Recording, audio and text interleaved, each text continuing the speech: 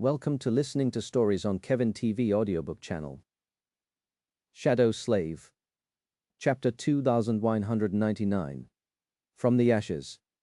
Setting an entire army into motion was not an easy task. As Sunny watched somberly from high above, the siege camp slowly became consumed by feverish activity. The soldiers were tired, having only recently returned from a bloody and fruitless assault on the impregnable walls of the great fortress. They wanted nothing more than to crawl into their tents and rest their weary bodies, surrendering to the fleeting and merciful escape of oblivion for a short while. The awakened slept without seeing dreams, while masters suffered in the embrace of nightmares, instead of being given an opportunity to rest, though they were being stirred awake and told to prepare for another battle. This time, it was not another dreadful assault. Instead, the enemy was supposedly coming over the chasm to attack. The groggy soldiers could not make any sense of it. Why would the Song army abandon its cursed fortress? The Greater Crossing stronghold had become a dark symbol of death for the soldiers of the Sword Army, so they failed to imagine that the enemy would give up on the protection of its walls. Surely there had been some mistake, but as they slowly came to their senses and realized the severity of the situation, their confusion was replaced with dread. Soon enough, the siege camp was boiling. The soldiers were assembling into units, and the units were trying to move into formation, but they were already far behind the Song army, which seemed to be ready to march. What are they doing? Most of the firekeepers were boarding the chainbreaker, ready to join Nephis on the ground, while some remained on the Ivory Island to defend it should Beastmaster and her winged thralls stage another aerial attack. However, Aiko was entirely idle, keeping Sunny company as they observed the two armies from above. Sunny frowned, unsure how to answer. He was confused as well. It seems like they're dismantling the ramparts. Indeed, the walls of the Greater Crossing stronghold, which had endured countless assaults and remained unbroken, were slowly crumbling in the distance. One section quaked and then collapsed, followed by another. The soldiers swarmed over the wooden debris, appearing no larger than ants. Gaping holes were slowly forming in the once impenetrable shield of the Greater Crossing. Sunny was darkly fascinated by the view. He had seen so many people die trying to take these walls, and now they were being destroyed from within by those who had spilled rivers of blood trying to defend them. Why would they take down the walls? He wanted to say something else, but at that moment something else stole his attention. Looking into the darkness of the abyssal chasm separating the breastbone and the collarbone of the dead god, Sunny scowled deeply. A cold shiver ran down his spine. Something was moving there, far below, rising from under the ash. Crap! His eyes widened a little.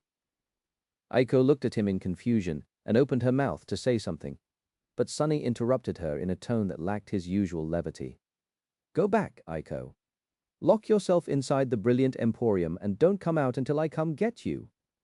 She flinched, surprised by the unfamiliar tone. After sparing him a long look, Aiko wordlessly turned around and shot toward the mimic, her feet hovering slightly above the grass. The firekeepers preparing the chainbreaker for the journey down seemed to have felt something as well. A few of them grew motionless on the deck, turning to look in the direction of the great fortress. The troops were still trying to assemble into a battle formation down on the ground, and their movements grew even more urgent. A cold gust of wind blew across the Greater Crossing, bringing with it the smell of ash and the stench of rotting flesh. Sunny's expression became grim. Then, a moment later, something emerged from the darkness of the chasm. At first, it seemed like a thick vine, no different from the tendrils that the abominable jungle sprouted to crawl to the surface from the dim twilight of the hollows. However, this one was gray, not scarlet. And it was not a vine. It was a living creature that resembled a giant worm, or rather a puppet made from the creature's corpse, if Sunny's suspicion was correct. The worm was dozens of meters in length, with a strangely flat body that was smeared in ash. At the end of it, an appalling maw bristled with countless teeth, and just beneath them, circular suckers were like sores on the translucent skin of the beast. Those suckers adhered to the surface of the ancient bone, and the ash worm rose above the edge of the chasm, its head swaying from side to side. As soon as the light of the radiant sky fell on it, Hideous burns appeared on its skin, and wisps of smoke rose into the air. Damnation. One monstrous worm was not a problem, no matter how powerful it was. However, just a split second later, another one appeared, and another, and another. The ash worms were rising from the darkness, climbing both sides of the chasm. Soon, their grey body covered its walls, forming living, slithering strings, and countless figures emerged from the darkness, as well climbing the strings of ash worms like ladders. Sunny shuddered. Throughout the siege of the Greater Crossing stronghold, countless soldiers and enthralled abominations had perished. Some bodies were retrieved, but most plummeted into the dark depths, disappearing forever. He thought that they had become food to the harrowing creatures that dwelled in the ash, covering the bottom of the chasm.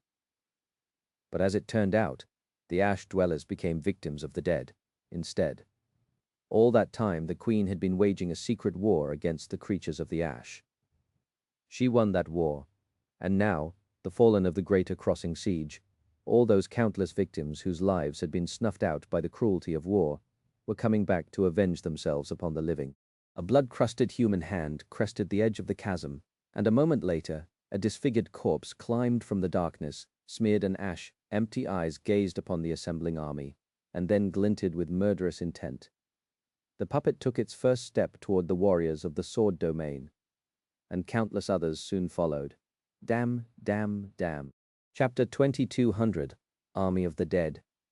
As the war dragged on, a great number of people had been killed in the fierce clashes between the two invading armies, and perhaps an even greater number of nightmare creatures had perished to human blades. Many, if not most of them, became puppets of the Queen of Worms. The Sword Army had destroyed countless pilgrims, and yet their number only continued to grow. That was why time was an ally of the Song domain. The longer the war continued, the more advantage it gained. That advantage had already played a large role in the siege of the Greater Crossing stronghold. Pilgrims made for convenient meat shields for the defenders of the fortress, sacrificing their bodies to lessen the losses suffered by the Song army, while at the same time increasing the losses suffered by the forces of the Sword domain. And yet the pilgrims had never been a decisive factor in the battles between the two human armies. Today, that could very well change. Qi Song had amassed a secret army of the dead at the bottom of the abyssal chasm, and now that army crawled from the darkness. A tide of ashen corpses poured from the depths, climbing the puppeteered corpses of the monstrous worms like siege towers. Sunny gritted his teeth as the wind carried the shouts of the officers to his ears from the ground. They were desperately trying to assemble the army into a solid battle formation in time, but it was hopeless. The avalanche of the ashen dead had caught them by surprise. Before the disorganized soldiers could form into a proper line, the dead tide was upon them.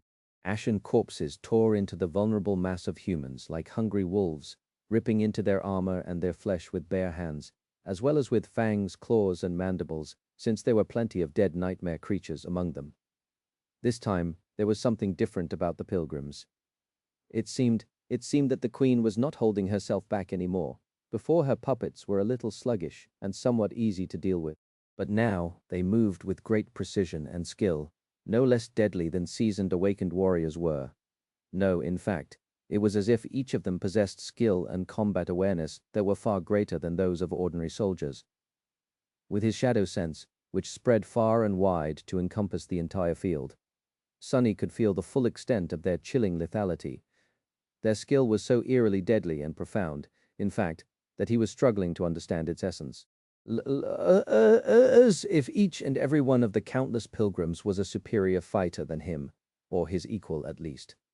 The thought made Sunny shiver. Is she controlling each of them? All of them by hand now? If Qi Song was capable of personally controlling all of her countless puppets at the same time, then her power was even greater than they had feared. The pilgrims moved with cold and ruthless determination. The awakened soldiers stood no chance against these dead, unfeeling killing machines, or they would not have, if not for the very nature of the Queen's puppets. Pilgrims had no souls, and therefore lacked the ability to possess and summon memories, so they fought unarmed. More than that, many of the bodies that had fallen into the chasm were severely damaged, which limited their strength and mobility. They seemed to be able to mend themselves to a degree. But Kisong was either unwilling or unable to truly restore these broken bodies to a better state. Human blood flowed upon the white surface of the ancient bone.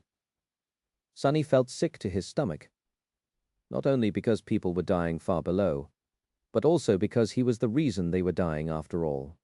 If it wasn't for him, Nephis and Cassie, this battle would not have happened. The Song soldiers at the Lesser Crossing stronghold would have been dying under the swords of Anvil's warriors in a day or two instead. The sum of deaths might not have changed as a result of Cassie's actions and his silent support of her, but nevertheless, he felt like a traitor. No, he was a traitor.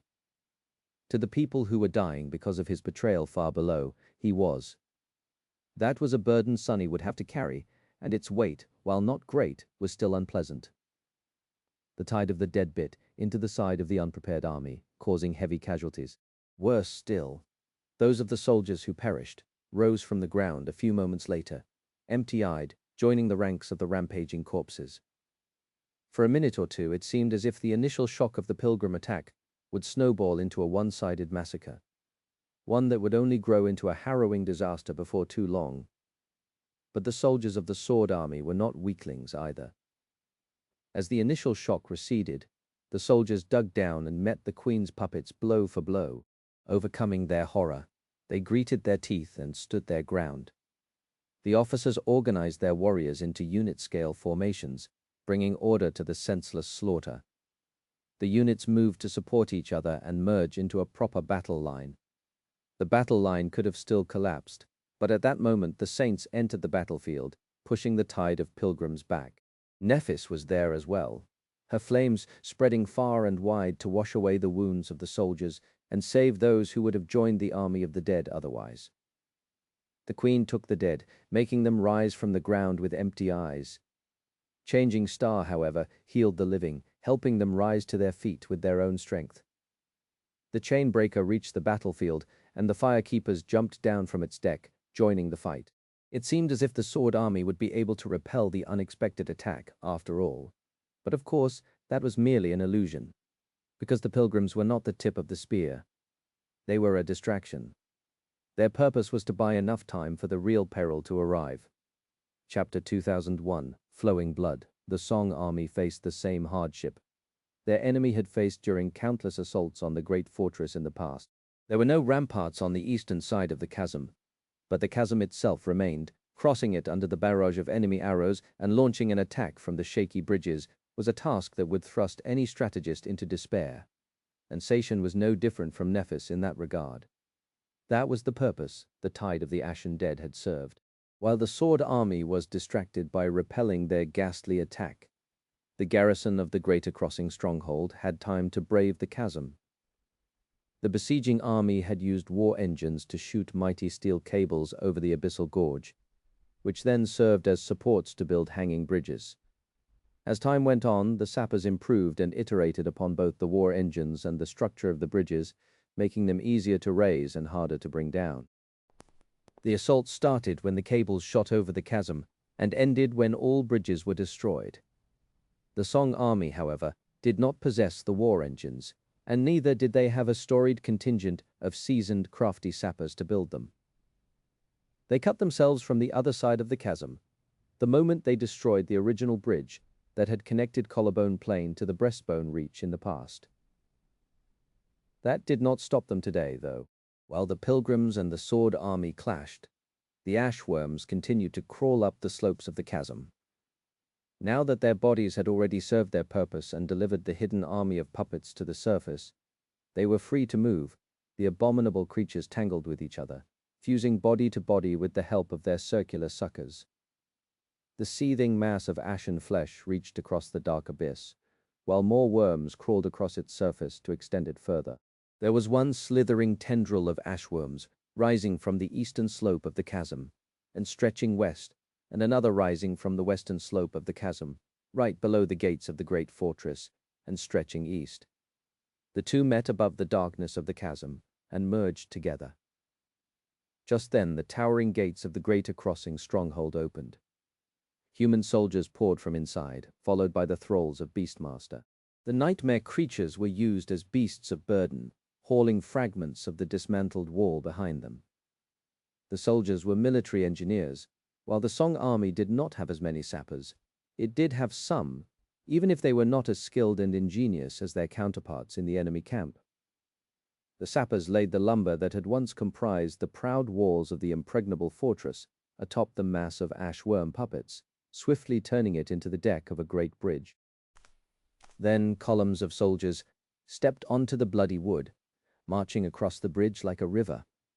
By the time the Sword Army managed to push the pilgrims back, the garrison of the great fortress had already stepped on the surface of the breastbone reach, securing a foothold and spreading to form a wedge-shaped attack formation. The 7th Royal Legion was at the tip of the wedge, and Saint Saishan, the lost princess of Song, personally stood in front of her warriors, clad in enchanted armor of blood-red silk and crimson scales. Her gray skin seemed to shine in the radiant light of the veiled sky. Throwing a look at the dark mass of the pilgrims and the enemy army hidden behind it, she raised a hand and made a fist. Then, without wasting any time, Saishan waved her soldiers forward. Her voice rolled across the bone plain, followed by the reverberating howl of the war horns. "Warriors of Song, attack! For the Queen!" The Song army rushed forward. The pilgrims formed the first wave, the thralls of Beastmaster formed the second. Human warriors were the third. Standing far above the battlefield, Sunny gritted his teeth. If he considered the situation coldly, there was nothing to worry about. Even if the Sword Army lost this battle, it would not hurt the plan at all. If anything, it would empower the Queen's position, making her inevitable clash against the King more equal. Which meant that the two of them would exhaust each other more before one of them reached their limit, and would therefore become easier prey. However, having spent months as a member of the Sword Army, Sunny could not help but feel distressed when the battle turned against his fellow soldiers. Clenching his fists, he muttered a curse and turned his back to the battlefield. His expression became cold. It won't be long now. They will pay for all their crimes soon. Before too long, the Sword Army was buckling. On the ground, the battle formation of the Sword Domain soldiers was being ravaged by the pilgrims, the thralls, and the warriors of Song. There were vast pockets of emptiness around calamitous clashes between the transcendent champions. The Sword Saints were at a numerical disadvantage, and were therefore slowly being overwhelmed. In the sky, the Chain Breaker and the few remaining aerial echoes were locked in a fierce dogfight against the winged nightmare creatures, the Ivory Island hanging above them like a celestial fortress. The battle had been ferocious and chaotic, claiming many lives in a flash. The Sword Army had never managed to fully recover from the initial tactical disadvantage, and despite its fierce resistance, its formation was on the verge of being broken and split apart. Once that happened, the battle was going to turn into a slaughter. It was all just too sudden and had happened too fast. Before the dazed soldiers could even come to terms with reality, they were already on the precipice of defeat. Screams and clangor of steel filled the air, and the once pristine surface of the ancient bone was greedily drinking human blood. The eerie thing about the battle was that despite rivers of blood being spilled, there were hardly any bodies on the ground. That was because no one stayed lying on the ground for too long in the carnage. Those who were lucky were healed by soothing white flames, while those who were not turned into empty-eyed puppets. However, the outcome of the battle was not decided yet, because Changing Star of the Immortal Flame clan had not entered the melee yet. When she finally did, however, two figures barred her path. One was a monstrous creature wearing an armor of blood-red silk and crimson scales. She was Saishan, who had assumed her battle form. The other was an exquisitely beautiful young woman with a delicate build and pale blonde hair. Her eyes were hidden behind a blue blindfold, and there was an empty scabbard attached to her belt. It was Cassie. She stood motionless in the middle of the battlefield, not showing any emotion. Her expression was tranquil, almost serene, as if the ghastly nightmare of the harrowing battlefield had no effect on her at all. Nephis lowered her sword, looking at Cassie, with a hint of doubt in her cold grey eyes. Cass. She was only pretending to be surprised, of course, having already guessed what Cassie wanted to do, and what the Song clan was going to do as well, but each of them had their role to play. The monstrous visage of Saishan suddenly loomed over the blind seer. However, Even when the ghastly creature's claws rose to rest against her throat, Cassie did not move. Nephis, Seishan's usually pleasant, husky voice sounded hoarse and distorted, coming out of her terrifying maw. "You'd better stand down. There will be many battles, but you only have one friend." Nephis looked at the Princess of Song coldly as white flames ignited in her eyes. "You seem confident in yourself, Seishan. Are you sure that you can hurt her before I turn you to ash?" Seishan seemed to hesitate for a moment. Then her lips twisted into a grin, revealing several rows of sharp, triangular fangs. "I do believe that I can, but let us not find out." With that, she lowered her hand, leaving several shallow cuts on Cassie's slender neck. Then Seishan said evenly, "Cassia." At some point, a dagger appeared in the delicate woman's hand. At the sound of Seishan's voice, Cassie silently raised the dagger and pressed it against her own neck. Her expression remained eerily calm. Nephis' expression, however, changed slightly. "What did you?" Before she could finish the sentence, Cassie pressed the blade deeper, and a thin stream of blood escaped from beneath it. "Stop." Nephis took a step forward, then froze, greeting her teeth. Her voice sounded even, but there was a note of wariness in it. "Stop." Seishan studied her somberly for a little while. "I think it is you who should stop. Look around. This battle is already lost anyway. You will gain nothing if you continue to fight. On the contrary, you will lose something precious," answering to her aspect. The blood flowed faster from the cut on Cassie's neck. Nephis regarded Seishan silently for a while, her blazing eyes betraying a feeling of dark contempt. Second passed after second, with more blood spilling on the ancient bone. Eventually, she gritted her teeth and shouted, "Retreat!" The bloody battle had come to an end. It was a strange ordeal. No one had expected the queen to attack, but she had. From that point forward, the Song army had no way back, having abandoned their stronghold and given up on retreating to the heavily fortified main camp. The warriors of Song were as good as committed to one final decisive battle. So what they needed to do before that was weaken the enemy as much as they could. Simply routing the besieging army was not enough, since the surviving soldiers of the Sword Domain would be able to regroup with the forces led by the king and return to the battlefield days later. No, what Qi Song needed was a slaughter, a thorough culling that would deeply wound the entire Sword army, cutting its overall strength by almost a half, while simultaneously making the ranks of her dead legion swell. That would have been the soundest strategic solution, at least. And yet there was no slaughter. The defeated forces of the Sword Domain were allowed to retreat, having suffered severe casualties, but mostly intact. The reason why the queen had spared them was simple. It was Nephis, changing star of the immortal Flame clan. There was no saint among the transcendent champions of the Song army who could defeat her in battle. Even if they joined forces, the outcome was unclear, especially considering that there were other sword saints supporting her. The only way to defeat Changing Star was for the queen to kill her personally, which she very well could do now that the final confrontation was drawing near.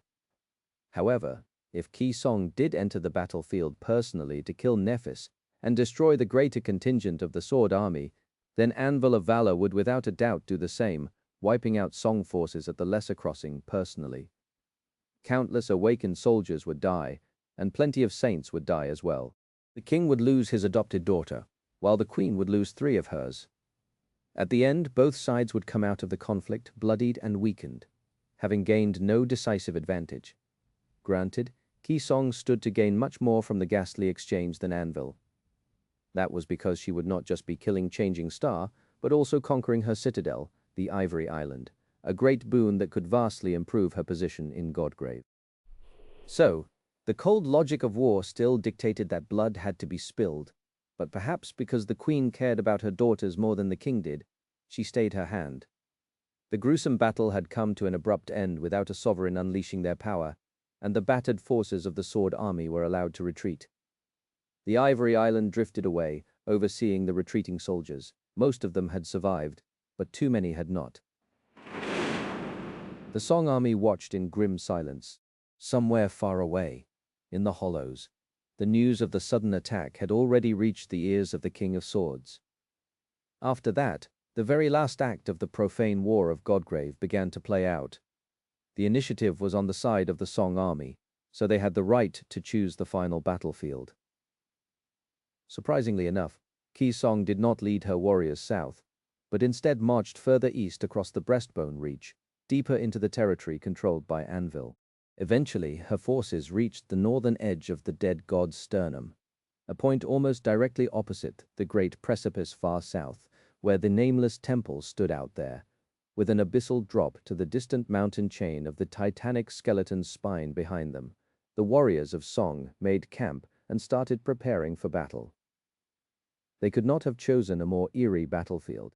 Here, the outskirts of the hollow mountains were extremely close, and the dark mountains themselves rose from the ground like a jagged black wall in the distance. Cold winds were blowing from the misty slopes, colliding with the heated air of Godgrave, and giving birth to furious tornadoes from time to time. Most disturbingly of all, the colossal skull of the dead god loomed above the northern edge of the Breastbone Reach, its inconceivable scale dwarfing the entire world despite the distance.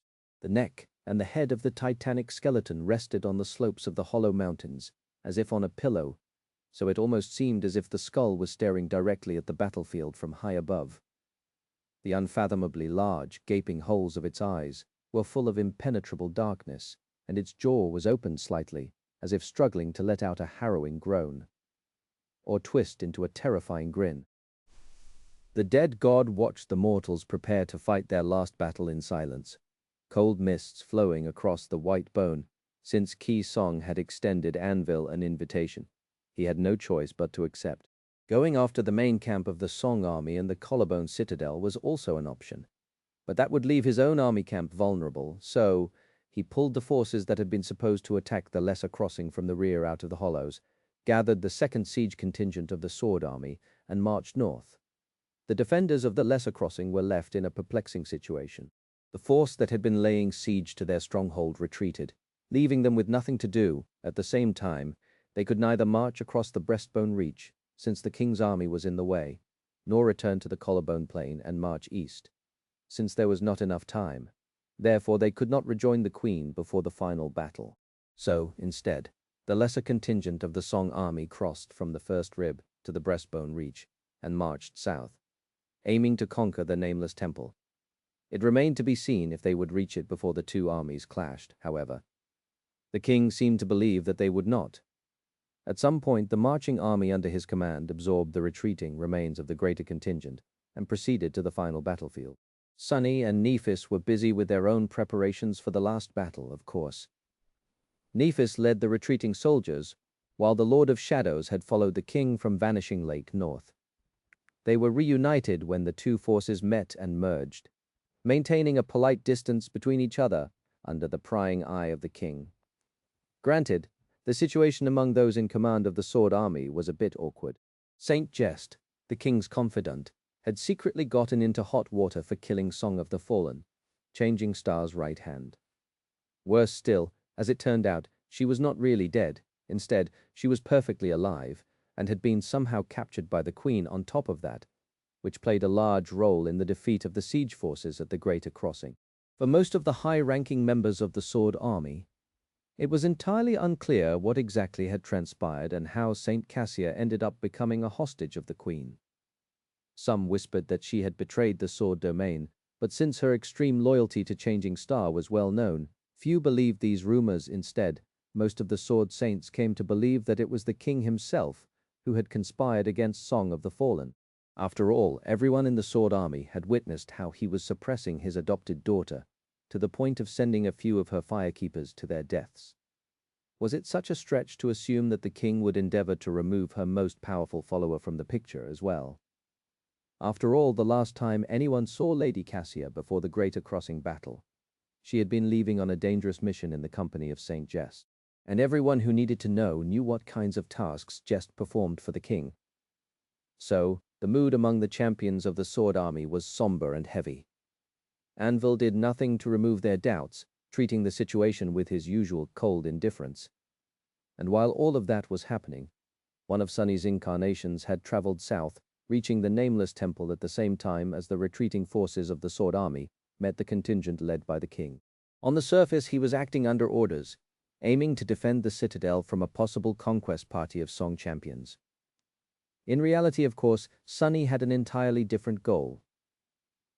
Entering the dark hole of his citadel, he looked around and let out a sigh. It's really happening, my, oh my. A dark smile twisted his lips under the mask. Far north, under the terrifying gaze of the dead god, the Sword Army reached the northern edge of the breastbone reach, spreading slowly to cut any possible path of retreat for the soldiers of Song. The two armies camped in full view of each other, with only a vast plain of white bone separating them. Soon enough, the white bone was going to be painted red. The future of humanity was going to be decided on that bloody field, one way or another. Sunny was looking ahead from two entirely different perspectives. He was Master Sunless, standing on the emerald grass of the Ivory Island.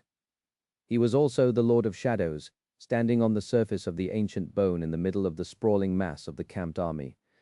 The hollow mountains, a familiarly chilling sight, were rising like a colossal dark wall in the distance, with white mist shrouding the jagged black peaks.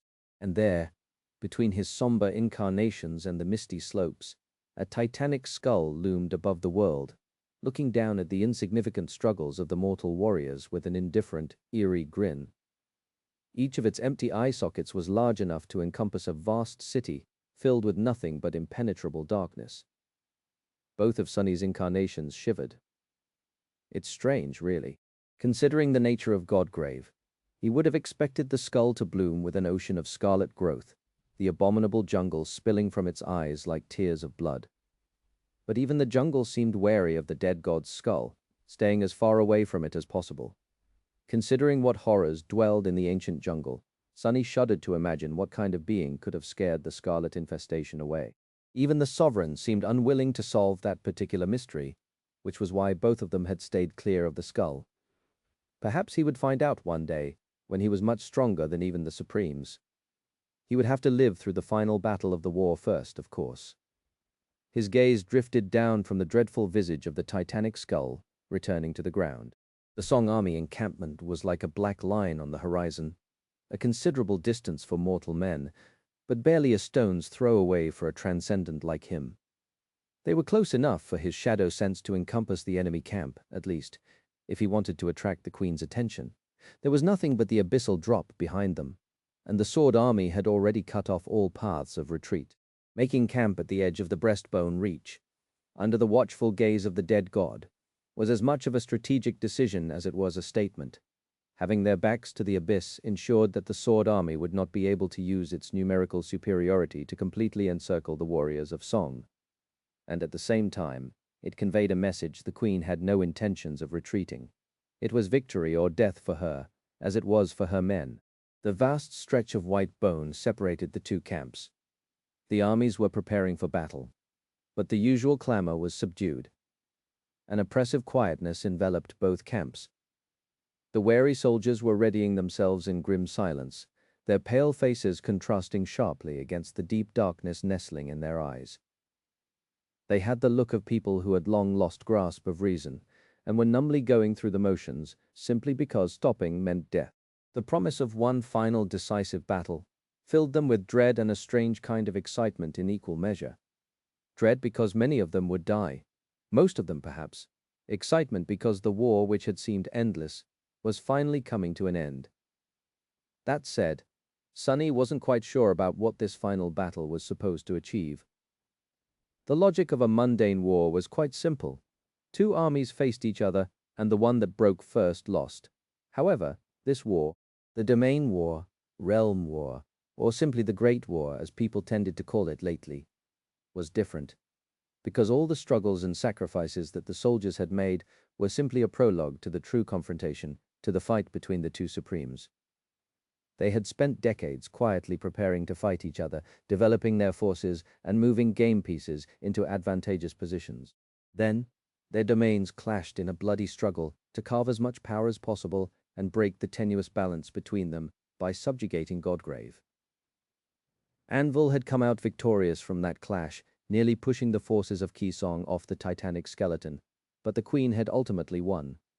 She had destroyed the House of Night, usurped its citadels of the Storm Sea, and set Mordred loose in the Sword domain, thus diminishing the power of the enemy while greatly increasing her own.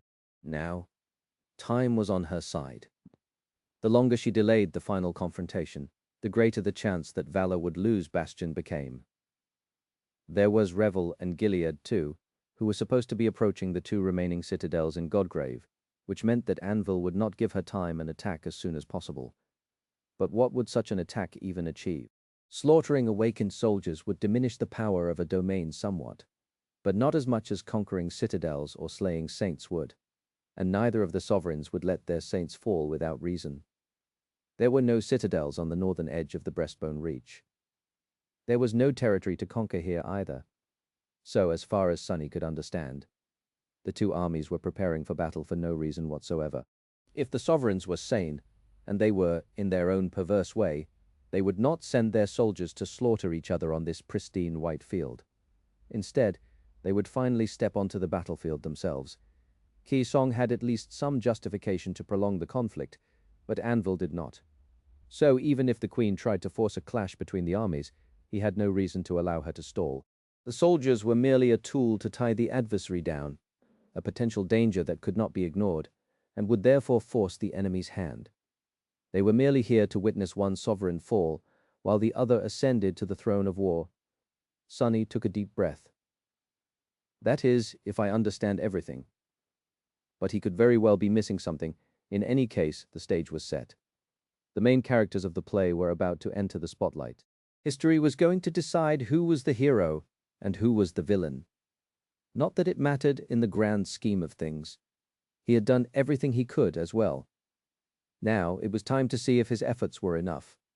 There was no day and night in Godgrave, and therefore no dawn. So, the moment the two armies stirred and started to move was no different from any other. Master Sunless took a deep breath on the ivory island. Far below, the Lord of Shadows cracked his neck. It's really ending. Smiling behind the mask, he glanced at the looming skull one last time. Watch well, whatever you are. I don't know how this play will end, but it will definitely be entertaining. Across the wide expanse of pristine white bone, Rain was watching numbly as the soldiers around her were slowly leaving the camp to assemble into a battle formation. The 7th Royal Legion, despite having suffered severe casualties, was at the very center of the Song army once again. They were going to face the Knights of Valor once again, and endure the fiercest of the fighting once again. If there was something different, though, it was that Princess Sation was leading them personally this time. Her grace and exquisite beauty were enough to take one's breath away. Today, however, it paled in front of a delicate woman standing by her side. It was Saint Cassia, Song of the Fallen, the transcendent hostage of the Queen. One of them was like the moon, while the other was like the sun. The eyes of the soldiers were drawn to the two saints against their will, and Rain could see a hint of a strange, dreamlike emotion ignite in the numb gazes of the terrified soldiers. It was a bit like the way Ray looked at Fleur, and Fleur looked at Ray, come to think of it. It was also like the way her brother looked at soul shards, which was a bit strange, considering that she had not seen him absorb a soul shard even once. To each their own, I guess. Rain did not know how Cassie ended up being captured by Clan Song, and was in no position to worry about the beautiful saint inhaling slowly. She looked at her shadow. Then, she whispered quietly, "Is there really going to be a battle?" There had been many battles in this war, but none as frightening as this one. This one would be the last after all. The Song army had nowhere to retreat either. Her shadow answered in a whisper, "I don't know." It remained silent for a few moments, and then added somberly, "Whatever happens, though, do your best to survive. I might be indisposed later." Rain exhaled. There was a strange emotion in her heart, something she had never felt before and could not quite name. The word was at the tip of her tongue, demanding to be spoken, but it was not coming to her. It felt too powerful to be a simple feeling and oddly elusive. She checked her bow and then said awkwardly, "You too. Do your best to survive, I mean." Her shadow chuckled. "That's the plan." He did not get the opportunity to say anything else, however, because Tamar approached her at that moment. The legacy girl looked like she always did. Well, actually, not quite. Rain had not noticed it before, but Tamar had changed a lot from the young girl she met on the Moon River Plain. Before, her stern demeanor did not quite fit her youthful appearance, as if Tamar was only playing the adult without quite having the maturity to be one. She was still just as young, but there was a firm coldness and a dark confidence to her eyes that had not been there before, a kind of harshness that did not fit the eyes of someone so young. Not in any kind of world worth living in, at least. Rain suspected that she had the same haunted look in her own eyes. All of them, soldiers of the Song Army, had it now. The soldiers of the Sword Army were probably no different. War had a way of quickly turning youths into adults, and adults into a broken mess. She sighed. Tamar looked at Rain silently for a few moments. "Are you ready?" Rain forced out a smile. "Not at all." Her friend nodded curtly, then said in the same neutral tone, "Well, tough."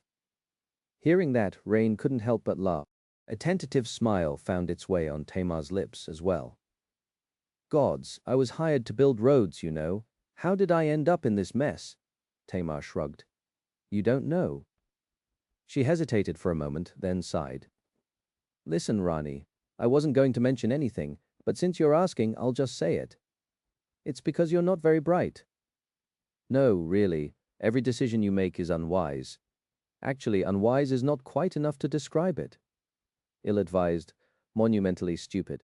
Yeah, that's better. It is a bit shocking, honestly. The consistency with which you manage to make the worst possible choice in each and every damn situation. Rain grinned. Considering how much the usually taciturn Tamar was talking, she seemed nervous too.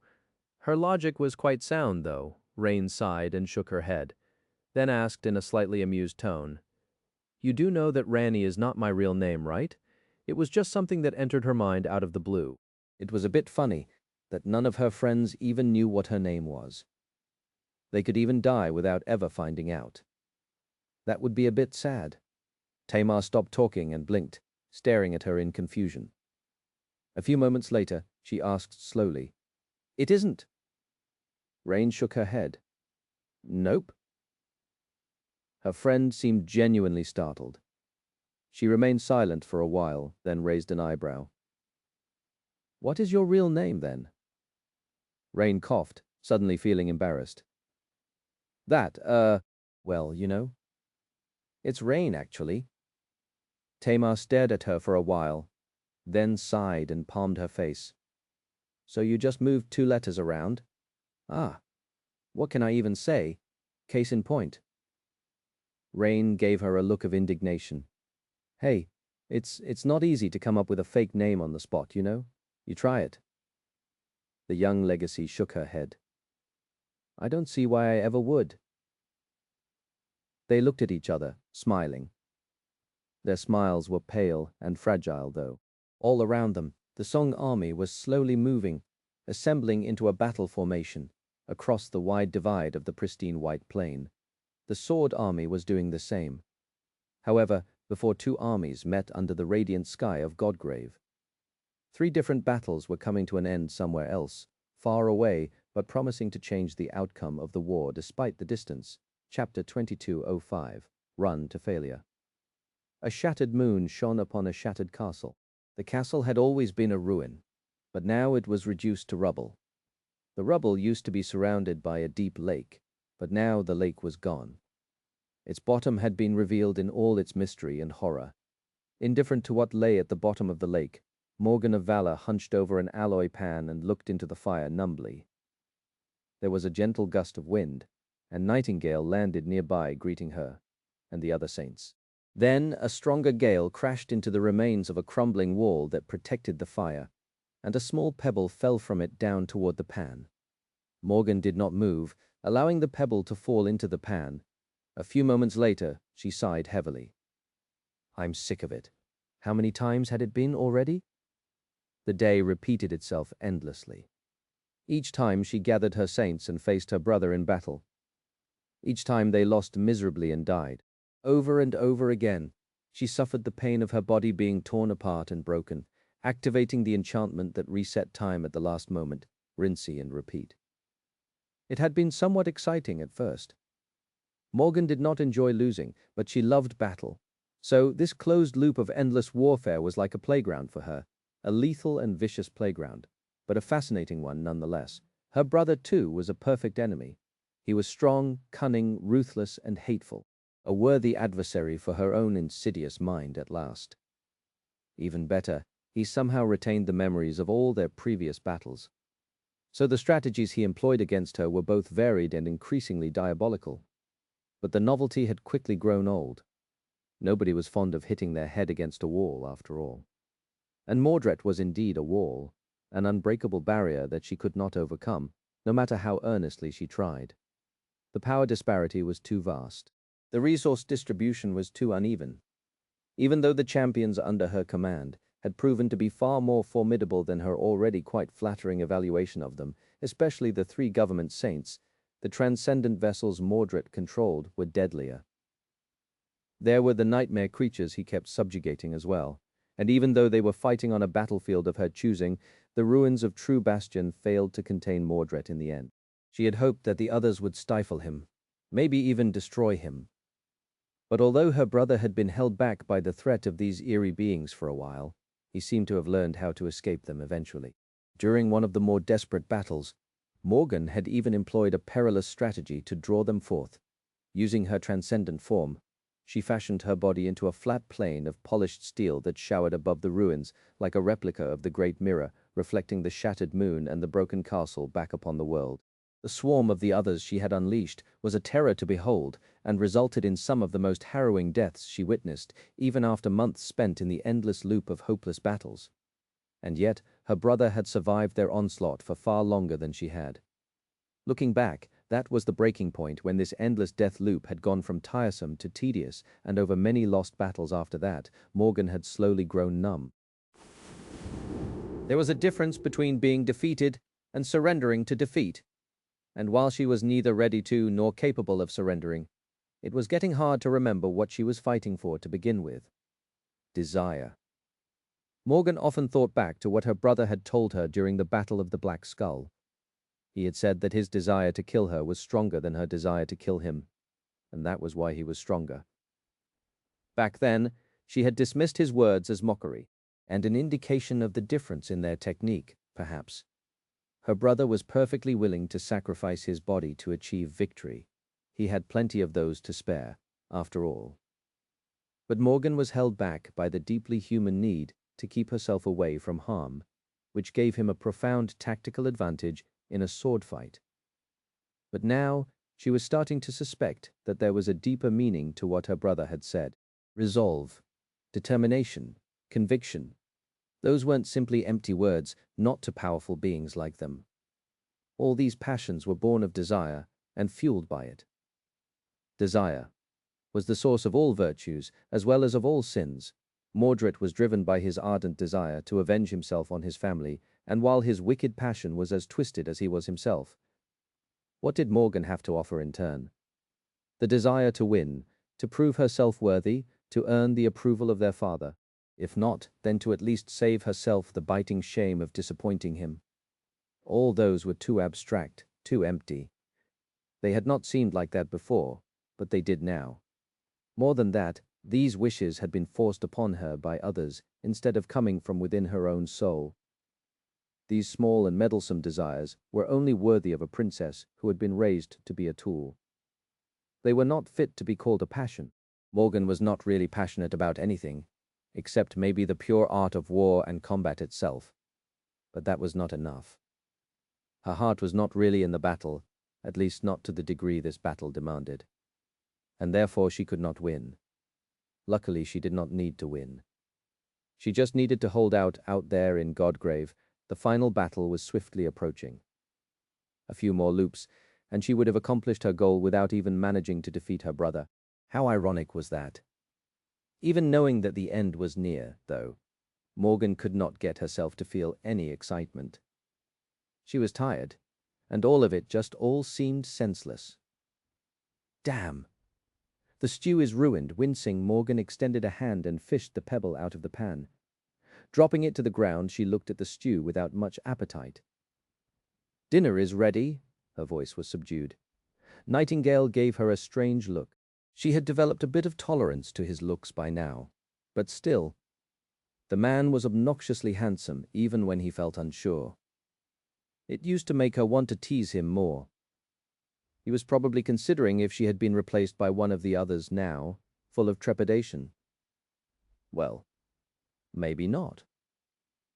The government saints had changed in the last few loops. It was barely noticeable, but Morgan had spent too many repeating days in their company to miss the subtle difference. Maybe they were the ones replaced by the others. She smiled slightly. No, of course not. There was a much simpler answer to their changed attitudes. Even without her telling them, they somehow knew about the loop. Chapter 2206. Her pride. Morgan was almost certain that Soul Reaper, raised by wolves, and Nightingale had become aware of the loop. They did not seem quite capable of retaining their memories, at least not yet, but something or someone was informing them of what was going on at the start of each new day. The signs were subtle but indisputable. Their reactions had changed subtly, and the words they spoke did not always match what they had usually said before. There was also that one time when Raised by Wolves had disappeared somewhere for almost an hour, then returned with a deep sense of discomfort hiding in the depths of her hazel eyes. Morgan noted all these changes, but stayed silent about them. It was not that difficult for someone locked in this loop to become aware of it. After all, it was merely a bubble of repeating time, vast enough to encompass the ruins of True Bastion and the surrounding lands. But relatively small in the grand scheme of things, time continued to flow outside of the bubble, and the world continued to spin. If the dream realm even spun around an orbit, of course. Morgan was familiar with events that had taken place inside the tomb of Ariel, not the least of all because of the strangely detailed exploration report published by an anonymous author, whom Clan Valor had failed to find despite great efforts. The hourglass enchantment functioned similarly to the Great River, created by the Demon of Dread, but on a much smaller scale. In any case, while communicating with the outside world was difficult, it was not impossible. Morgan herself was receiving news of how the war proceeded in Godgrave from time to time. Her brother probably had a vessel or two hidden somewhere outside the bubble, without a doubt. That was most likely how he was able to retain the memories of their previous battles even. So, the government saints could have very well received a communication from the outside world themselves, either a repeating one that informed them of the situation every day, or simply something that stayed with them as they returned to the past. In fact, it was not even necessary for the information to come from the outside. Mordred himself could have contacted them, striking some kind of deal. Morgan smiled faintly. Was that it? Was she going to be betrayed? Had he already infected her subordinates, not by consuming their souls, but simply by convincing them with sweet words? Betrayal was always a possibility. Every person had a key. Some could be bought, some could be coerced, some could be deceived, while some only needed to be given an opportunity to stab others in the back. Morgan had been on both sides of this equation enough times to know that trusting anyone fully was a foolish sentiment. That said, she could not quite imagine Soul Reaper or Raised by Wolves striking a deal with Mordred after fighting side by side with the surviving saints of the House of Night for so long. Least of all Nightingale, the inflexible boar. So, their newfound awareness had most likely come from her dear sister, Changing Star. They had been members of her cohort once, after all, and although life led them to different paths, a connection like that was not easily broken by political affiliation. So, what was Nephis scheming? Suddenly betrayal seemed even more inevitable. Morgan chuckled and looked at Nightingale with an amused smile. No, I am not one of the others. Come eat, everyone. The food is getting cold. Betrayal or not. She did not really care. So Morgan pretended to be oblivious to their tense gazes and took the pan off the fire, ready to scoop the stew into the bowls. They ate their food like they always did. And then they prepared for battle like they always did. And then the moonlit ruins became a hellscape where monsters and demigods tore each other apart in a mad feast of destruction and blood, like they always did. The gargantuan forms of Typhon and Knossos moved across the shallow lake. Streams of starlight rained from the night sky, devastating the land. The titanic form of a steel goddess plummeted from the slopes of the mountain and landed in the drowned city below, making the world quake. A cold mist was spreading from within the ruins, and the haunting song of a night dragon permeated the dark sky. Raising her sword, Morgan struggled with an overwhelming sense of déjà vu. Why was she persisting? Surely this senseless, never-ending slaughter was too much for a sane person to endure. Her desire to win was nothing more than a malignant sense of obligation.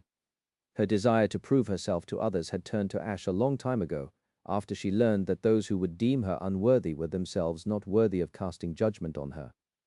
Her desire to earn the approval of her father, to not become a disappointment in his cold, uncaring eyes, had lost all meaning as well at some point.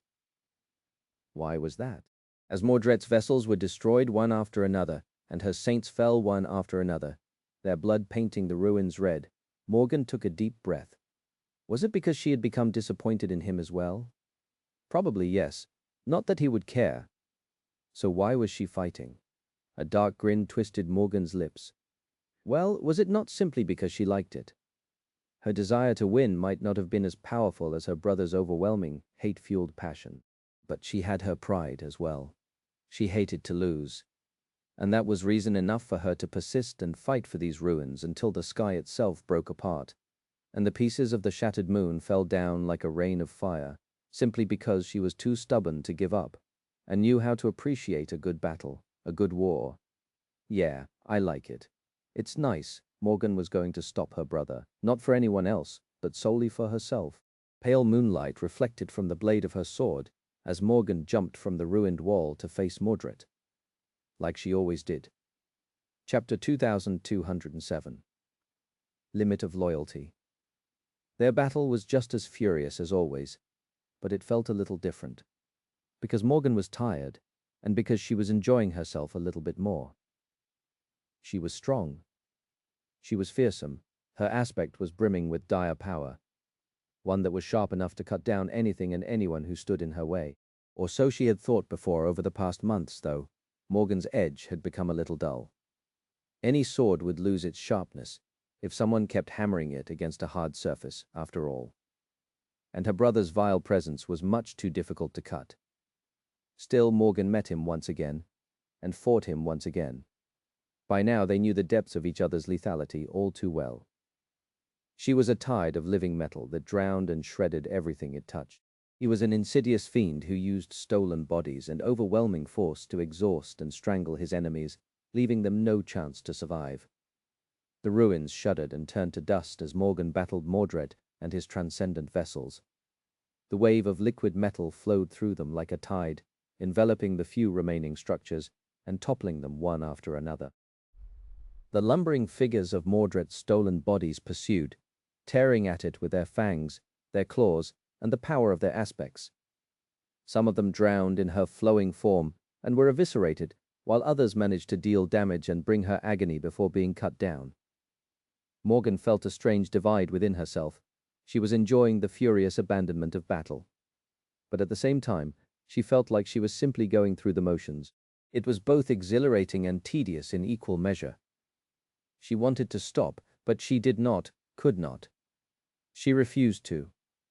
As her reserves of essence dwindled and her voluminous steel body slowly shrank as more and more of the liquid metal was frozen, annihilated, or swallowed by rust and corrosion, the mocking words of her brother pursued her. Ah, dear sister, aren't you repeating yourself? You contorted your transcendent form into this hideous sword apparition 7 battles ago. Or was it 5? Ah, but it had fewer hands back then, I guess. Still, do you really think that a few additional blades will save you? Oh, look. Isn't it Saint Knave? Seems like he is missing his head, poor fellow. Goodness gracious, didn't he have a daughter?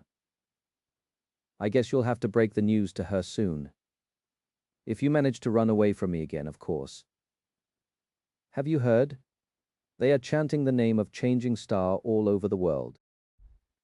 Dear Father has always preferred her to you, and now the whole world does too. They have already forgotten your name. Morgan, was there a second princess in the sword domain? Who? That is what they are saying, or so I've heard? Morgan laughed.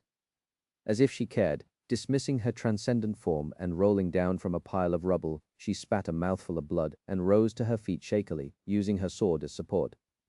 Then she looked around with a pale smile. Oh, look, all your vessels are dead.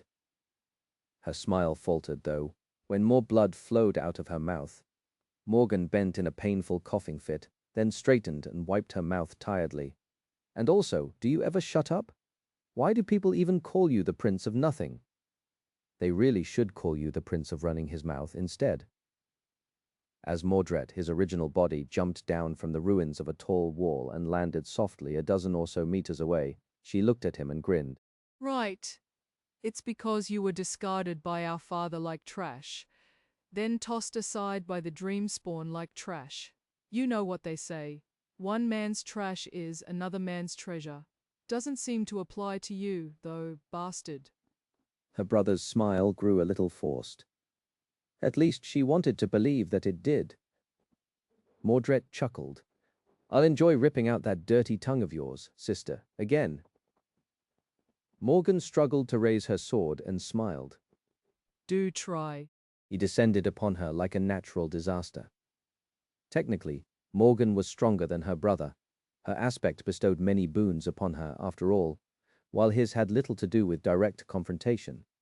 However, she was wounded and exhausted after dealing with the vessels, and he was a titan as well, while she was a mere beast.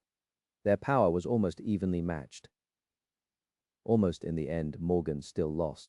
Her sword clattered as it slid across the ground, and she staggered back, falling to her knees. Her severed hand landed a few meters away, fingers twitching as crimson blood seeped into the rubble. Ah, the pain was exquisite. Mordred glanced at her twitching hand, then looked at her with a pleasant smile. Well, that surely brings back memories. Should I take your eye as well? That would be fitting, I think. An eye for an eye, a tooth for a tooth. He seemed to be in a strangely good mood. Her brother always acted as if life was infinitely amusing, but today, his satisfaction seemed genuine for the first time. That filled Morgan with a sudden feeling of dread. She suppressed a groan and stared at him firmly. What are you so happy about, bastard? Mordred scratched his head. You keep calling me a bastard on purpose, don't you? How pitiful. At least I didn't kill our mother, you know. Then, laughing, he walked over to Morgan and loomed above her, looking down with a twisted smile. I'll let it go today, though. There's cause for celebration, after all. I have finally won. Morgan's eyes narrowed, and she pushed some air into her crushed lungs before saying through gritted teeth, Have you lost what little remains of your mind? You've won nothing, abomination. I might have lost again, but we will just continue to repeat this battle over and over and over again until you are defeated. I have plenty of patience, believe me. I am willing to fight you until the world ends, if need be. Mordred stared at her for a while, then threw his head back and laughed. I have no doubt. My stubborn sister, but you don't really need to defeat me, do you? You just need to keep losing until our father clashes with Ki Song in battle. Morgan just stared at him silently. They both knew it. So why was he mentioning it today? Mordred's smile slowly drained away, and he looked at her with a cold, dark expression. What you failed to account for, though, is that I don't need to win here either.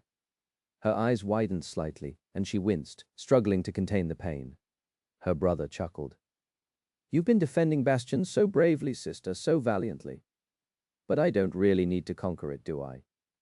I just need to make sure that it is lost to our father, that it ceases to be a part of his domain, and therefore robs him of its power. Morgan swayed a little. What are you? I am still in control of Bastion. It is still mine, and you can't take it from me, no matter how hard you try, crouching in front of her. Mordred leaned forward and whispered, his insidious voice flowing into her ear like honey.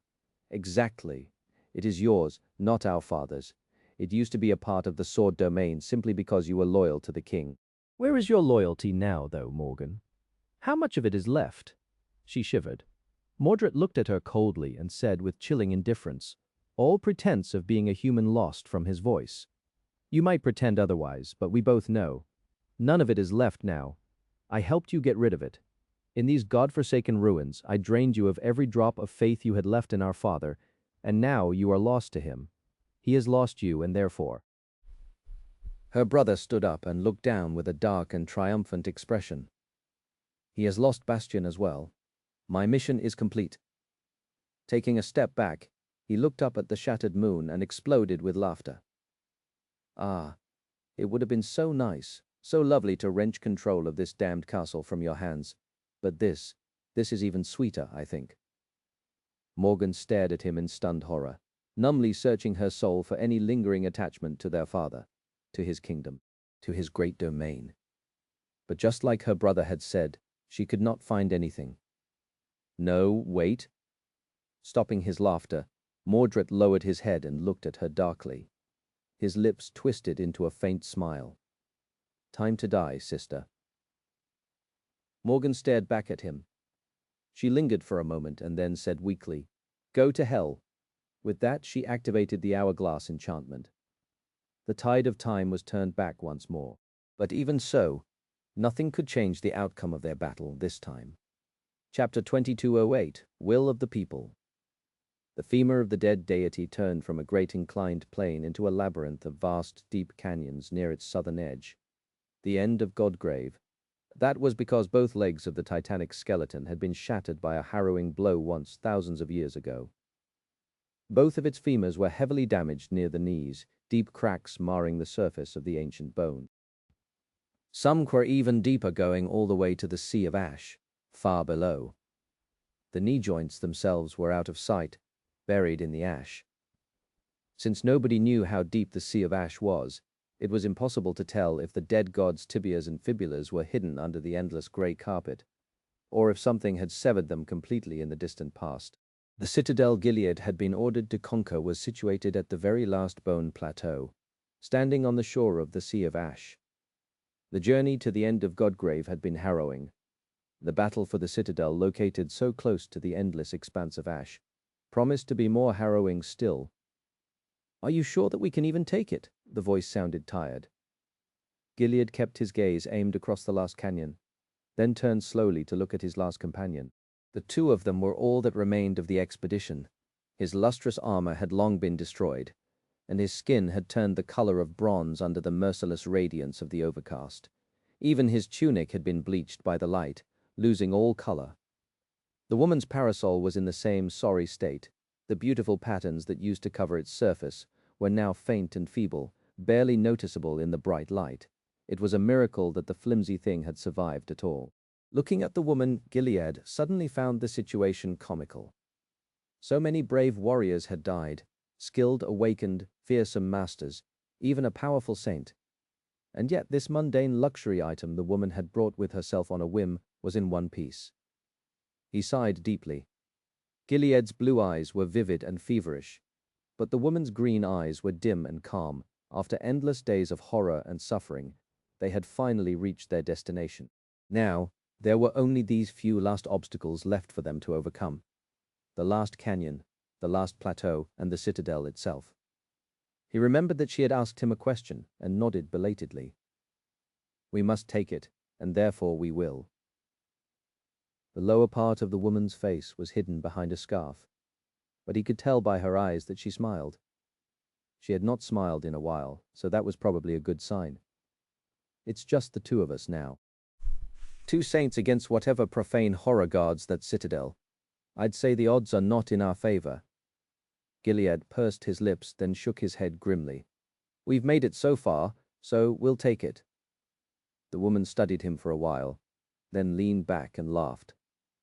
Then she folded her parasol and looked at him coldly. Confused, Gilead turned to the canyon. Let's rest here. I will carry you to the other side once we have recovered our essence. No. He paused, unsure if he had heard her right. Looking back, he frowned. No. The woman was smiling. Yes, no. She leaned on her parasol and spoke, her voice remaining calm. I was going to tell you a while back on the day. We lost half of the remaining soldiers, and you refused to turn back. But then, I decided to wait a bit. To crush your spirit better. Gilead blinked, staring at her in confusion. What do you mean? The citadel. The woman chuckled. I refuse. Noticing his incomprehension, she shook her head. Everyone is dead, but I am alive. I am alive because you've kept me alive, and you've kept me alive because you need a homeless saint to claim the citadel. But I won't, I refuse. Honestly, I'd rather dive into the sea of ash head first. Oh, and you go to hell, summer night. There's a special place there prepared for people like you, I'm sure. She laughed again, sounding more than a little unhinged to his ears. Had she been harboring these thoughts quietly all this time, her green eyes came alive again, growing as bright as they had been once before they left on this cursed expedition. There, I spoke my piece. Now I'm leaving. Gilead frowned, stumped. He was too tired, too hurt, and too spent to comprehend the strange situation. His thoughts were moving slowly. What was she saying? No, he understood what she was saying. But words weren't magical spells that bent reality to one's wishes. What did she expect would happen because of her outburst? We have our orders. The woman raised an eyebrow, her green eyes full of mirth. So what? You might be hell-bent on staying loyal to the king, but I am not. In fact, I'm sick of him and his orders. I was already sick before being sent on this futile expedition. And now, after witnessing all our soldiers die senseless deaths, I don't even care to pretend that I'm not. Gilead raised a hand and rubbed his face tiredly. The deaths of the soldiers weighed heavily on his soul, as well. He was sick and tired, as well. But he just could not understand.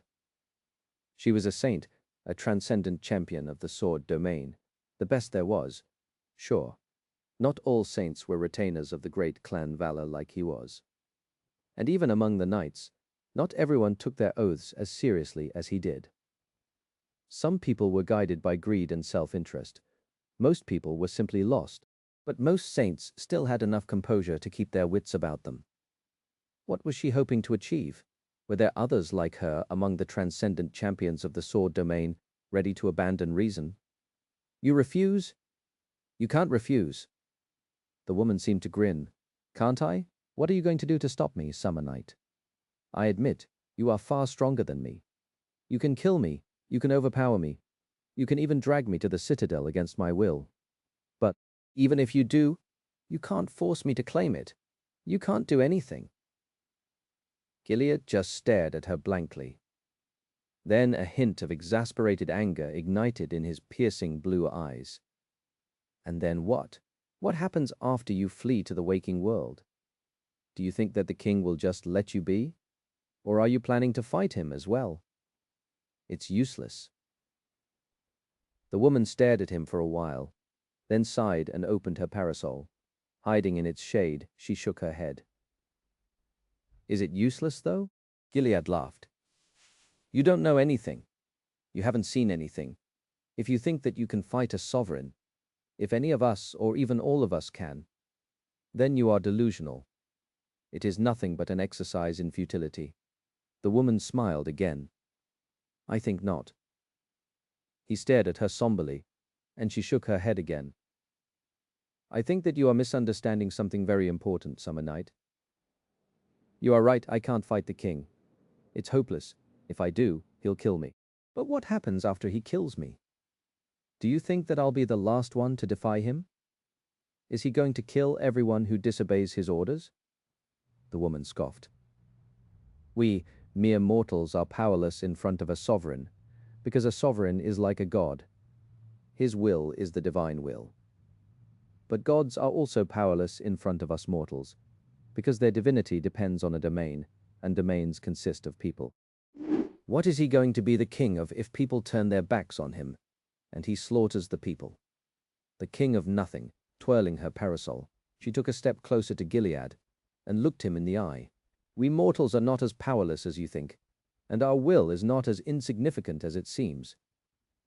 But even if it is, well, to be frank, I don't care. I just don't give a damn anymore. I'm done with this farce." As Gilead stared at her, struggling to find words to retort, the woman gave him a look of pity. "Oh, and also, for spell's sake. You swore a knightly oath of fealty to the great clan Valor, did you not? Well, the great clan Valor consists of many people. Find a less rotten one to be loyal to, you fool. By the dead gods, even Changing Star is an heir of valor these days." With that, the woman disappeared into thin air, having pulled on her tether to return to the waking world. The vivid green radiance of her eyes faded, leaving only shades of white and grey in the world. Left alone, Sir Gilead, the summer night, tiredly lowered himself to the ground. He had done all he could, more than he could, even. But despite that, his mission had ended in failure. Chapter 2009, Dark Waters, She's Coming Back. The dark water boiled as the gargantuan horror rose from below. Its translucent carapace glistened like obsidian in the bright light of the luminous memories, and the battered ship scattered, pushed aside by the turbulent waves. The creature was too large to discern its full shape. The people struggling to stay on the splintered decks could only catch glimpses of its harrowing visage, the enormous black eyes, the jagged line of a dreadful mandible, the forest of titanic limbs, the flexible antennae that reached almost a kilometer into the air. However, the ghastly depth dweller was not what made the people weary. They had battled plenty of terrifying abominations while sailing through the darkness of the Spine Ocean already, many of them far more dreadful and eerie than this one. The punitive expedition had lost most of its ship in the process, and plenty of warriors, but dying in a battle with nightmare creatures was a familiar thought to Awakened. The murderous demon that hid in the darkness above was far more unnerving. As the remaining forged echoes tore into the dweller of the depths, breaking its carapace with steel fangs, their riders unleashed a barrage of harpoons and arrows into the cracks. Each was a powerful memory capable of dealing immense harm. The nightmare creature sustained some damage, and while it was not seriously wounded yet, they managed to keep it away from the ships. There. Several brilliantly shining arrows shot into the air from the decks, chasing away the darkness. All darkness, but a small, formless mass of it. The mass of darkness was falling as it twisted to avoid one of the arrows, and was then torn apart by a bright beam of incinerating energy that shot from one of the decks. From within it, an enchanting figure was revealed. A beautiful fiend with alabaster skin and obsidian hair plummeted from the sky, her black wings folded to increase the speed. Her armor was torn and broken, and her mesmerizing face was painted by blood. Several arrows protruded from her sides, slowly collapsing into a rain of sparks, and yet there was a chilling, cruel glint in the winged demon's onyx eyes. Don't let her reach the ships. But it was already too late. Revel was too close. She fell on the deck of the ship that had been washed away from the others, at terrible speed, summoning her darkness at the last moment. The ascended warriors scrambled to assume a defensive formation, the melee fighters rushing forward as their less resilient comrades stepped back. A wall of shields and a palisade of spears barred her path, sorcerous flames dispelling true darkness that shrouded her like a veil. The pursuers had long learned how to deal with her ambushes. She had managed to cull many of them at the start, eventually killing 2 of the saints, but by now every attack was a deadly gamble. It was too easy to get bogged down, surrounded, and cut down. However, that was all right, because Revel was learning too. Usually she would have shot past the deck, either severing bodies or catching an enemy or two, to throw them overboard before disappearing into the darkness. But this time she did not. Instead, she simply crashed into the damaged deck like a cannonball, piercing it in a cloud of splinters. She pieced the entire ship. As cold water washed over her, a litany of shouts bloomed above the damaged ship. She's gone. Damn it, the hull is breached. The cargo hold is flooding. She's in the water. Revel spun and used her wings to push herself through the dark waters. Reaching the shattered hull of the ship, she used her claws to widen the breach, then spun again and pushed herself off the enchanted wood into the depths. Usually the warriors of the sword domain would have been easily able to repair such damage to one of their ships. She would not have risked falling into the water either, where the forged echoes were waiting to tear her apart, but the battered fleet was currently being besieged by the underwater horror. The echoes were away, trying to breach its thick carapace, and the ships were scrambling to stay at a distance. The vessel she had damaged would not sink, most likely, but they would take a lot of water, which would slow them down and make them a sitting duck. Then one of the 4 remaining Valor Saints would have to make a decision. They would either have to risk themselves to protect the damaged ship or sacrifice it. Either way, Revel would get a chance to take down one more Transcendent. If she survived that long, of course. She was not doing too well herself. Revel was strong, and Moonveil was strong as well, but it was just the 2 of them against 7 Saints of the Sword Domain and their entire expedition. They had whittled the enemy numbers down over the long and harrowing voyage through the Spine Ocean. They killed some themselves and killed others by luring the enemy ships into the maws of the horrors that dwelled in the darkness. But the enemy had whittled Revel and Moonveil down as well. Their essence was exhausted. Their bodies were riddled with wounds. Their memories and echoes had been destroyed, and their supplies had long run dry. The dwellers of the depths were just as eager to consume them as they hungered for the souls and flesh of the pursuers. The citadel was drawing closer. Revel knew that she would not be able to destroy the remains of the Sword Domain force before their ships reached the destination. So, the outcome of this nightmare would most likely be decided in a desperate 3-way battle between the daughters of Queen Song, the Saints of the Sword Domain, and the Guardian of the Spine Ocean Citadel, whatever that horror was. Chances were, the nightmare creature that had made its nest in the citadel would be the final victor. Gritting her teeth, she tore the remaining arrows out of her flesh and shattered them, feeling the poison that had coated the arrowheads struggle to paralyze her body. A powerful current threw her away as a severed antenna of the crustacean behemoth plummeted into the water from great heights, displacing countless tons of water. No time to waste now. Folding her wings, Revel swam upward. Some time later, she reached the crack in the dome of the dead god's spine that had served them as shelter last night. Dismissing her wings, Revan pushed her shredded body inside, fell on the uneven floor, and drew a laborious breath. Her transcendent physique was already working on mending her mangled flesh, but even its staggering vitality was not enough to contend against the accumulated damage. Soon, a pale light ignited in the crevice, and she saw Moonveil. Her sister was sitting while leaning on a wall, her hands cradling a terrifying wound in her abdomen. She smiled weakly. How was the hunt? Revel tiredly shook her head. They lost 2 ships, but they still have 4 saints. She hesitated for a few moments, and then added quietly, We will leave as soon as I replenish a little essence. The citadel is only a few hours away now. Moonveil sighed. Do you think we'll manage to defeat the Guardian, kill the Sword Saints and conquer it? Revel exhaled slowly. Maybe. Maybe not. We don't need to anyway. Instead, we'll do what Seishan and Hel did. I'll stall the enemies, you'll find the gateway and claim it. Her sister frowned. And just leave you to die? Revel studied her face for a few moments, then laughed quietly. Gods, it seems you really lost a lot of blood. What are you thinking about, fool? Once you claim the citadel, it will become a part of Mother's domain. And once it becomes a part of her domain, she will deal with the Sword Saints and the Guardian. I just need to survive until then. Moonveil remained silent for a while. Eventually, she said softly, Can you even manage that? I am warning you. Don't even think about dying, Revel. I'll be very mad. Don't show your face in front of me if you do. Revel did not respond, sensing how little strength was left in her battered body. Finally, she smiled. All right, since you insist. 2 armies faced each other on a bone plain. On one side, steel glistened and vermilion banners fluttered in the wind. On the other side, a legion of the dead stood silently in front of the somber soldiers, a myriad of eyes brimming with emptiness, fear, and grim anticipation. The eyes of the warriors of the Sword Domain were not much different, full of dread and hopeless resignation.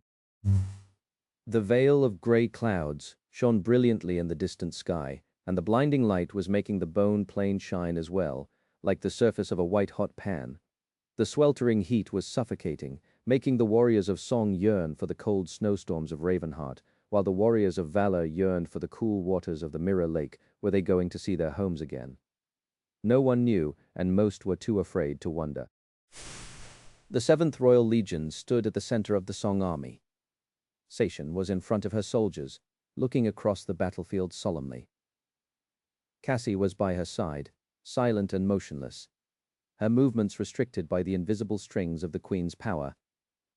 The Blood Sisters, those who were still alive, were interspersed among the soldiers, their red garments standing out among the sea of steel, leather, and scale. Felice was among them, a complicated mix of emotions hiding in the depths of her beautiful eyes. Rain, Tamar, Ray, and Fleur were not too far from where the former handmaiden stood, keeping quiet, just like the rest of the army was. An eerie silence settled on the bone plain, as if everyone was either unwilling or unable to make a sound. Somewhere else in the formation of the Song army was the Saint of Sorrow. There were also Dar of the Maharana clan, Saint Ceres and Saint Siord, among many others, transcendent champions. Their faces were just as tired and grim as those of the awakened soldiers. On the flanks of the vast battle formation, hordes of enthralled nightmare creatures were waiting for their mistress to give them a command. Beastmaster herself was among them, her hand resting on the scales of a hideous abomination. Her tantalizing face was even paler than usual, dark embers burning in her bewitching eyes. She was looking at the sea of enemy warriors in the distance. The formation of the Sword Army was more organized and resplendent than that of the soldiers of Song. Knights of Valor stood in its center, and the Ivory Island hovered above. Master Sunless and Aiko stood on the emerald grass, looking down silently.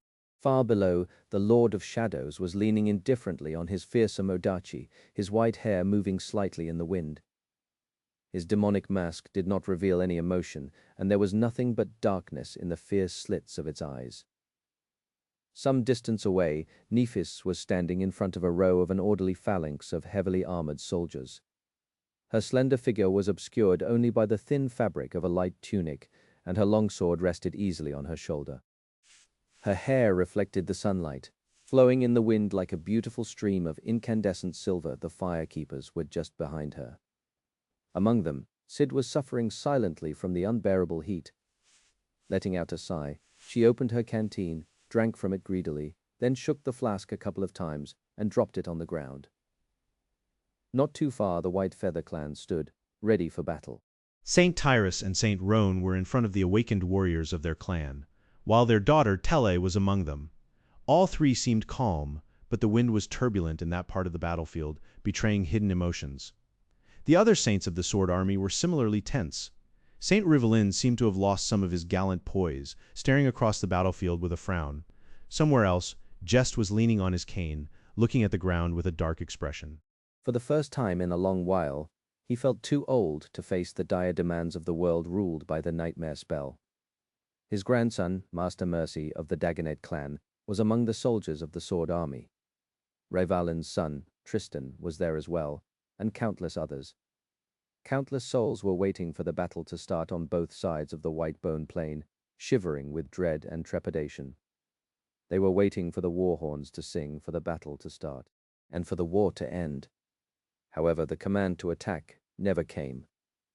Instead, two figures appeared from the rows of soldiers, walking calmly across the surface of the ancient bone as the titanic skull loomed in the distance, watching them with a silent gaze. One was a tall man with dark hair and cold, steely eyes. He was clad in heavy dark armor, emanating a suffocating aura of dominance and oppression. A vermilion cloak fluttered behind him like a wave, its vibrant color in sharp contrast with his bleak, ruthless gaze. He was Anvil of Valor, the King of Swords. The other was a breathtakingly beautiful woman in a regal red dress, walking across the vast expanse of bone with calm, mesmerizing grace. Her skin was pale like that of a corpse, and a light smile played on her crimson lips. Her raven black hair was like a lustrous waterfall of darkness, and there was something eerie and vaguely appalling about her beautiful, enchanting eyes. She was Ki Song, the Raven Queen. The Queen of Worms. The two sovereigns walked unhurriedly across the battlefield. their human figures looking small and insignificant in comparison to the vast armies behind them, and at the same time larger than the world itself. Eventually they met in the middle. To one side, the towering black wall of the hollow mountains reached toward the sky, the jagged peaks shrouded in white mist. The colossal skull rested on the misty slopes, staring down at them like an evil omen. To the other side, Godgrave stretched into the distance. Its surface, which had once been overtaken by the scarlet jungle, was now immaculate and white, cleansed of the abominable infestations by the efforts of the two great armies. Anvil and Ki Song studied each other silently for a few moments. The king maintained a cold and harsh expression, while the queen was smiling faintly. Eventually she was the first one to break the silence. This time, Ki Song did not use the dead youths, using her own voice to speak. Veil. Anvil responded evenly. Song. She remained silent for a bit, then chuckled suddenly. Ah, I've imagined this moment so many times, wondering what I would feel, what words I would say. But now that the moment has actually come, I find that I have nothing to say to you at all. Anvil just stared at her coldly. I can't say that I've spared you a lot of thought myself. Ki Song smiled. Then, looking away, she let out a quiet sigh, or at least pretended to, controlling her puppet with flawless skill. After a short pause, she suddenly asked, By any chance, do you remember the first time we met? He pondered for a second or two, then shook his head slightly. I don't particularly recall. No. Was it at the academy? Ki Song glanced at him briefly. No. It was at the party in honor of the immortal flame, I think. We were children then. So many years have passed, and so many things have happened. The world has changed so much since then. Who would have predicted how those kids would end up? How the immortal flame clan would end up as well? She paused for a moment. Did you know that the walls of the academy were breached, by the way, for the first time since its establishment, and it wasn't by a nightmare creature? They had withstood the perils of the nightmare spell for 36 years, but they didn't withstand us. Anvil smiled coldly. Why? Are you feeling sentimental? Ki Song studied him for a bit, then grinned. Can't I? You are the last friend I have in this world, after all. And after today, I will have none. He just looked at her evenly. Were we ever friends? I don't think so. Then again, you'll be truly dead after today, and the dead don't need friends, so don't feel too sad. Ki Song laughed. That's it? After all these years, after everything we've done, you really have nothing to say? Anvil shrugged. Words are meaningless. They are meaningless by now, at least. Both of us have already said everything. What else is there left to say? Ki Song sighed. Well, you aren't wrong. Prepare to die then. You are already no different from a corpse, so killing you will simply be mercy. Hearing these words, he smiled darkly. Funny to hear something like that from you, of all people. She lingered for a while, then smiled as well. Yes, you are right. It is a bit funny. As she finished saying those words, the world shuddered. A cold wind blew across the sweltering expanse of Godgrave, making the soldiers shiver, as Ki Song looked at Anvil with a faint smile. The Legion of the Dead stirred. A vast breach opened in their silent wall as numerous puppets moved, clearing a path directly to the battle formation of the Song army. However, that path did not stay open for long. A moment later, the air trembled and was split apart as a vertical fracture cut the world. Then, it expanded, and for the first time in thousands of years, snow fell on the scorching surface of the ancient bone. As the dream gate opened, a raging snowstorm became visible in its towering fissure. A magnificent black palace could be vaguely seen in the billowing snow, as well as the mountain it stood upon. The clouds of snow that escaped the dream gate instantly melted, the water boiling and evaporating as a searing haze obscured the front rows of the Song soldiers. Anvil observed the scene calmly, curious. How are you able to anchor the dream gate in the same realm it is rooted to? Ki Song shrugged gracefully. It is a component of the night garden. Why, you did not know. There was a subtle mocking note in her, but he did not react. The night garden, makes sense. Storm God is the god of guidance and travel, after all, and that ship was made to sail the darkness of her sea. His gaze shifted from the towering rift in reality to Kisong. Was that the reason why you fed the house of night to that abomination? She lingered with the answer, then chuckled. I hoped you would show at least a little trepidation, old friend. But you are too far gone, aren't you? What will it take to make you flinch? Kisong shook her head. I took the Night Garden. I took the other citadels of the Storm Sea too. Rivergate is gone, and Bastion has fallen. My kingdom is stronger than ever before, while you don't even have enough saints to rule yours. Can you feel it, Vale? Can you feel your domain crumbling? Anvil remained silent for a few moments, looking at her impassively. Why should I care? Then, however, his expression changed subtly. Kisong's smile disappeared, replaced by a cold and vicious expression. Can you feel it now? He looked down at the bone surface beneath their feet, as if trying to pierce it with his gaze. His eyes darkened slightly, expressing a hint of contempt. I see. You've taken the Spine Ocean, after all. The men I sent to kill your daughters are dying. They are dead. And the citadels they ruled are now without a master. Kisong looked at him silently, with no particular expression, and for a moment she looked like what she was, a flawlessly preserved, masterfully controlled corpse. Anvil met her gaze calmly. How useless. Do you feel confident now that you have amassed all that power, Song? The beautiful corpse smiled. It does feel nice. He shook his head. That has always been your blind spot, from our days at the academy until now. You have always been controlled by your sense of inferiority, and you have always pursued power to spare yourself from feeling inferior. It would have been amusing if it wasn't so pitiful, banal, and distasteful. But then again, what else would one expect from someone of your breed? Anvil looked at her coldly. Someone like you, who was born with nothing, can't really understand the meaning of power. Power has its uses, sure, but at the end of the day, power itself is meaningless. It is the person who wields it that matters. So why should I flinch? You can take the citadels of the Storm Sea Song, you can destroy Rivergate, you can even slaughter my saints, but it won't matter. Because at the end of the day, you will still have to face me. He regarded her with a hint of disdain. And I am superior. I was forged from purer steel, and no matter how much power you gain, we will never be equals. Kisong laughed quietly. She fell silent for a few moments, then faced him with melancholy in her eyes. And only someone like you can really think that I was born with nothing. As the cold winds of Ravenheart blew across the sweltering expanse of Godgrave, she took a deep breath and then looked up, at the merciless grey sky. Were you forged from purer steel than broken sword too? A shadow ran across Anvil's face. He answered evenly. Naturally. Kisong smiled. Is that why you had to make a deal with the Dreamspawn? I guess your steel was not pure enough to defeat someone of his breed, yourself. Anvil answered her smile with a cold one of his own. You make it sound as if you weren't there, killing him with me. Why? Do you regret it now? Do you wish you made a different choice? She shook her head slowly. No.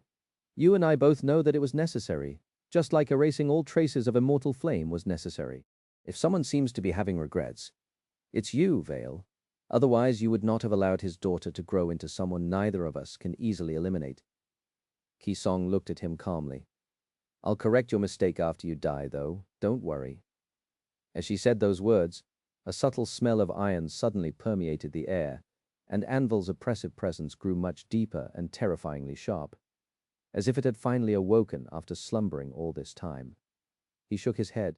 For someone who supposedly had nothing to say, you sure talked a lot enough.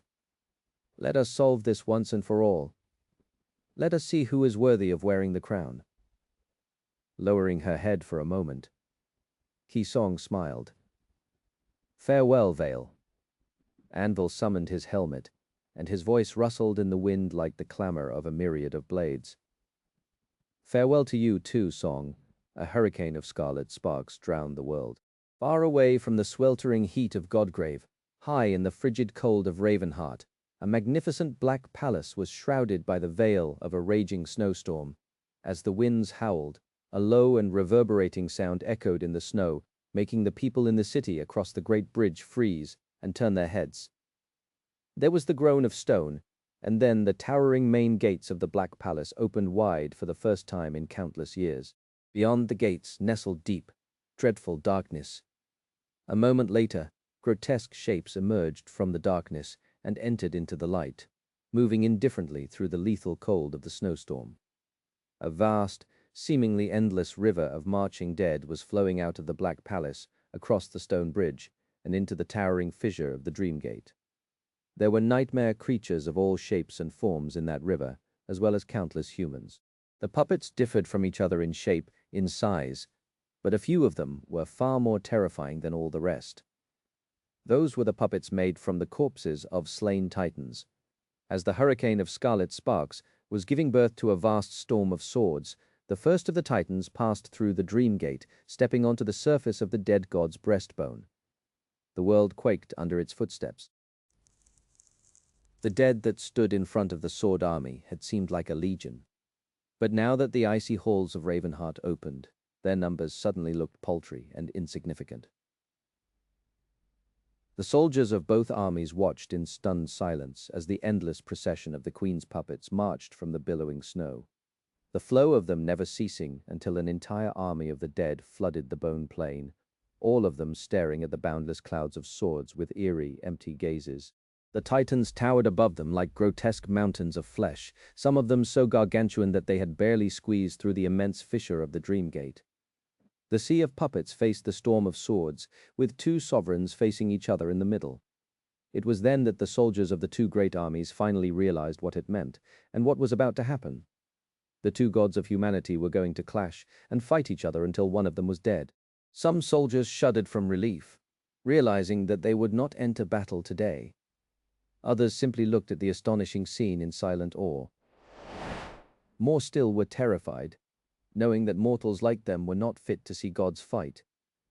The battles of Transcendent had already threatened to reap their lives as collateral damage.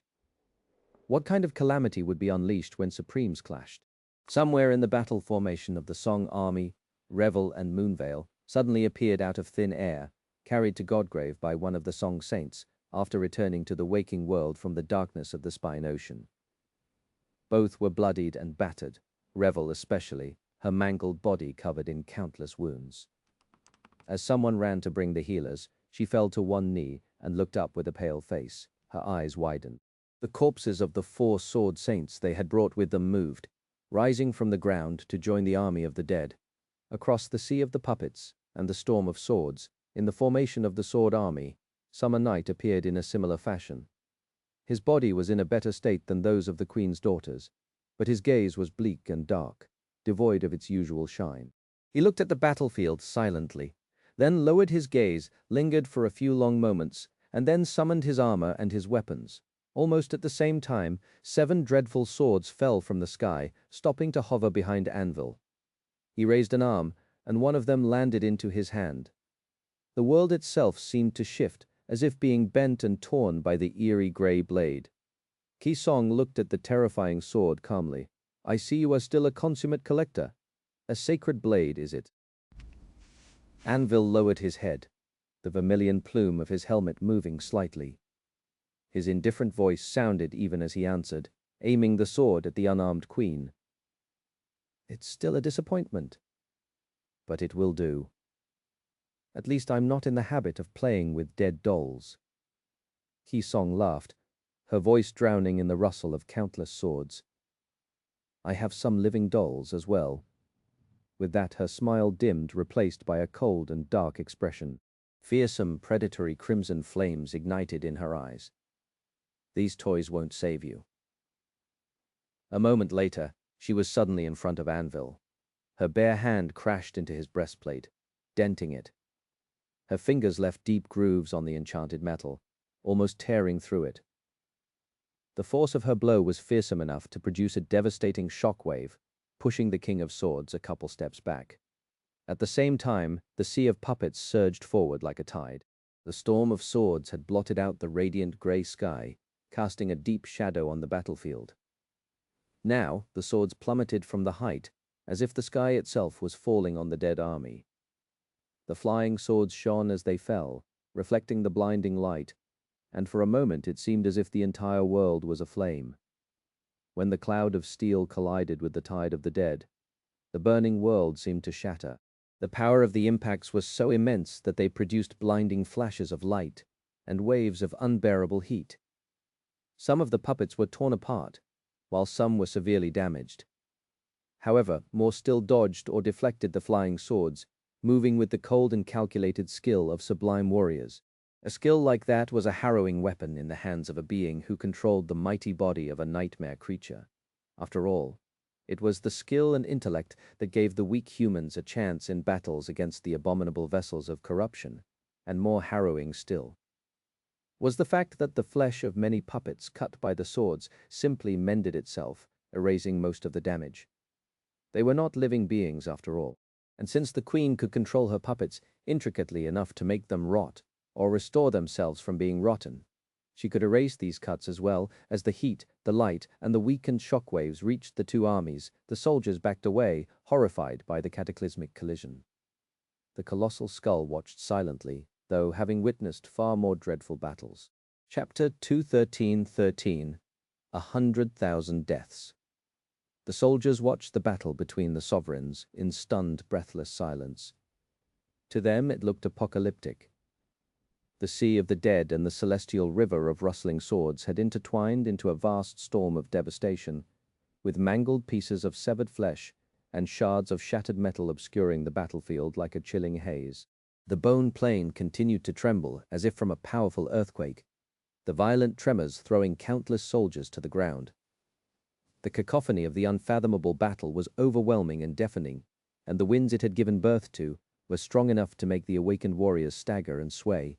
It seemed as if the sky itself would break apart and fall, rather overflow with incandescent radiance, countless rays of incinerating sunlight pouring through the breaches in the cloud to annihilate the cowering armies. However, the cloud veil still held, perhaps because the sovereigns had chosen to preserve it, perhaps because Saint Tyrus of White Feather still struggled to maintain it. The sovereigns themselves were like two tiny specks in the vast, calamitous carnage of the world-ending confrontation. And yet it was impossible to miss them even in the mayhem. Wherever the two collided, the storm of swords was torn apart, and the sea of puppets receded, leaving countless pulverized corpses in its wake. Kisong and Anvil fought on the ground, and they fought in the air. The power of their blows was so devastating that air itself was displaced and burned away, creating vast pockets of vacuum above the quaking battlefield. The wind rushed to fill the void, causing hurricane gales and furious twisters to move across the surface of the ancient bone, and deafening thunderclaps rolling above it. Few were able to discern the details of the royal battle, but those who could saw Anvil defending himself with his 7 dreadful swords as Ki Song attacked with her bare hands like a fierce beast. Her movements were so fast that it seemed as if she simply disappeared from one spot to appear in another, sometimes nearby, sometimes hundreds of meters away. The king was like a statue of black steel, his fluttering cloak and the plume of his helmet framing it with brushes of vibrant vermilion. The queen was like a beautiful goddess of blood, her regal dress flowing like a vivid red stream in the shadow cast by the myriad of flying swords. 2 great wings tore through the porcelain skin of her back, spreading open as drops of crimson blood fell from the black feathers. Anvil's armor bent and rippled as Ki Song's nails pushed and cut into the mystical metal. However, it repaired itself as swiftly as it was damaged, remaining immaculate and pristine for now. At least, the queen had not been able to make the king bleed, which was why he was still alive, perhaps, considering that her dormant ability allowed Ki Song to aggravate any wound. That ability had been slow but deadly when she was a sleeper. Now that she was supreme, the smallest scratch received in her presence could very well mean instant death. That was why Anvil chose a steady and methodical sword technique, concentrating on defense while manipulating the indestructible metal of his enchanted heavy armor to maintain its flawless integrity. However, even though he was mostly defending himself against the queens, each of them seemingly devastating enough to erase entire settlements off the map, that was not all Anvil did. His 6 dreadful swords were moving around him, creating a rustling sphere of metal. The 7th, the most terrifying of them all, rested solidly in his hand. The cursed blade parried and deflected Ki Song's blows, shooting forward from time to pierce her flesh. The queen seemed wary of the cursed sword, however, she did not put too much effort into avoiding its touch. Time and time again, Anvil's sword cut her. The ruthless blade tore through Ki Song savagely, dealing her harrowing wounds, or rather it should have. Strangely enough, though, no wounds was left on the queen's body when the sword retreated after delivering her a fatal blow. It was as if she was a ghost made of water, or maybe blood, and the grey steel simply passed through her without leaving a trace.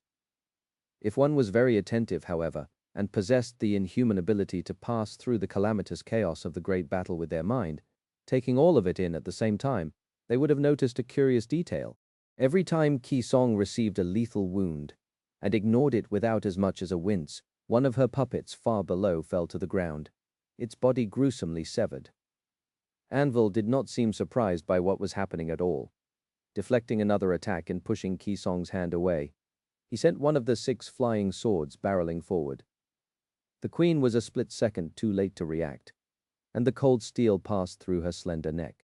She should have been beheaded, but instead there was not even a mark left on her skin. Her other arm shot forward, striking Anvil in the chest. The world shuddered from the dire power of her blow, and the obliterating shockwave rolled upward, threatening to disrupt the veil of radiant clouds. The king sneered behind the dark steel of his helmet. This is going to be tedious. He mended his armor a moment after it was almost torn by Ki Song's hand, then raised his own, grabbing the second of the 7 terrifying swords from the air. Wielding 2 blades now, Anvil effortlessly switched from his defensive battle art to a reckless, aggressive style that abandoned caution in favor of an overwhelming offensive might. His black figure exploded forward, flying across the sky with dreadful speed. The 2 of them collided high above the battlefield, raising a hurricane with the sheer dreadful force of the thunderous impact. How many of these puppets do you have now? Tens of thousands? Hundreds of thousands? Well, it doesn't matter. I'll kill you 100,000 times if that is what it takes. Ki Song laughed. I wish I could enjoy killing you 100,000 times as well. With that, she pushed one of the swords away, battered another one to the side with her fist, and grappled Anvil in the air. Her raven wings pushed against the blinding sky, and then both of them plummeted from the height, falling toward the bone plain. Ki Song rammed Anvil into the ground with harrowing force, making the entire plain shudder. A powerful quake threw thousands of soldiers off their feet, and the ancient bone fractured, thousands of sharp shards flying in all directions, like a vast cloud of spreading shrapnel. Standing among the soldiers of the sword domain, the Lord of Shadows looked down and stared at one of the bone shards rolling to his feet. His fearsome mask remained expressionless. Crazy bastards. They are actually breaking the bone. Chapter 2214. Dark and cold, the soldiers of the 2 great armies were cowering in front of the startling fury of the clash between the 2 demigods, their faces pale, their eyes opened wide in awe and terror. Sunny was not feeling too brave at the moment, himself. Leaning on the hilt of his odachi while the tip of its blade rested on the ground, he was observing the battle intently. His black mask remained expressionless, but the man behind it had a grim expression on his face. The soldiers were merely witnessing the clash, after all. They were frightened by the obliterating forces that the 2 sovereigns were unleashing, but what they feared was becoming collateral damage in the dreadful fight at most. Sunny, however, would soon be facing these monsters in battle himself. He would experience the indescribable terror of their inhuman power himself. So his wariness was far less theoretical. Too strong, too fast. The sovereigns were indeed far beyond any saint. Even Sunny, who was a transcendent titan, was not anywhere near their level of strength. He was struggling to follow their movements with his eyes, and any one of the countless harrowing blows they rained upon each other would have left his body broken and mangled. Their power was simply tyrannical. However, in and of itself, it was not too terrible. He had faced and killed plenty of great nightmare creatures, after all, to the point that fighting them ceased to feel like the stuff of dark and dreadful legends. Many of them had been faster and stronger than Kisong and Anvil were, capable of toppling mountains and reshaping landscapes with their blows. They had died under his blade nonetheless. There was a different plane to the battle between the sovereigns, though one that few could perceive. Sunny could not perceive it either, but he knew that it was happening out there, in the vast storm of rustling swords, reshaping reality itself. Just as the king and the queen were engaged in a physical battle, their wills were battling each other as well. Perhaps Anvil's impossibly durable armor was only remaining whole because he willed it to be. Because Kisong's bare hands could bend and break the armor because she wanted them to. The sea of puppets and the hurricane of swords were merely extensions of their mortal bodies as well. They were expressions of their dire power. Every time a flying sword pierced a dead puppet, and each time dead hands closed around the cold steel of a flying sword, the two wills clashed with each other too. He was not knowledgeable enough about the will, but he was sure that the sovereigns were wielding it with just as much skill as they would any weapon. And just like a weapon, the will was a deadly tool in their hands. Perhaps the real battle was happening on that conceptual plane, unseen by all except the two supremes themselves. There was another level to their clash as well, one that made Sunny's head ache. It was the clash between the domains of the two sovereigns, which had some effect both on how much strength they could express and how sharp their will could become. Perhaps, he was not sure, Kisong had decided to have the battle on the breastbone reach, which was a strange choice. Here was the territory of the King of Swords, after all. She was surrounded by his domain from all sides, which had to be a great disadvantage, stifling her power. However, just before they clashed, everything changed.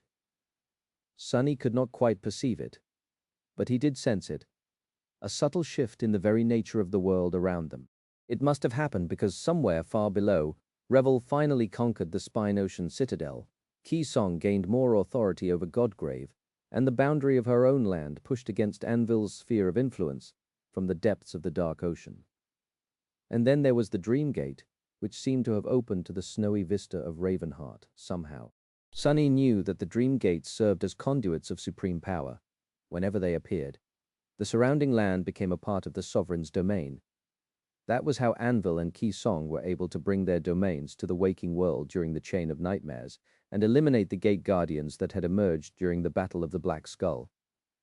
Ravenheart was now directly connected to Godgrave, spreading the Queen's influence to this god-forsaken land, most likely. So, a fragile equilibrium was formed, with the two sovereigns fighting on the boundary where their domains pushed against each other, creating neutral ground. Sunny had to keep all that in mind. He had to watch and wait.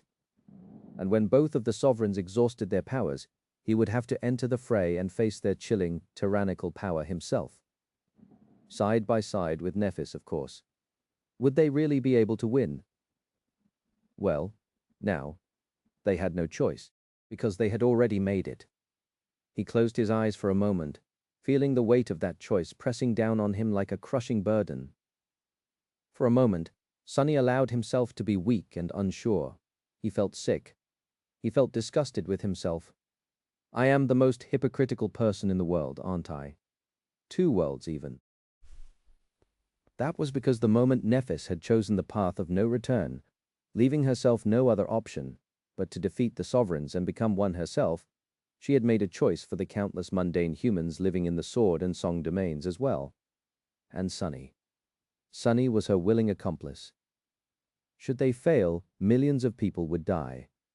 Opening his eyes, Sunny looked at the unfathomable carnage of the great battle in front of him. The scale of it let him reel. I can't fail, then. I simply can't. He gritted his teeth. Just as always, Weaver's mask betrayed no emotion. But the shadows throughout the Sword Army suddenly grew deeper and colder. Endlessly deep and infinitely cold. Chapter 2215, Il Principe. A tide of enchantments washed over Kisong, pressing her into the shattered surface of the broken bone. Her wings broke with a revolting crunch, the black feathers becoming soaked with blood. Her red dress rustled, the rich fabric tearing under the immense weight. The frayed threads moved as if possessing a life of their own, however, repairing the tears a moment later. The wings were mended as well, only to be broken once again and mend themselves once more. Using that brief lull in the onslaught of attacks, Anvil rushed forward with impossible speed. His twin swords fell like the blades of a guillotine, one aimed at her neck, the other at her abdomen. This time there was something different about the way the sharp steel hissed as it cut the air, as if the swords were not simply cutting space, but slicing the fabric of reality itself apart. Kisong looked up fiercely just before the two blades fell on her kneeling figure. Instead of seeking to avoid them, she shot forward. A cloud of bone shards exploded backward from under her foot, and as a blinding flash drowned the battlefield for a moment, she collided with Anvil at a dreadful speed. The force of the impact made the world tremble. Anvil retracted his swords at the last possible moment, leaving two deep cuts on Kisong's arms before blocking her palm with the crossed blades. A hurricane rose, cleaving the storm of rustling swords apart, and the devastating shockwave sent thousands of puppets flying. This time, however, no puppet received the wound for the puppet master.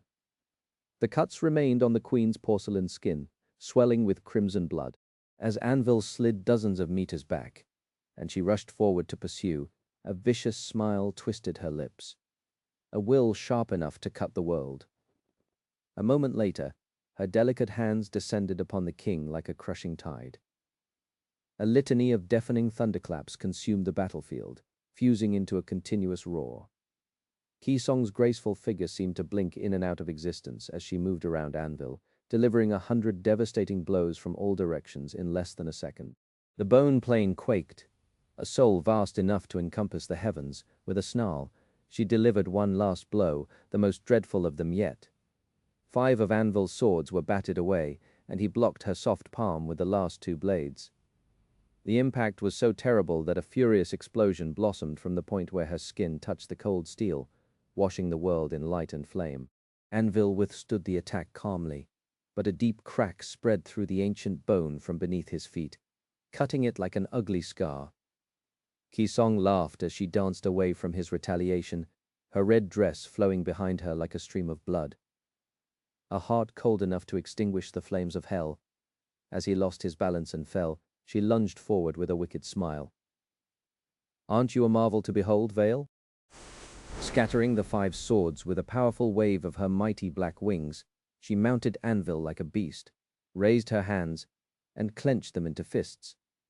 A monarch among monarchs, the first of the obliterating blows fell down upon him, causing more thunder, more light, more heat.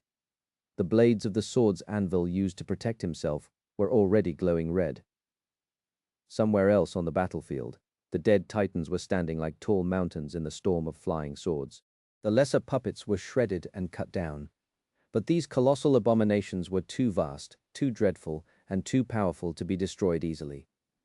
They walked across the bone plain, converging slowly on the spot where the 2 sovereigns were locked in a deadly brawl, and the world itself shook under their footsteps. The storm of swords raged, aiming to bar their path and destroy them. Each of the gargantuan abominations was surrounded by a great maelstrom of rustling steel, countless sharp blades shredding their flesh in a vain attempt to bring the giants down. However, the body of a titan, even a dead one, was as resilient as it was colossal. Some were covered by unbreakable armor, some by thick layers of impossibly tough hide. Some were like crawling mountains of misshapen flesh, all damage dealt to it, healing in a matter of moments. Despite the harrowing force, the flying swords unleashed, the titans did not fell, and neither did they stop. Up to a point.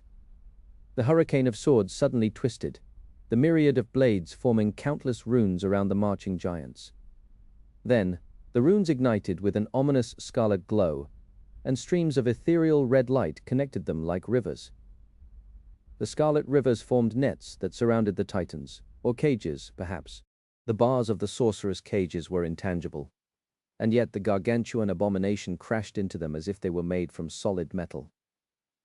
The bone plain shuddered as the dead giants collided against the rays of scarlet light, staggered, and came to a halt. Some distance away, Anvil was still unharmed under the barrage of Kisong's fierce attacks. Even though the surface of the ancient bone around them was riddled with cracks, his dark armor remained intact, and his body remained unbroken. Laying on the ground, he sneered coldly. "I am," a moment later.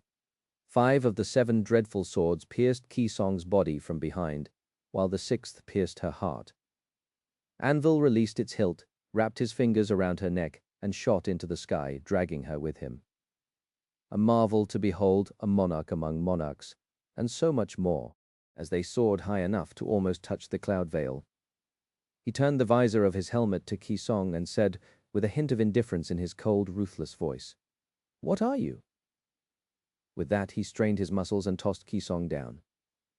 She plummeted through the hurricane of swords like a crimson comet, being pierced and cut. A moment later, the strike of the 7th sword, the cursed sword, caught up with her, tearing the hurricane apart. Kisong impacted the ground with a force so terrible that the shockwave produced by her fall not only tossed the surrounding puppets down, but actually ripped them to pieces. Those closest to her were pulverized into clouds of crimson haze, while those further away were merely torn into tiny pieces of flesh. A vast net of cracks snaked through the surface of the ancient bone, surrounding her like a dark spiderweb. At the heart of that web, Kisong struggled to stand up. The 6 swords, however, were still lodged in her body, impaling her and keeping her bent to the ground. Anvil landed a few steps away and walked toward her, raising the 7th sword. His voice echoed from behind the black steel of his helmet. "You are nothing." Kisong let out a raspy chuckle. "Aren't you the kind of man to fear nothing, though?" Before the cursed sword could fall, the enchanting figure of the queen seemed to blur as she assumed her transcendent form. A moment later, a great flood of crimson blood rushed forward, escaping the cage of 6 terrifying swords and threatening to consume Anvil.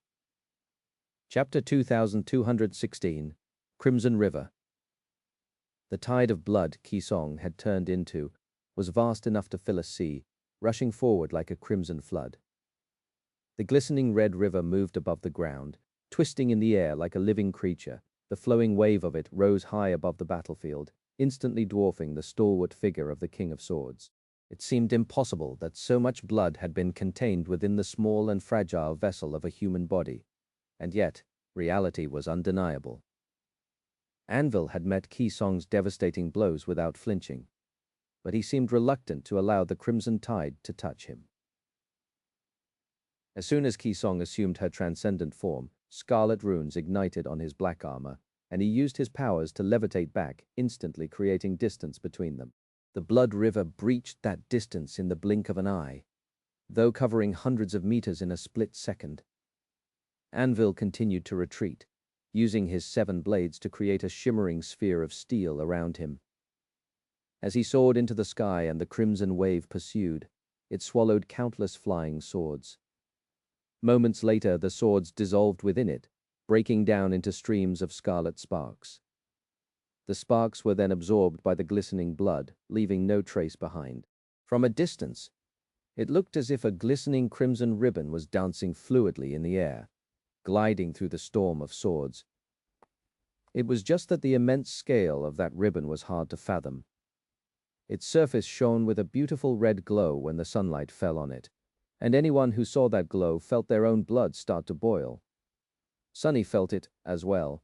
Blood weaves seemed to respond to the presence of the queen, rushing through his veins at greater speed than before. His heartbeat accelerated. They are going to obliterate the entire plane. The Titans were still struggling to free themselves of the sorceress cages. The fury of their devastating struggle made the battlefield quake, and the surface of the ancient bone was slowly chipping under their feet for those of the dead giants who had feet, of course. The clash between the sovereigns themselves was even more tyrannical. As Anvil escaped the glistening river of blood, unleashing 1,000 enchantments to harm it, he plummeted to the ground several times, only turning to fly along the surface at the last possible moment. Kisong seemed less agile in the immensity of her destructive transcendent form, though, so she couldn't turn quite as sharply. Instead, the flood of blood simply crashed into ancient bone with the force of a devastating tsunami. If that tsunami was brimming with supreme soul essence, wielded the will, and consisted entirely of blood that belonged to a descendant of Beast God, who was the god of blood as well. Each time, the crimson tide drowned a portion of the battlefield and then reformed itself, leaving the battlefield broken. A deep, reverberating groan resounded from somewhere deep underground, and Sunny saw a cracked snake across the surface of the ancient bone. It almost reached the point where the 7th Royal Legion was positioned, the soldiers paralyzed by shock and awe of the deific battle. Many of them were already sprawled on the ground, unable to keep their balance in the middle of the violent earthquake, but Rain was still standing. Sunny, who hid in her shadow, was far more powerful than any of the Song soldiers. However, even he was stunned by the harrowing violence the sovereigns had unleashed to kill each other. And they were only starting too powerful. Ni, Su, Sunny. The voice was almost too weak to hear, but he did. It resounded inside his head, muffled and distant, but still undeniably familiar. He stirred. Sunny stirred. Cassie, can you speak again? There was a long pause, and then her voice came to him again. The Queen seems to be distracted a little. So her grasp has grown a little loose. I still can't reach anyone else, but you close. Sunny was indeed close to Cassie. This incarnation of his was, at least, no more than 100 meters away from the spot where she stood side by side with Seishan. So, it was easy to understand why she could reach him with her powers, but not anyone else. He had so many questions, and not enough time to ask them all. So, he asked the most important question first. Are you all right? Cassie remained silent for a few moments. Eventually, though, the deafening burden of her silence was broken. Fine. Sunny let out a relieved sigh. Her voice grew a little louder, as if she was straining to make herself heard. Listen, important. The Queen's ascended ability transference. She can transfer any harm dealt to her body to one of the other puppets, untethered from it. Every puppet she controls can become her primary vessel. He froze. Not too far away, the Lord of Shadow sighed and looked around subtly. The warriors of the Sword Army were all clutching the ground, and his was the only figure that remained standing in that section of the battle formation, still leaning lazily on his black odachi as his white hair fluttered in the fierce wind. That's pretty terrible news. How are we supposed to kill her then? I am sure she has countless puppets squirreled away in every corner of the world. His thoughts turned somber. The fact that Ki Song could transfer damage to her puppets was already bad enough. However, the fact that she could not be killed until all her puppets were destroyed was much worse. Even if they somehow managed to obliterate every puppet present on the battlefield and cut down the Queen herself, she would still continue to exist somewhere else. He started to consider the consequences of Ki Song remaining alive after the battle. If they managed to attain supremacy, killed Anvil, and devastated her army of puppets, well, getting rid of her for good would still be possible. It would just take a lot of time and effort. The sword domain would fall into Nef's hands. They would be poised to take control of most citadels in the Song domain as well. Not all was lost. His thoughts were interrupted by Cassie's voice. There's still a way to kill her. Sunny remained silent for a few moments. Her flaw, as if reading his thoughts, Cassie spoke again. She cares about her daughter. Ki Song can escape, but they won't be able to. We can exploit the weakness. Sunny sighed. It made a vile, morbid kind of sense. So Cassie wanted to force the Queen to fight until the end to save her daughters. It was a dirty strategy, no doubt. But it could work. At least if Cassie was correct and Ki Song's affection for her daughters was stronger than her desire to survive. He cautiously extended his shadow sense towards Seishan, considering her graceful figure for a moment. All right, I will inform Nephis. The moment they would have to act was swiftly approaching. He hoped that they would win. He hoped that the others had done their part, as well. Something else. Cassie's distant voice sounded strangely reserved. It is about Broken Sword. The real reason he had to die. Sunny listened intently, waiting for her to continue. When she did, time seemed to stop for a moment. That was definitely not what Sunny had ever expected to hear. Reaching to him with her power, Cassie said, "It was because of Weaver." Chapter 2217, Forbidden Fruit. Sunny froze for a moment, startled by an entirely unexpected statement. Weaver? That sinister demon? What could a dead daemon have to do with Broken Sword's murder? As the bone plane groaned and quaked under the calamitous onslaught of supreme power, He lingered for a moment, then asked incredulously, "What the hell do you mean? Because of Weaver?" Cassie responded a few heartbeats later, her voice sounding louder. The queen, it seemed, was growing more distracted, allowing the blind seer to express her powers better. Broken Sword was inconsolable after Smile of Heaven perished. He convinced himself that she was still alive, lost somewhere in a nightmare. He grew obsessed with challenging the seed that had spawned the Category 5 gate in America, and to do that, he had to accumulate power, great power, as much power as he could. Sonny frowned, digesting what he heard. The truth of Broken Sword's later years was startling enough, but what did Weaver have to do with any of it? Cassie paused for a moment, then added, "The members of his cohort were all special. Smile of Heaven, Anvil, Key Song, Asterion, they all possessed a divine lineage, but he did not. So he ventured to do what Key Song had done and find a lineage memory of his own. The only lineage that was still unclaimed, the lineage of Shadow God." Sonny stirred in Rain's shadow. Far away, the Lord of Shadows tilted his head a little. Even Master Sunless blinked a few times, allowing surprise to show itself on his face. "Shadow God's lineage?" Cassie's voice resounded in his head a moment later. Yes, he searched far and wide, but he failed to discover the traces of Shadow. Instead, he found something else. A piece of a forbidden lineage left behind in secret by one of the demons. Something that should not even exist, but apparently does or did back then, at least. Broken Sword claimed that lineage, inheriting some part of Weaver, the demon of fate. Sonny forgot to breathe. What? If he had been stunned before, he felt shocked now. It was as if someone had struck him in the head. Broken Sword found one of the weaves, and Cassie had waited so long to tell him. Wait! Cassie's dormant ability only saw Sonny as a void. She could not remember anything she had known about him in the past either. So she probably did not even know that Sonny himself had Weaver's blood running in his veins. No one did. Cassie wouldn't have known the importance of that knowledge. Wait, Broken Sword had a part of Weaver's lineage. Feeling rattled and confused, Sonny took a deep breath. Weaver's lineage, I see? Why is that important? Cassie remained silent for a few moments, then answered quietly, I am not entirely sure, but it was the fact that he had come to possess the forbidden lineage that convinced Anvil, Asterion, and Kisong to betray him. There were plenty of other reasons too, but this one was the decisive one, as well as the one that seemed to have forced their hand. For some reason, those of divine lineages could not tolerate Broken Sword's existence after he became Weaver's heir, and so they killed him. Sonny shivered. This was a disconcerting piece of news to learn.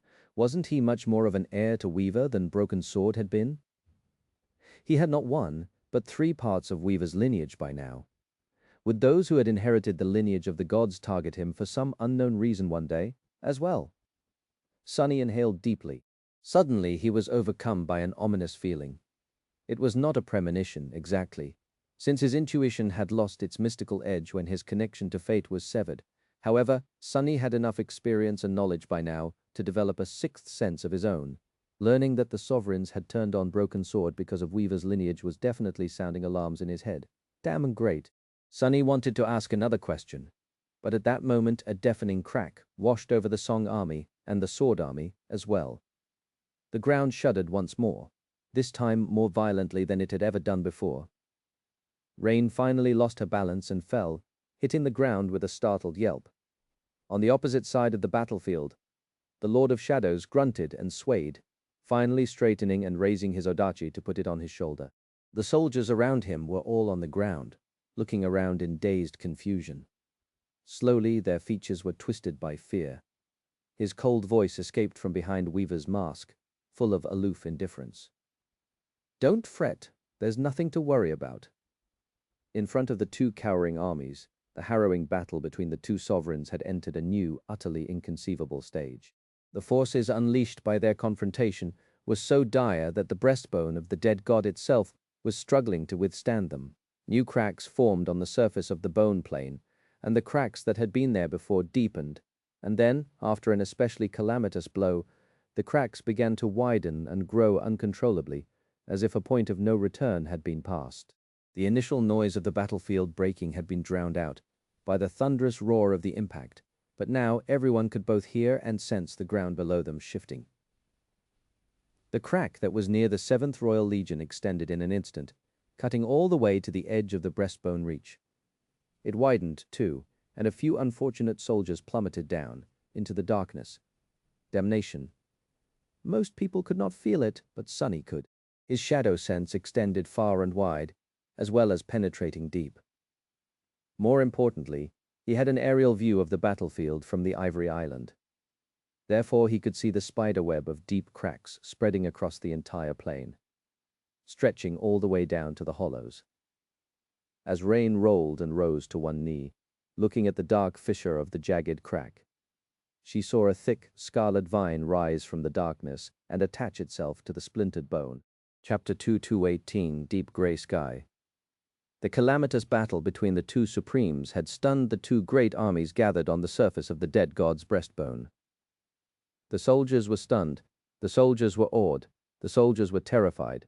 However, they weren't the only ones affected by the cataclysmic tyranny of the deific confrontation. Deep below them, in the dim twilight of the hollows, the ancient jungle was in turmoil as well. The nightmare creatures dwelling in the darkness stirred, disturbed by the inconceivable fury of the clash between the two sovereigns. The aftershocks of the battle had reached even the hollows, sending the abominations into a frenzy. The jungle itself seemed to have come alive, as if sensing a threat, or a feast perhaps. Knowing that he would have to face the sovereigns himself, Sonny had been watching them fight intently. However, his shadow sense reached far and wide. He paid attention to what was happening in the hollows as well. So he was quite possibly the only person on the bone plain who knew what was happening in the hollows at the moment. That was the reason he was one of the first to understand what the sovereigns had done. Crazy bastards! The king and the queen actually managed to break the bone plain. Perhaps he should not have been surprised, knowing that Anvil had already cut a fissure in the dome of the hollows once. But back then, during the fight against condemnation, it had been the result of a conscious action that demanded a great amount of effort, preparation, and a grand act of sorcery. This time, the dead god's bone was broken simply from the strain of serving as a battlefield for the two murderous supremes. And the damage wasn't contained to a minor fissure either. Instead, a net of countless cracks snaked across the northern end of the titanic breastbone, making it look like shattered glass. And all these cracks led to the hollows, which boiled with frenzied activity. The ancient jungle of Godgrave had been starved of sunlight as of late. The human armies had banished it beneath the surface and kept burning the crawling vines, thus breaking the cycle that allowed the abominable ecosystem of the hollows to thrive. Without the scarlet infestation spreading to the surface, the ancient jungle was denied the nutrients it needed to sustain itself. The consequences were not showing yet, but they would turn grey before too long. The jungle starved, and therefore the dreadful abominations dwelling under its canopy were starving as well. That was why the jungle, and the abominations too, rushed to the surface when countless cracks split the dome of the hollows open. "Damn it! Get up! Prepare for battle!" Sonny's hiss sent Rain scrambling to get up. All around her, the warriors of the 7th Royal Legion were trying to stand, despite the quaking ground too. Seishan's voice broke through the cacophony of the apocalyptic battle. Formation. Face the cracks. Fire. But it was already too late. The single vine that had extended from the crack a few moments ago had already turned into 100. All across the length of the jagged fissure, the tendrils of the ancient jungle were crawling out of darkness, attaching themselves to the sun-bleached surface of the bone, and there were more than one fissure around. The tide of scarlet infestation really looked like frothing blood that swelled and spilled out of deep cuts. Flowing endlessly, of course, the vines were merely a herald of what was about to come. Great bridges that the jungle had risen to connect the depths of hollows to the sunlit surface. A moment later, a hideous head rose above the edge of the nearest fissure, and a great beast pushed its massive body onto the bone plain. Rain stared at it with wide eyes, terrified, then drew her bow with a trembling hand. Of course, her arrow bounced off the dark hide of the monstrous creature, without leaving even a scratch on it. Things were even worse in the formation of the Sword Army. Their enemy was located closer to the edge of the titanic breastbone, which meant that the hollows were quite shallow there. After all, the subterranean hell did not extend to the very wall of the dead god's sternum. In fact, the position of the Song army was only partially above the hollows, the rest of it standing on nothing but solid bone. The Sword army was not as lucky. Since it was positioned further south, there was nothing by the dark expanse of the abominable jungle below the warriors of the Sword domain. Therefore, they were going to face more horrors. They would also be surrounded from all sides, while the warriors of Song would be safe from rear attacks at least. Not that it mattered. Neither side was going to escape the onslaught of the Scarlet Tide unscathed, if they could escape it at all. What do I do? As the Lord of Shadows, Sunny was in the thick of it. He could rush to help the soldiers, slaying as many nightmare creatures as he could, but he also had to wait for the perfect moment to attack the sovereigns. If he was too late, one of them would kill the other and grow infinitely more powerful. If he did not wait long enough, neither of the Supremes would have exhausted their strength, and fighting both of them would be suicidal. He could not allow himself to get distracted. Seeing as a train-sized centipede crawled out of a deep crack and loomed over a dozen awakened soldiers, the entire length of its underbelly opening to reveal one ghastly, endless maw, Sunny cursed and dove into the shadows. Emerging from them a split second later, he lashed out with his odachi. The thick red carapace of the centipede was cut cleanly, and the upper third of its monumental body was severed from the rest of the monstrous creature. The severed third fell to the ground with a deafening boom and twisted, already scurrying to swallow its first victim. The lower two-thirds continued to emerge from the crack, seemingly unconcerned with losing the entire upper portion. Sunny wasted a split second to stare at the abomination. Appalled, all around him, more nightmare creatures than he could count were climbing to the surface.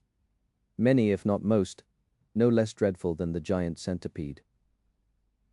His gaze turned even darker than it had been before. A drop of ichor fell from the blood of the Adachi and broke against the weathered bone. Curse it all. Chapter 2219. Shattered Earth, Breaking Sky. Hell had descended upon Godgrave. A storm of rustling swords blotted out the sky, unleashing a devastating rain of slaying steel upon the sea of living corpses that flooded the blood-soaked reaches of the shattered bone plain. Grotesque figures of towering titans were straining to break the chains of sorcery that bound them. The ground quaked like a wounded beast convulsing in the throes of death, and a violent litany of deafening noises seemed to shake the very foundation of the world. 2. Demigods continued their mortal battle high above the fractured battlefield, observed in silence by the distant evil omen of the dead god's skull. Far below, on the broken ground, a scarlet flood was flowing from the black cracks like bloody foam. The ancient jungle was rising from the dim twilight of the hollows, starved for light and warmth with it.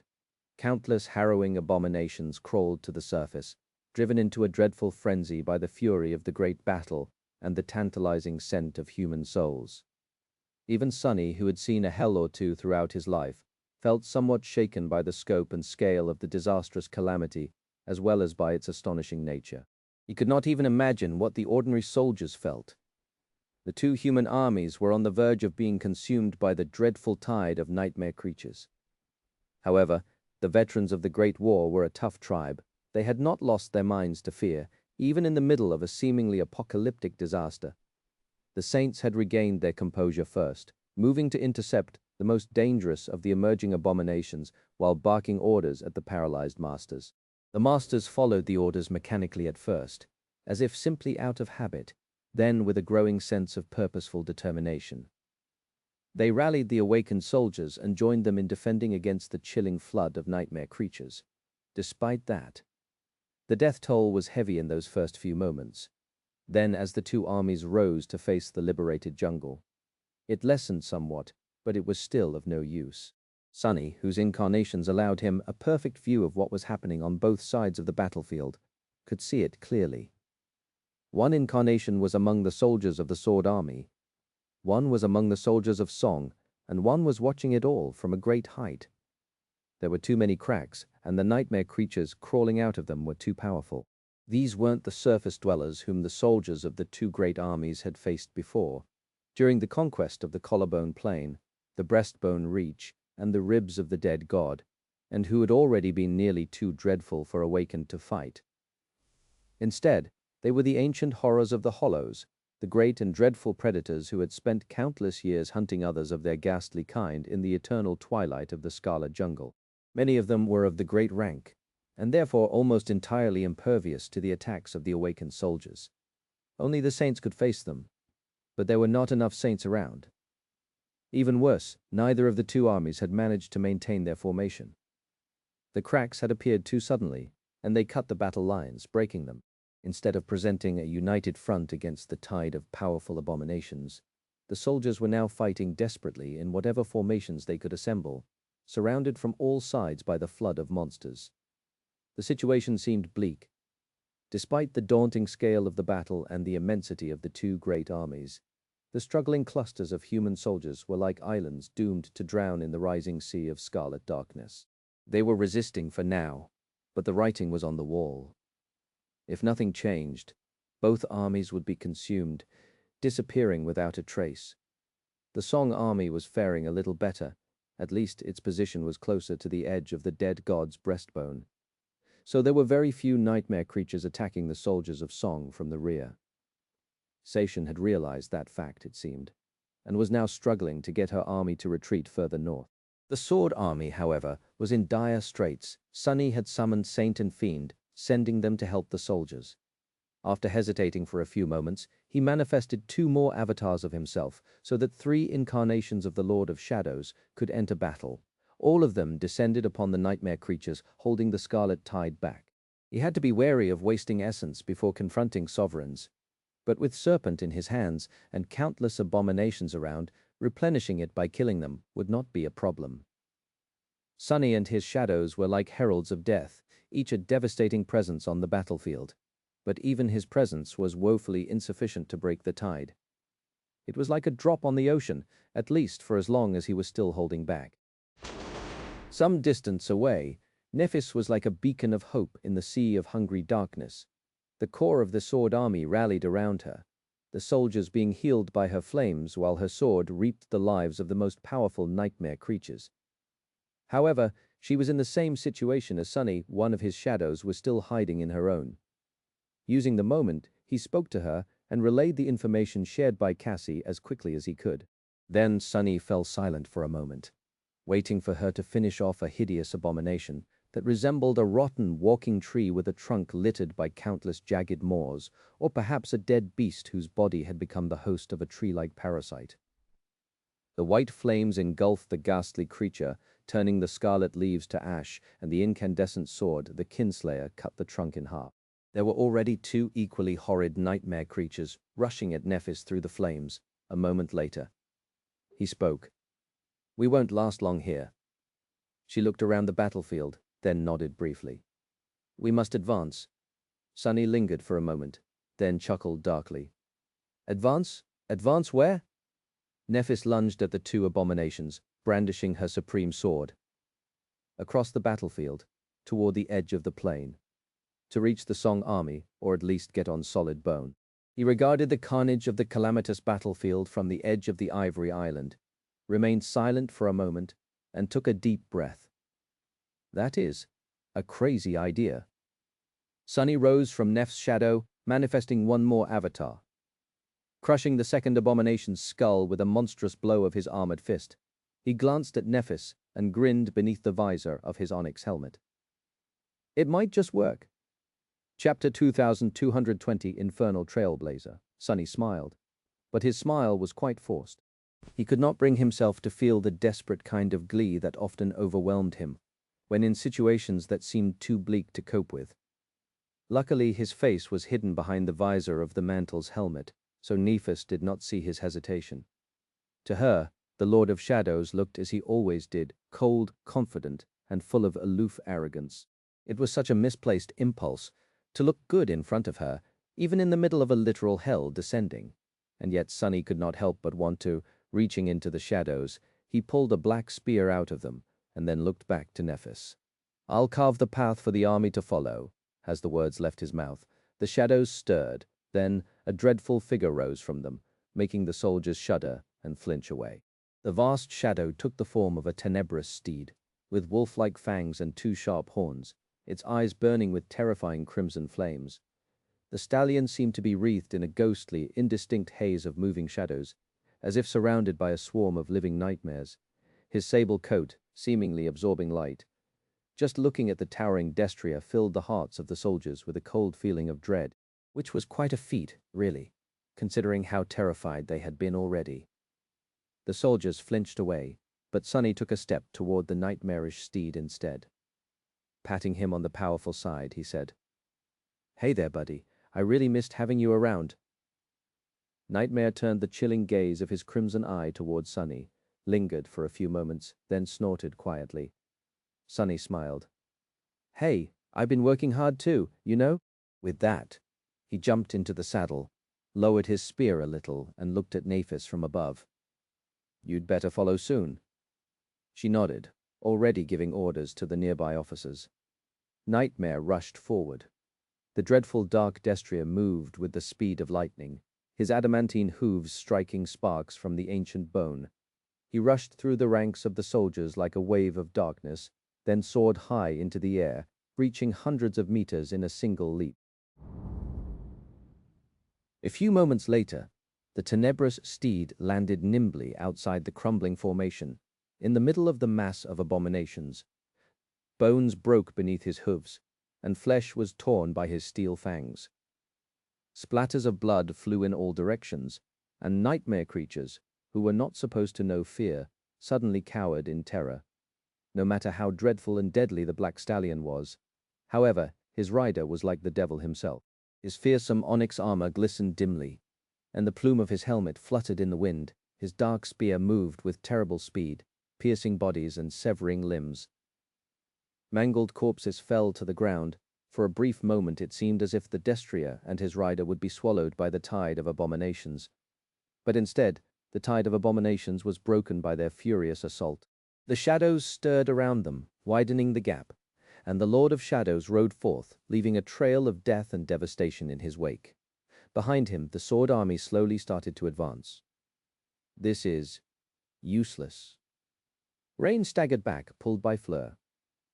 A moment later, a hideous claw tore at the ground where she had been standing a moment ago, leaving deep grooves in the bone that had seemed indestructible before. The titanic skeleton had been a symbol of mystical fear for the soldiers of the Song army, and although few truly believed that it had belonged to an actual god once, many came to regard it with the same reverence. However, today, Godgrave had proven to be far more fragile than they believed it to be. The entire bone plane had been fractured by the king and the queen, and now, nightmare creatures powerful enough to leave marks on its surface were besieging the Song army. Needless to say, awakened soldiers were like ants in front of these harrowing abominations. They had always been weaker than the native inhabitants of Godgrave, and so the Song army developed various ways of dealing with stronger opponents. Rain's own arsenal was largely aimed at debilitating the enemy through various means, and yet, today, her arrows were proving to be completely inefficient. What a blessing. She did not even have to worry about her flaw, because there was no chance in hell that she would be able to kill anything. Even though Rain did not want to admit it, she felt despair settle in her heart. Rain, snap out of it. Fleur pulled her back, and Tamar advanced, desperately trying to slow down the attacking horror. Her Zweihänder plummeted down, striking the abomination, and bouncing off uselessly. The legacy girl staggered from the recoil of the powerful blow, and Rain's eyes widened when dreadful claws shot toward her body. A split second later, one of the Blood Sisters landed on the nightmare creature's back, piercing its neck with a wavy dagger. Something flashed, and Tamar was tossed back. There was a deep gash on her side, but she was alive. All around them, the Song army was slowly buckling under the tide of monsters. The nightmare creatures were already impossible to overcome, but there was also the scarlet infestation itself they had to contend against. A mass of vines, moss, and grass spilled from the deep cracks in the ancient bone, crawling across its surface like a plague. The jungle brought all kinds of deadly perils with it. Damn it. Rain had no name for the emotion she felt, but could sense something boiling deep within her soul regardless. Just then, Ray appeared out of nowhere, grabbed Tamar, and helped her stand up. The four of them did not even receive a momentary respite before another abomination lunged at them.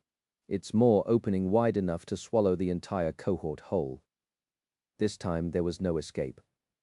Before they were consumed, however, Rain's shadows suddenly moved and rose from the ground. A dark blade flashed in the air, and the lunging monstrosity was cleanly cut in half. She let out a relieved sigh. Sunny was here. Wait? Did he just openly climb out of her shadow, Rain? Did not know whether to be glad or horrified. Obviously, she was happy that he was with her. But if her brother had decided to reveal himself, then the situation was truly desperate. He was also wearing a fearsome onyx armor and a closed helmet emanating a cold and unfamiliar presence.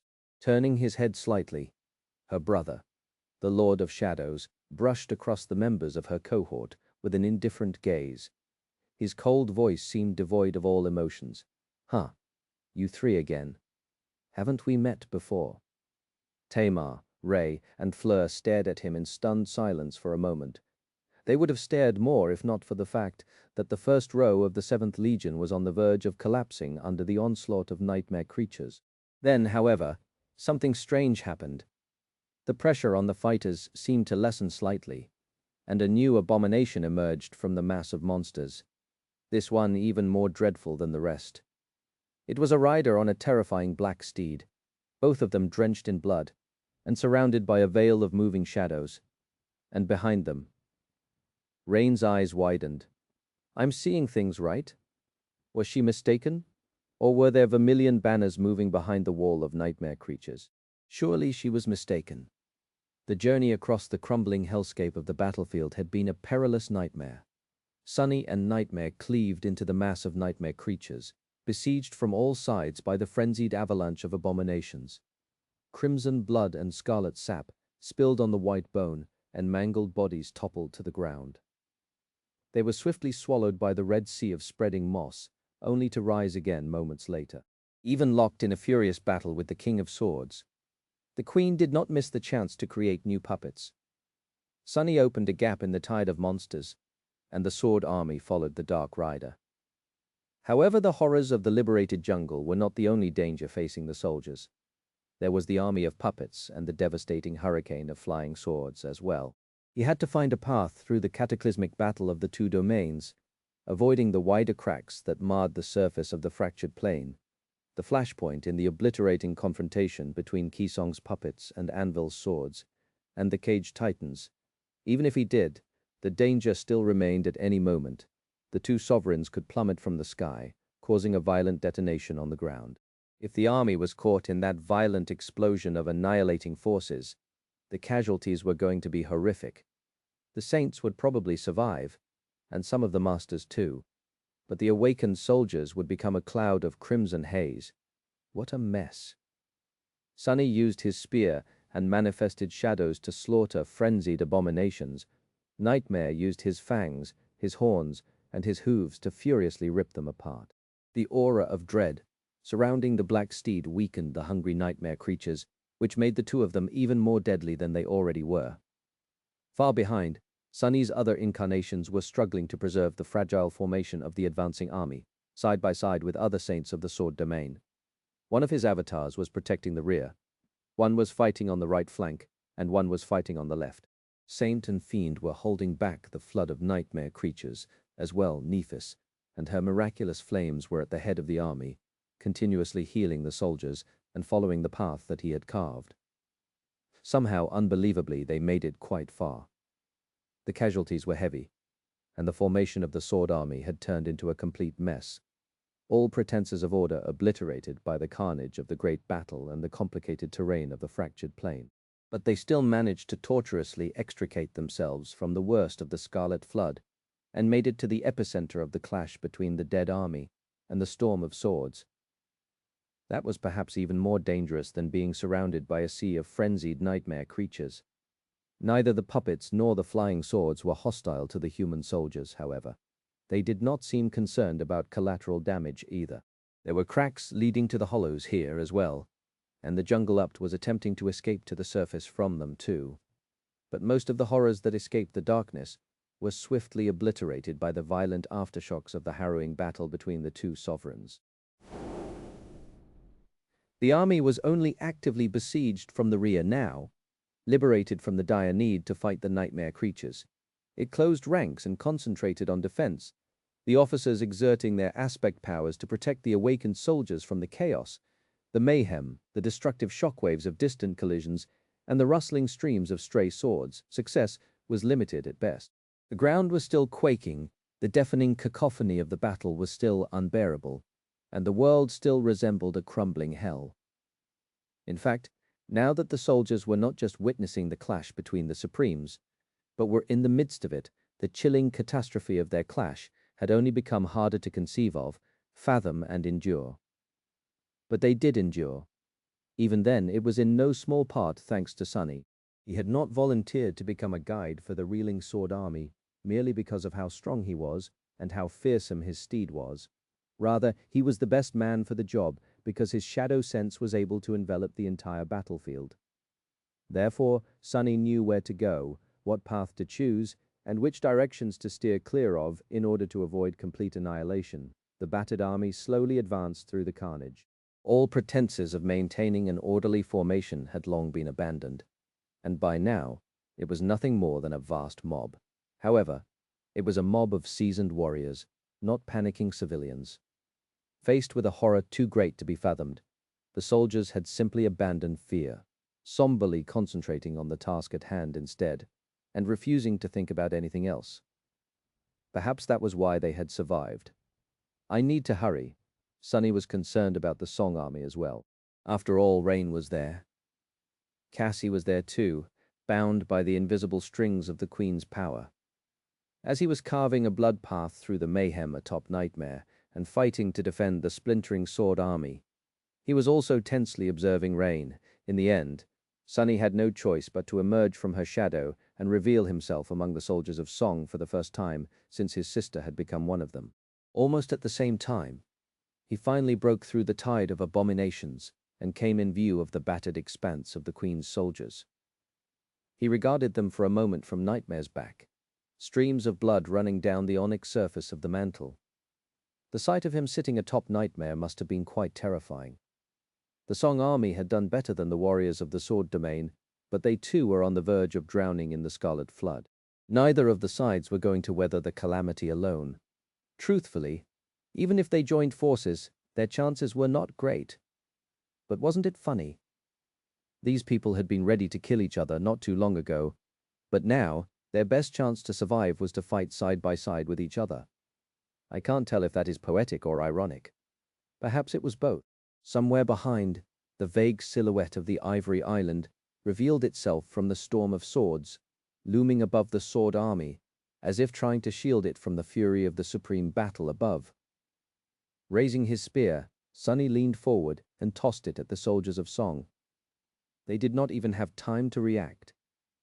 Tearing the air, the dark spear instantly breached the remaining distance, and nailed a monstrous spider that had been lunging at Seishan to the ground. Spinning swiftly, she spent a split second to stare at the spider, then turned her head and looked at Sonny. He met her gaze coldly, remained motionless for a moment, and then gave her an exaggerated bow. Behind him, the banners of the sword army fluttered in the hurricane wind. Sonny would have loved to say that the two great armies united in a beautiful display of human camaraderie. But in reality, nothing that grand happened. The bone plain was still crumbling, and the jungle was still spilling from the depths of the hollows like a scarlet tide. The situation worsened quickly, and all that remained of order, what little of it had been left by then, swiftly collapsed into mayhem and chaos. Minutes after the sword army reached the buckling line of Song soldiers, both forces were overwhelmed by the flood of abominations. The ground quaked, and the cracks spread. The battle lines collapsed. The officers lost control of their units, and the two forces merged into one vast sea of desperately fighting soldiers. It was not that the Song soldiers and the warriors of the Sword Domain, who had been enemies less than an hour ago, discarded their differences and embraced each other as comrades. It was just that no one cared about which side the people around them belonged to anymore. There were only humans and nightmare creatures on the bone plain now, and the demigods who continued their terrifying battle in the sky and on the ground, ravaging the fractured surface of Godgrave with their inhuman power. If there was one reason why the soldiers still held, refusing to collapse into the endless tide of dreadful abominations, it was that the core of the human sea stood like a monolith in the path of the nightmare creatures, and broke their terrifying momentum. There, white radiance shone beautifully amidst the maelstrom of steel and abominable flesh, washing over the human warriors and healing their wounds, while at the same time enveloping the grotesque figures of the powerful nightmare creatures and melting them like wax. That was where Changing Star made her stand. The seasoned veterans of the two great armies rallied behind her, serving as an anchor for the mass of desperate soldiers and preventing them from drowning helplessly in the encroaching darkness. Sunny played his part as well, of course. While Nephis made herself the axis of the sea of human warriors, he spread his avatars and shadows along the edges of their disorganized mass. There were 5 incarnations of the Lord of Shadows, sowing death and destruction on the fractured bone plane, now as well as Saint Fiend and Nightmare. There were also all the saints of the two domains fighting side by side. In one corner of the battlefield, Sunny couldn't help but chuckle when he found himself fighting side by side with Saint Jest. He was still determined to kill the old bastard, but that would have to wait until a later date. In another place, he found himself rescuing none other than Beastmaster from the jaws of a great monster. The beautiful enchantress spared him a glance and smiled weakly. "Well, aren't you a sight for sore eyes, Lord Shadow?" He looked at her coldly, then sneered behind the visor of his helmet. "Sorry to say this, but you seem to only have one eye left." Commanding her thralls to lunge at the avalanche of nightmare creatures, Beastmaster grinned. Her grin looked quite terrifying, considering that the entire left side of her face was missing. "Don't you worry, it will heal." "Ah, why do they also go for my face?" Someplace else, Sunny saw Summer Night making his way toward the distant radiance of Nefer's flames. He saw Dar of the Maharana clan unleashing a devastating rain of arrows on the nightmare creatures besieging Rivalan of Aegis Rose. He also saw Saint Healy taking on a great beast that threatened to devour Mercy of Clan Dagonet, Jest's grandson. That one was both poetic and ironic as well. But mostly, Sunny had no time to observe the raging sea of violence boiling all around him, since he was forced to concentrate on his own 5 avatars and the distant clash between the two sovereigns. Somewhere on the battlefield, Sid, the firekeeper, cursed as she dodged the claws of an enormous abomination. The beast resembled a monstrous ape with 6 spindly arms, its gaunt body full of festering wounds and crawling with wriggling maggots. She used her aspect to deliver a powerful blow to the creature, but her sword barely managed to leave a scratch on its skin. Her shield, however, slammed into it with enough force to throw the abominable ape back. A slender figure in a red dress was revealed on the ground behind it, struggling to rise. Sid grabbed the woman and pulled her to her feet. "Stand up, you fool." Felice looked up at her with a dazed expression, blood flowing down her beautiful face. She spoke hoarsely. "I can stand on my own." Sid snarled, "Shut the hell up and help me." The two faced the nightmare creatures, covering each other's backs. Sid brandished her sword, while Felice raised her wavy dagger. A moment later, the abominations were upon them. Some distance away, Saint Tyrus of White Feather was facing down a great demon, her cold face betraying no emotion. Unable to assume her transcendent form in the storm of deadly swords, she was forced to fight as a human. As she lunged forward, a powerful gale pushing her sword to incredible speed, an enormous winged lion with white fur crashed into the demon, tearing into its side with sharp fangs. The great nightmare creature simply shook it off, turning to unleash a fatal attack at his wife. Before its jaws closed around Tyrus, however, a wave of darkness surrounded it like a whirlpool, and Revel appeared from it like a beautiful fiend. The onyx talons crowning her wings pierced the demon's throat, and she grabbed its jaws with both hands, straining her muscles to rip them apart. A pained roar drowned the thunderous clamor of the battle, and black blood flowed down. Not too far from the 3 of them, Rain and Tamar found themselves surrounded by a swarm of human-sized insects. The ant-like creatures were less indestructible than other horrors of the ancient jungle, but their sheer number was a terror to behold. They were fighting them desperately, with Rain wounding the abominations and Tamar finishing them off. However, the monstrous ants were simply too many, Just as Rain staggered, a bolt of lightning suddenly flashed past her, striking into the mass of vile creatures and chaining from one to another, instantly causing several of them to collapse. Glancing back, she saw a young woman with golden hair, her armor dented and her white cloak smeared in blood. The young woman spun, cutting down another abomination, and took a shaky step back. The three of them found themselves standing back to back with each other. Taking a labored breath, Rain forced out a smile. "Hey you, I know you, don't I?" the Feather Knight answered without turning, her tone cold. "I guess," Rain chuckled. "How's your leg?" As the swarms of ants recovered from the damage dealt by the lightning and rushed at them, the young woman answered with a hint of vitriol in her voice. "How's your neck?" Sadly, there was no time to answer far away, standing on the battered surface of the ivory island. Sonny tilted his head to avoid a stray piece of shrapnel and looked into the sky with a grim expression. There, a river of blood and a rustling sphere of deadly steel collided once again, tearing a hole in the storm of swords. Down below, the Titans were slowly breaking out of their chains. His eyes were dark. He exhaled slowly. Not yet. High above the battlefield, the King of Swords was still being pursued by the river of crimson blood. Surrounded by the storm of swords, he retreated closer and closer to the swirling veil of radiant clouds, as if being driven into a corner. Far below, the fractured bone plane was swelling with scarlet rot, and the dead Titans were struggling against the chains of sorcery that bound them. The shimmering runes formed by countless flying swords were already vague and distorted, on the verge of crumbling. Finally, one of the colossal creatures broke free of its ethereal cage and steeped forward, ready to unleash its profane power. Before it could, however, Anvil spun in the air and slashed with one of his dreadful swords, causing the world itself to split in half. The thin line where reality seemed to be cut extended all the way down to the surface of the shattered battlefield, passing across the gargantuan figure of the Titan. A moment later, the world healed itself, and the scar left on its fabric by the king's strike was erased. The Titan, however, staggered and fell apart, cut cleanly in two. The severed giant plummeted down. Its mountain-like body was so vast that a dozen seconds passed before its dreadful mass hit the ground.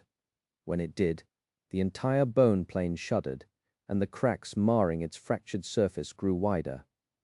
By then, Anvil was already landing on the quaking bone.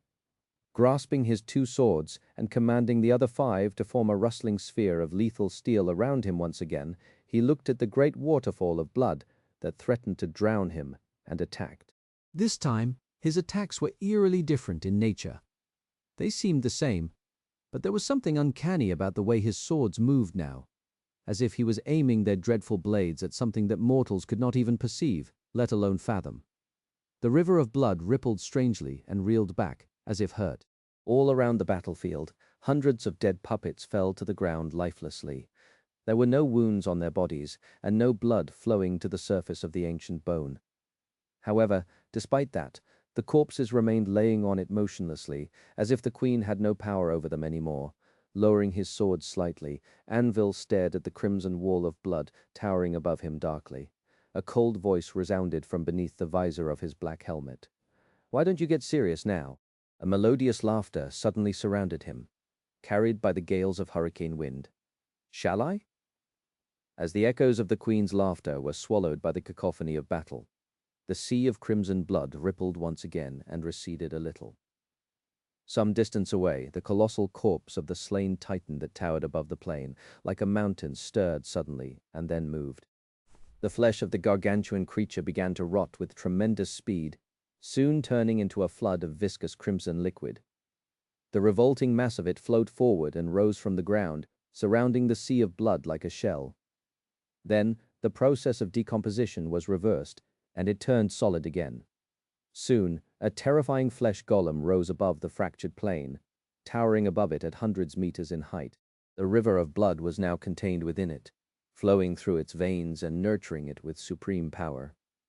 Pieces of broken bone extended through the monstrous doll's torn skin, and a vague outline of a human face lay hidden beneath the hideous features of its face.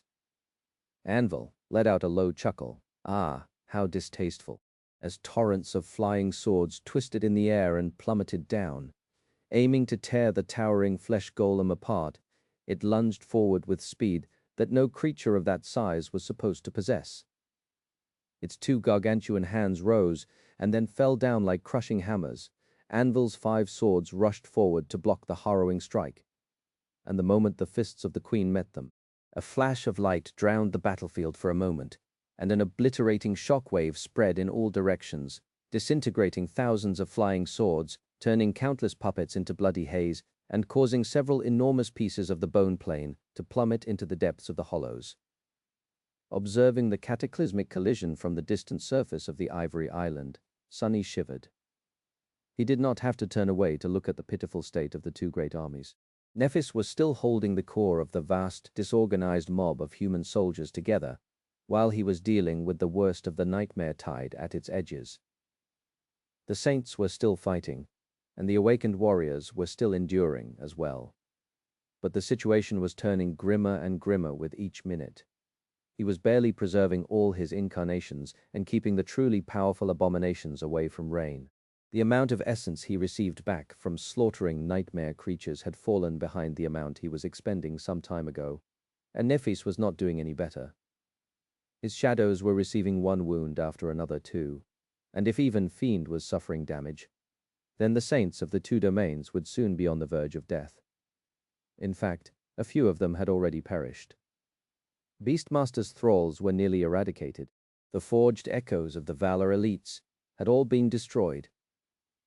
The casualties among the soldiers were mounting, and with every one of them that fell, there was one less warrior to stem the flood of abominations left standing. Worse still, the jungle was escaping onto the surface of the fractured plain. Before, the humans only had to contend the dreadful predators of the hollows, but now the spreading scarlet plague was threatening to swallow them as well.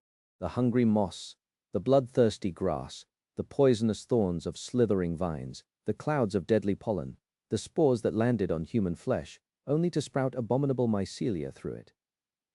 The soldiers had to suffer all of it and more, all the while being torn apart and devoured by the ghastly nightmare creatures. He had joked about Beastmaster's missing eye before, but really, Sonny was disturbed by the sight. If even the immensely powerful Princess of Song could not protect herself in this inconceivable calamity, then what hope did the rest of them have? Sonny's thoughts turned somber. The plan was to wait until the sovereigns had exhausted each other, or better yet, had brought each other to the brink of death. He and Nephis were only supposed to attack them then. However, Sonny was not sure that they could wait for much longer, not anymore. Not only were the great armies in a desperate situation, but Sonny and Nephis were wasting essence. Both of them possessed vast reserves of it, but those reserved would only continue to dwindle. Then, who would be exhausted and on the brink of death by the time they entered the fray? Looking into the distance with a grim expression, Sonny grimaced. So then, when were they supposed to attack? Only one person knew the answer. I need to find Cassie. Chapter 2224, Blood Ties. Out there on the battlefield, Cassie felt less and less like a living marionette. Kisong still held power over her body and soul, of course, but was either too distracted to control Cassie's every move or had simply decided to allow her some measure of freedom. At the moment, Cassie was unsure whether to feel relieved or regretful about her sudden liberation. Her body had been controlled by the Queen entirely when the flood of nightmare creatures first descended upon the Song army. It was a strange experience to feel herself move with martial skill far greater than her own, slaying powerful abominations with the cold composure of a born killer. It was even stranger still, because Cassie could only see herself with Seishan's eyes. Her face was the same, and her body was the same. However, everything else was unfamiliar: her fierce poise, her deadly grace, the smooth fluidity of her confident movements. Cassie could both feel and see her body fight, but she had no part in making it move. It was eerie. The role the Queen wanted her to play, it seemed, was to protect Seishan, even at the cost of her own life. So, Cassie's body was like a bodyguard for the beautiful Princess of Song, whether she liked it or not. As the battle between Kisong and Anvil entered a new stage, however, she could suddenly move on her own again. She also had far greater access to her aspect again, which made up somewhat for losing the macabre guidance of the queen. Cassie was still not entirely free, though. There were certain things that her own body was preventing her from doing, like straying too far from Seishan, for example, or aiming her rapier at Seishan's back. I wouldn't want to kill her anyway. Cassie needed Seishan alive as much as the queen wanted her to survive. The two of them had stood in front of the 7th Legion when the battle started. As the abominable jungle broke free from the dim darkness of the hollows, and the dreadful abominations escaped to the surface, Seishan attempted to get the Song army to react in time. She was one of the first to realize the consequences of the bone plane fracturing and acted accordingly. Seishan's swift actions saved numerous lives, but not enough lives. The battle swiftly descended into utter chaos. The Song army was just as fractured as the battlefield was. The soldiers separated from each other by the jagged cracks and the scarlet tide rising from them. It was all but impossible to regain any significant measure of control over the formation. But Seishan and Beastmaster still tried, desperately attempting to get the army to pull back. The precarious battle line was on the verge of collapsing when the Lord of Shadow broke through the endless horde of abominations on his monstrous steed, covered in blood and leading the ravaged sword army behind him. The situation turned a bit better after that for a short while, but also even more chaotic. All distinctions between units were discarded, and the humans simply fought side by side, not caring who was friend and who was foe. A terrible carnage usurped the world. The battle took Seishan and Cassie away from the core of the vast mob of human soldiers, where Naphis and the Firekeepers held the core against the deadliest of the nightmare creatures. By then, Cassie had regained enough of her powers to use her awakened and ascended abilities freely. Her own performance was far below what she had been able to accomplish under the Queen's control, but adequate enough to stay alive, just barely. Seishan, on the contrary, was only growing stronger the more blood was spilled around them. It was unclear who was protecting whom now, and yet even the daughter of the Queen was not doing too well in the feverish mayhem of the calamitous battle.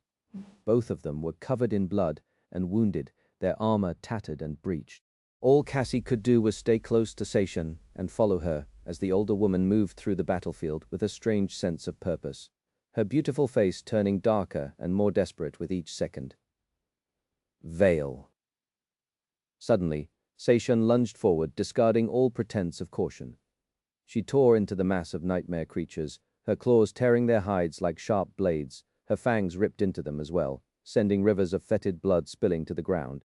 Each wound Seishan dealt to the abominations bled far more profusely than it should have, and the dreadful beings died far more swiftly and far more gruesomely than Cassie had expected.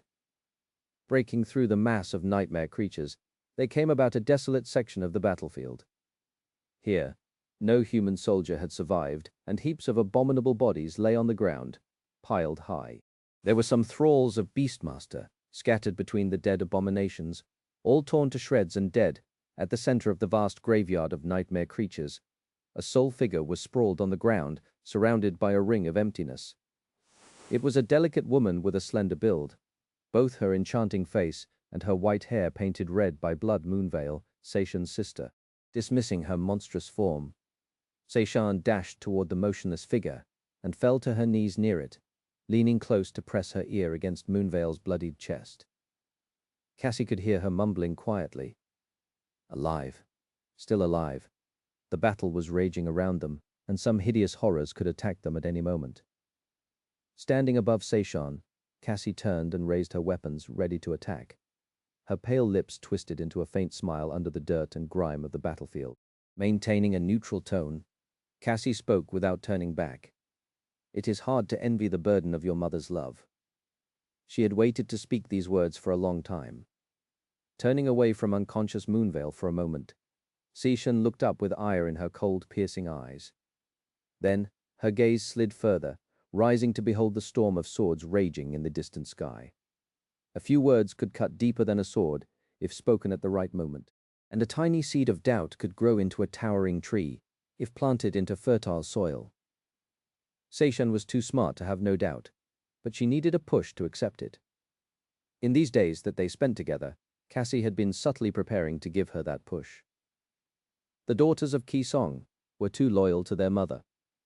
The only thing they were more loyal to were each other. These orphan girls who had been taken from the streets to be raised as indomitable warriors cherished each other more than they loved the queen. That was the lever Cassie had to use if she wanted to send them plummeting into the pit of betrayal, to make them choose, and therefore save their lives when Nephis took her throne. Saishan's eyes hardened subtly as she watched her mother clash against the King of Swords in the distance as her sister bled in her arms. Looking away, she started to summon a memory and gritted her teeth. Shut up. Cassie smiled and obeyed her command after all. She had already said what she wanted to say, and Saishan had already made a choice, even if she did not realize it yet. I hope Moonveil survives. But if she didn't, the lesson would only sink deeper. Cassie sighed. At that moment, she was distracted by a dark figure that appeared some distance away, and a voice that resounded in her head. Cassie, I need to know about the others. Have your powers returned? She took a deep breath. Her powers had returned indeed. Chapter 22-27.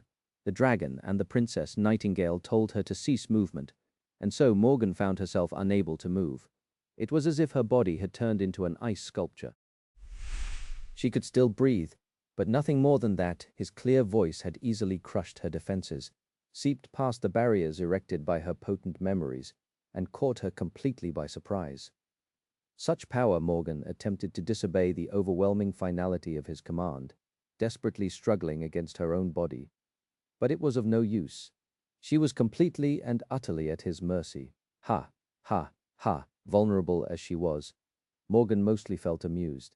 There was more than a fair bit of indignant disbelief in her heart as well, but no fear.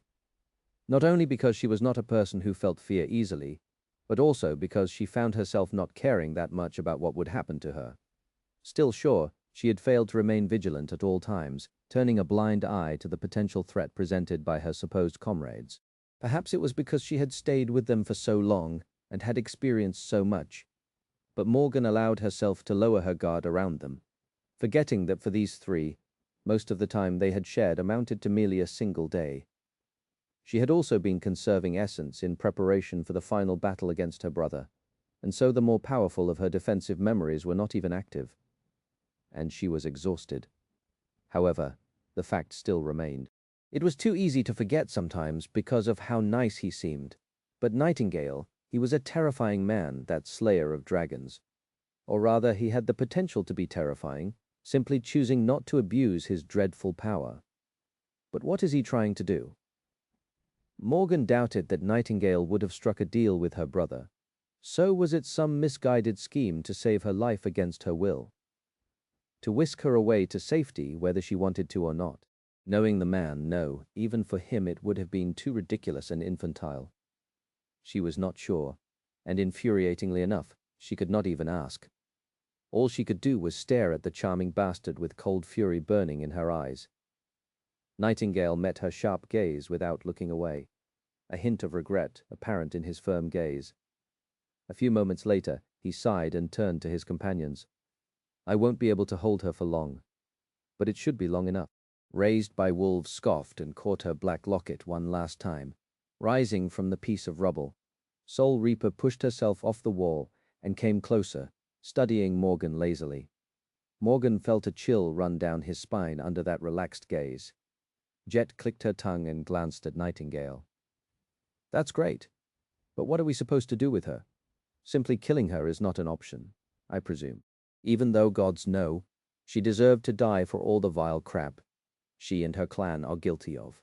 Morgan stared at her with dark amusement, undisturbed by the threat of being killed, and the stark accusation both not a rescue then. They wouldn't be considering disposing of her if it was, so what the hell were they planning? Nightingale shook his head. We are not killing her. Soul Reaper sighed with regret. What then? He hesitated for a few moments, then shrugged. I'll just take her with me. It will probably be all right. Jet looked at him with a dubious frown. At that moment, Raised by Wolves spoke in a subdued tone. Whatever. If Kai says that it will be all right, then it will be all right. We don't have any time to waste anyway. Cassie is not responding after giving us the signal. which means that things are not going great out there. None of us expected that the day would come so soon, and in such a strange manner. But now that it did, there is no way back. Each of us knows what we must do, so take Morgan and leave before her brother shows up. Nightingale and Soul Reaper looked at her with concern. Eventually Jet spoke softly. Are you sure that you can do it? Raised by Wolves looked at her for a few moments, then grinned. Worry about yourself, big sister. I'll be fine. Morgan observed them intently, trying to understand what the three were trying to achieve. Were they retreating, but leaving Raised by Wolves behind? Why? The woman, meanwhile, looked at Nightingale and remained silent for a bit. Then she grasped his shoulder for a moment and pushed him away. Go, I'll be fine. Let's all meet in NQSC when it's all said and done. Actually, let's meet in Bastion. I know an amazing cafe there. Not as well as Nephis knows it, though. Wait, did she take the cafe with her? Nightingale took a few steps back from her push, remained silent for a second, and then smiled. Are you really thinking about food even now? No, of course you are. With that, he rose into the air and moved further away. Soon, a magnificent dragon with scales, the color of the midnight sky, towered above the ruins, his eyes shining like two cold white stars. Morgan still couldn't move. In fact, the moment Nightingale assumed his transcendent form, she felt that the power binding her grew even more inescapable. Damn it! She had just barely managed to move one of her fingers slightly when Soul Reaper grabbed her unceremoniously and leapt on the dragon's back. Two enormous wings raised a hurricane, and the great beast shot into the dark sky. Leaving the ruins behind, Morgan saw a glimpse of Raised by Wolves, who was left standing alone on the rubble. Athena followed the dragon's flight with her gaze for a few moments, then turned away and faced the distant forest where Mordred was preparing to besiege Bastion one last time. The ruins swiftly grew smaller, and the empty lake did as well, soon disappearing from view. Morgan had finally left the ruined castle after fighting to defend it for so long. The battle for Bastion was over, at least it was for her. Chapter 2228. Cloak and Dagger. Left alone in the ruins of True Bastion, Effie sighed and summoned her spear, leaning on it as she waited for Mordred to come. Despite having just eaten Morgan's stew, which was surprisingly delicious, almost as if the cold princess had cooked it specifically to suit Effie's taste, she suddenly felt hungry again. Hunger was an old friend. Ah, what a strange day. Today was a strange day for everyone, but it was especially so for Effie, because she was experiencing it differently from Jet and Kai. That was because not too long ago, or rather many days ago, a familiar voice had resounded in her mind, urging Effie to secretly return to the waking world. That had happened soon after Jest of Clan Dagonet attempted to kill Cassie, while she was on her way to be captured by the Queen of Worms. Back then, the Seven Saints had all been ready to face Mordred and his transcendent vessels once again. Effie placed her tether in the ruins of True Bastion, then used the commotion to leave the dream realm unseen. She rushed to the rendezvous point Cassie had mentioned, expecting to meet the blind seer herself. However, instead, the person waiting for her in an abandoned underground factory in the outskirts was none other than the Lord of Shadows. Effie returned to True Bastion after their meeting was concluded. Next thing she knew, she traveled back in time by a few hours, meaning that she had entered the loop, died, and returned to its start, like everyone else. Gods knew how many times. It was just that she retained her memories from before entering the loop for the second time now, which included the few hours of her first experience there, the meeting with the Lord of Shadows, and the things they had discussed. Stranger still, the signal she was supposed to receive days, or maybe even weeks after the meeting, was already resounding in her head. Cassie's voice was weak and distant, as if she was struggling to pierce through some kind of interference to warn Effie, and she swiftly fell silent after delivering the message. It was so confusing that Effie's head hurt, but having been taught a bitter lesson by the tomb of Ariel, she tried not to think about it too much. There was no time to think about anything too deeply. Anyway, Effie had shared what she learned with Jet and Kai, and an hour later, here she was, all alone in the creepy ruins. Looking down, she studied the Black Beast locket with a tense expression. Can I really pull this off? Somewhere in the illusory bastion, An illusory moon was rising above an illusory castle. Once it rose high enough, a doorway between reality and the mirage would open in the heart of the ruins. Effie forced herself to smile. Gods, what a mess. The black dragon tore the vast expanse of the dark sky, the pale light of the shattered moon reflecting from his midnight scales. He flew with incredible speed, devouring distance with insatiable hunger. Perched on his back, Jet and Morgan were assaulted by powerful winds. Morgan was still paralyzed, but she could see where they were headed. Nightingale was flying south, leaving the lands surrounding the ruined castle far behind. He was flying toward the storm sea. Soon enough, they left the broken lands behind. The crossing was sudden. One moment they were surrounded by moonlit darkness, and the next a pale light of dawn was bathing them in lilac splendor. The eerie visage of the shattered moon was gone, replaced by an empty and seemingly mundane sky. The world below was covered by the canopy of an ancient forest, and a river cut across it like a twisting ribbon. Why are they heading to the sea? Before too long, Nightingale folded his mighty wings and plummeted toward the ground.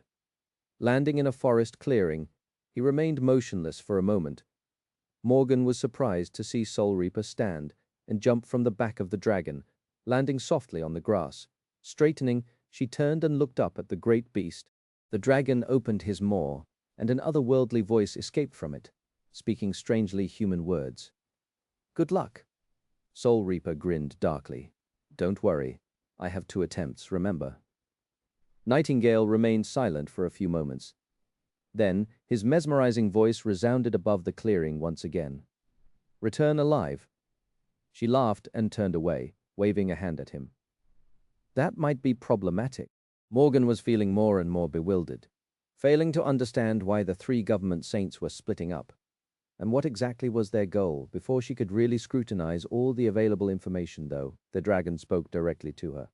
Hold tight, Lady Morgan. She could finally move again. Frustratingly, it was only to fulfill his second command. As Morgan grasped the midnight scales, Nightingale soared into the sky once more. He flew south, flying faster and faster. Then she felt it. The unmistakable sensation of traveling between worlds. Suddenly, the landscape below changed. The ancient forest was gone, replaced by the endless expanse of concrete, glass, and alloy, by the vast labyrinth of NQSC. He returned to the waking world, just as Morgan thought that, though she felt the fabric of reality ripple around her once again, and NQSC disappeared like a mirage. An alien sky surrounded her from all sides now, full of frigid winds and dancing snow. He used his tether. Wait. Her eyes widened. Nightingale had come with her to Bastion. But before that, he had been anchored in the Song domain, and he had never replaced his tether. Looking down, she saw a stone city clinging to the slope of a towering volcano. A great bridge connected the volcano to a snowy mountain, and at its end a magnificent palace of black obsidian stood, surrounded by a raging blizzard. It was Ravenheart. What? Morgan's chest swelled with weariness and fury.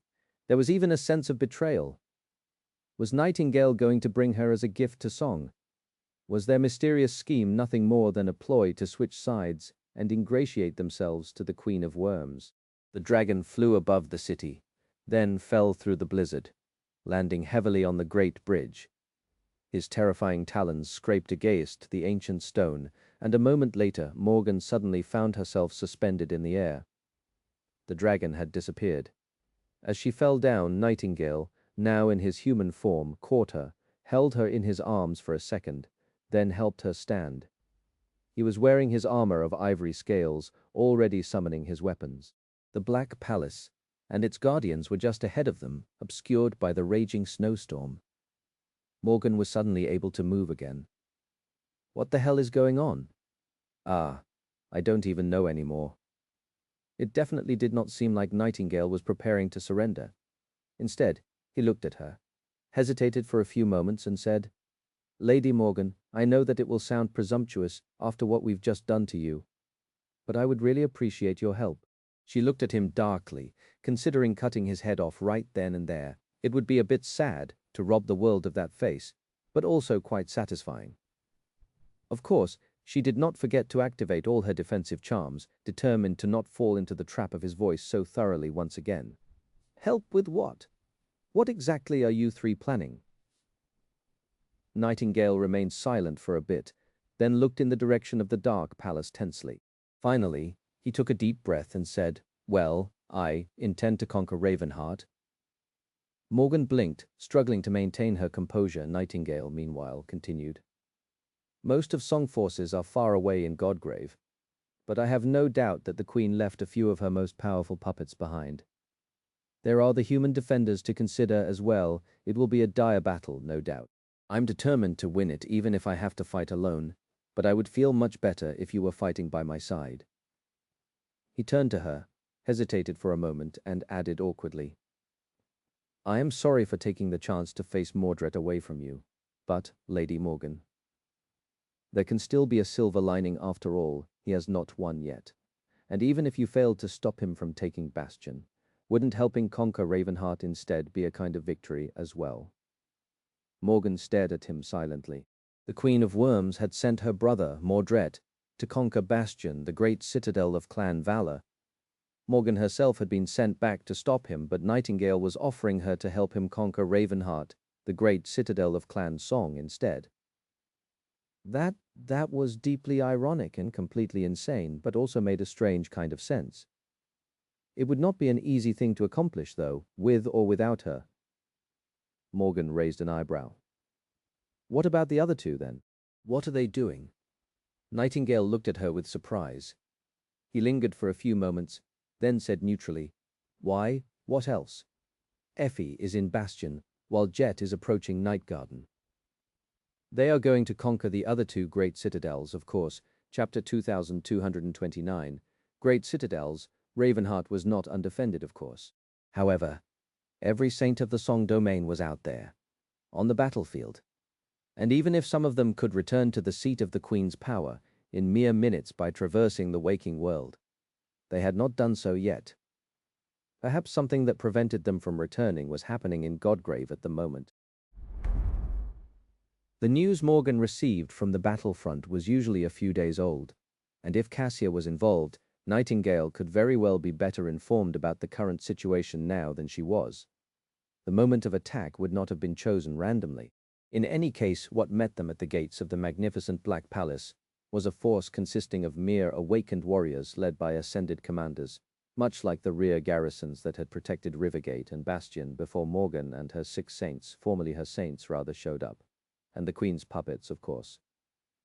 Nightingale was well known in Ravenheart, so while the human defenders of the Black Palace were surprised by his impactful arrival, they were not immediately hostile.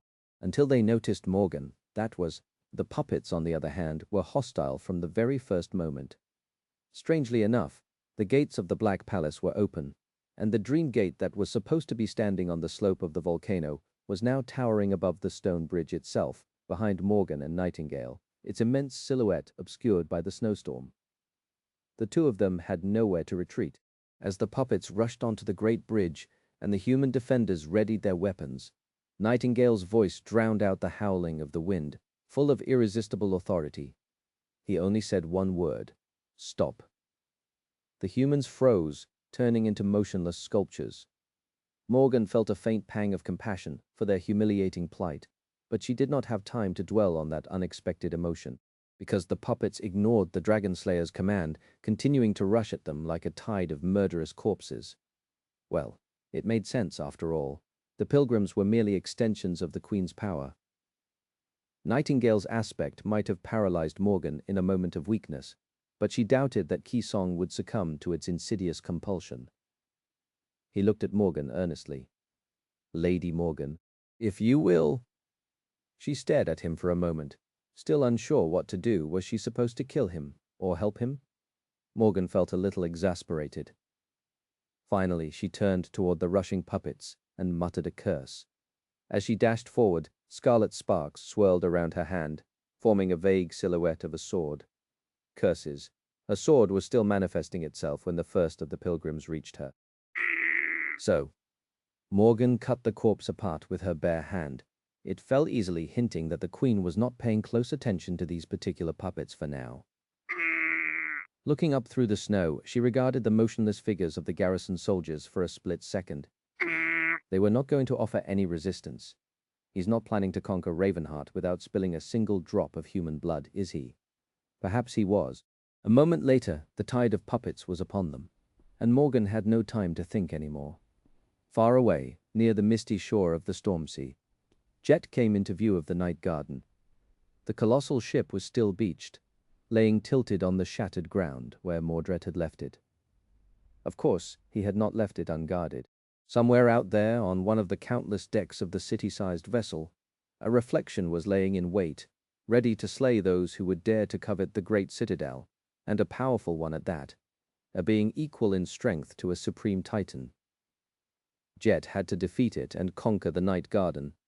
Exhaling slowly, she headed toward the gargantuan ship, with a dark smile blooming on her lips. As she walked, a cold mist surrounded her figure, turning into a sinister war scythe. Can I defeat a supreme titan? Probably not. However, there was a reason why she was here, and not in Ravenheart or Bastion. It was because Jet had a unique advantage in the battle against this particular supreme titan. It was a reflection after all, and a reflection could only reflect what was in front of it. Once the two of them clashed, the creature would most likely mirror Jet, which meant that it would suffer the curse of her flaw as well. Its soul would shatter and start leaking essence, and eventually it would die on its own. All she had to do was force the reflection to waste its essence while rationing her own, something Jet was a great master of by now. She also had her aspect legacy, and the souls contained within it, which she could consume if needed, and the hourglass memory as well. Even if Jet lost once, she would get a second chance to destroy the reflection. That time, she would already be familiar with the flow and pattern of the battle. Ah, I really hate ships. Reaching the hull of the night garden, which seemed to extend into the distance like an endless plain, she turned into a stream of icy mist and rushed up its towering slope. Effie was still leaning on her spear when Mordred arrived. She knew he was coming because of how the ground trembled under the heavy footsteps of his vessels, Typhaeon, Knossos, and all the rest. She had battled them all at some point or another during the siege of Bastion. Apparently, she even destroyed most of them at least once inside the loop. That time was gone now, of course, erased forever, and she retained no memories of these legendary battles, which was a bit of a shame, since Effie would have really loved to remember striking down that ugly behemoth, Typhaon, or rather, striking down Mordred while the bastard was wearing Typhaon's corpse. Soon enough, gargantuan silhouettes rose above the ruins, and the Prince of Nothing jumped down into the desolate courtyard from the rubble of the castle's wall. He walked toward Effie with an amused smile on his lips. Saint Athena? Mordred looked behind her, lingered for a moment, and raised an eyebrow. Would you be so kind as to point me to where my sister is? We have some unfinished business, she and I. Effie studied him for a bit, then shrugged. Please accept my sincerest apologies, Your Highness, but I regrettably cannot. She is indisposed. Oh, but you can talk to me instead, Mordred laughed. Don't tell me that she ran away. Gods, must I chase her like one would a frightened rabbit? Well, honestly, that can be quite entertaining as well. Nevertheless, I can't help but feel a bit disappointed. He looked at Effie with a pleasant, chilling smile. I must admit that I am curious, though. If Morgan is gone, then why do you remain? Chapter 233, Lord's Gift. Effie moved slightly, shifting her weight away from the spear to be able to raise it quickly if need be. Looking at Mordred calmly, she said, Actually, I'm also curious. Why are you still wasting your time here? Don't you know that your father is currently fighting Kisong? If you don't hurry up and make yourself scarce, she'll kill him all on her own. That'd be pretty sad, right? I mean, since you're obsessed with revenge to a demented degree. Mordred's smile widened a little. Oh, thank you for your concern. To be honest, I'll be pretty inconsolable if someone kills him before me. Incensed even, and very, very cross with the person who robbed me of the pleasure of killing him myself. No need to worry, though. I'll depart for Godgrave as soon as I'm finished here. He looked at Effie with an openly disdainful expression. Shouldn't take me long to sort things out anyway. she grinned. You say that, but in all these years you've never once dared to try crawling into my soul. Everyone goes around being all scared of your Royal Highness, Prince Mordred of Nowhere, but I always suspected that you're all talk and no bite. Well, figuratively speaking, you know. Some of us were actually hunting nightmare creatures and fighting for survival each and every goddamn day while you sat around in a perfectly safe prison cell, doing nothing. Effie chuckled. Even Morgan is better than you, and she literally carries her silver spoon wherever she goes. Mind you, she was brave enough to leave her soul wide open, at least, and yet, what have you done despite receiving such a brazen invitation? Nothing at all in all these months. You had not challenged her to a soul duel. Why? Because doing so would have actually put your life at risk. The rest of us have to take that risk all the time, you know. Aren't you nothing but a coward? Mordred continued to look at her with a pleasant smile. His strange mirror-like eyes seemed to shine in the darkness with the pale radiance of the reflected moonlight, making him look quite eerie. How unexpectedly eloquent. Are you perchance stalling for time, Saint Athena? Effie smiled darkly. Oops. You caught me. He shook his head. Quite a clumsy attempt. What is your plan anyway? Surely, you are not planning to fight me and my distinguished collection of transcendent attires alone. That'd be a bit too much, even for someone as unwise as you. There it was, the moment of truth. The moon must have already climbed quite high above the illusory bastion. Effie took a deep breath. It sounded like you called me a fool. If a madman calls someone a fool, though, that ought to be a compliment, right? Oh, by the way, Your Highness, I wanted to ask. Do you remember the Lord of Shadows? Mordred's smile grew a little forced. The Lord of Shadows? Ah, I do. He gave me quite a fright the last time we met. An unusual man, to say the least. What about him? Effie shook her head slowly. Well, it seems that you left an impression as well. Enough so that he wanted to send you a little gift. Surrounded by the towering figures of his transcendent vessels, Mordred allowed himself to frown slightly. A gift, you say? He shouldn't have. As his vessels moved, Mordred asked pleasantly, What is the present? Effie took a step back as she activated the Black Beast locket and summoned what was hidden inside it into the world. I can't believe I let that creepy bastard talk me into this. Her locket contained the beast farm, and it sometimes served as a mobile base for the wolf army as well. At the moment, however, there was something else taking residence there, something that made her skin crawl and cold sweat run down her spine, as if she was sitting on a bomb. Effie flashed Mordred a wide smile. Oh, nothing much. Well, see for yourself. In the next moments, something massive appeared on the rubble between her and Mordred, obscuring him from view. It was a towering mountain of grey flesh overgrown with scarlet moss, 100 revolting limbs extending from it like a dreadful forest, the moment it escaped the locket. Effie suddenly found herself unable to breathe. A terrifying presence crashed into her, pressing her into the ground. Her eyes widened, and an involuntary groan escaped from her lips. She couldn't even look directly at the creature, afraid that her mind would be harmed by what she saw. Not that she would, determined to avoid looking at it at all costs. Well, it wasn't every day that one found themselves mere steps away from a cursed demon who was already awakening from unnatural slumber, having been somehow lulled to it by the Lord of Shadows. The forest of revolting limbs stirred, and countless monstrous eyes suddenly opened all across the grey expanse of the harrowing being's formless body. Effie was already running away by then, headed for the point in the ruins where True Bastion and its illusory copy were connected. Mordred, however, was a few moments too late to react. It took him that long to realize what he was looking at, to begin with. But it was already too late by the time he did, precisely because he had looked, because there were creatures in the dream realm that could sense someone's gaze and gaze back. The cursed demon became aware of Mordred at the same time as Mordred became aware of it. Effie sensed the ruins shudder and felt a deafening noise wash over her as she ran. Don't look back! Either the cursed demon would kill Mordred, or it would not. Either way, the Prince of Nothing would be preoccupied for a while, hopefully until the battle in Godgrave ended. Unleashing a cursed one in the heart of the sword domain was a suboptimal choice, to say the least. But Effie would be able to switch True Bastion and its illusory version back after conquering the Citadel, thus making the former a prison for the terrifying creature and containing it within the Great Mirror. They were desperate enough to take the risk, and Mordred was dangerous enough to take no chances. Using all her incredible physical prowess, Effie ran across the ruins like a bolt of lightning. Chapter 2225, Broken Covenant. The shattered moon shone upon the ruined castle. The cold winds howled as they passed through the ruins, slamming into piles of rubble with vengeful power. An especially strong gust sent a small pebble falling from a broken wall into a pan of bubbling stew.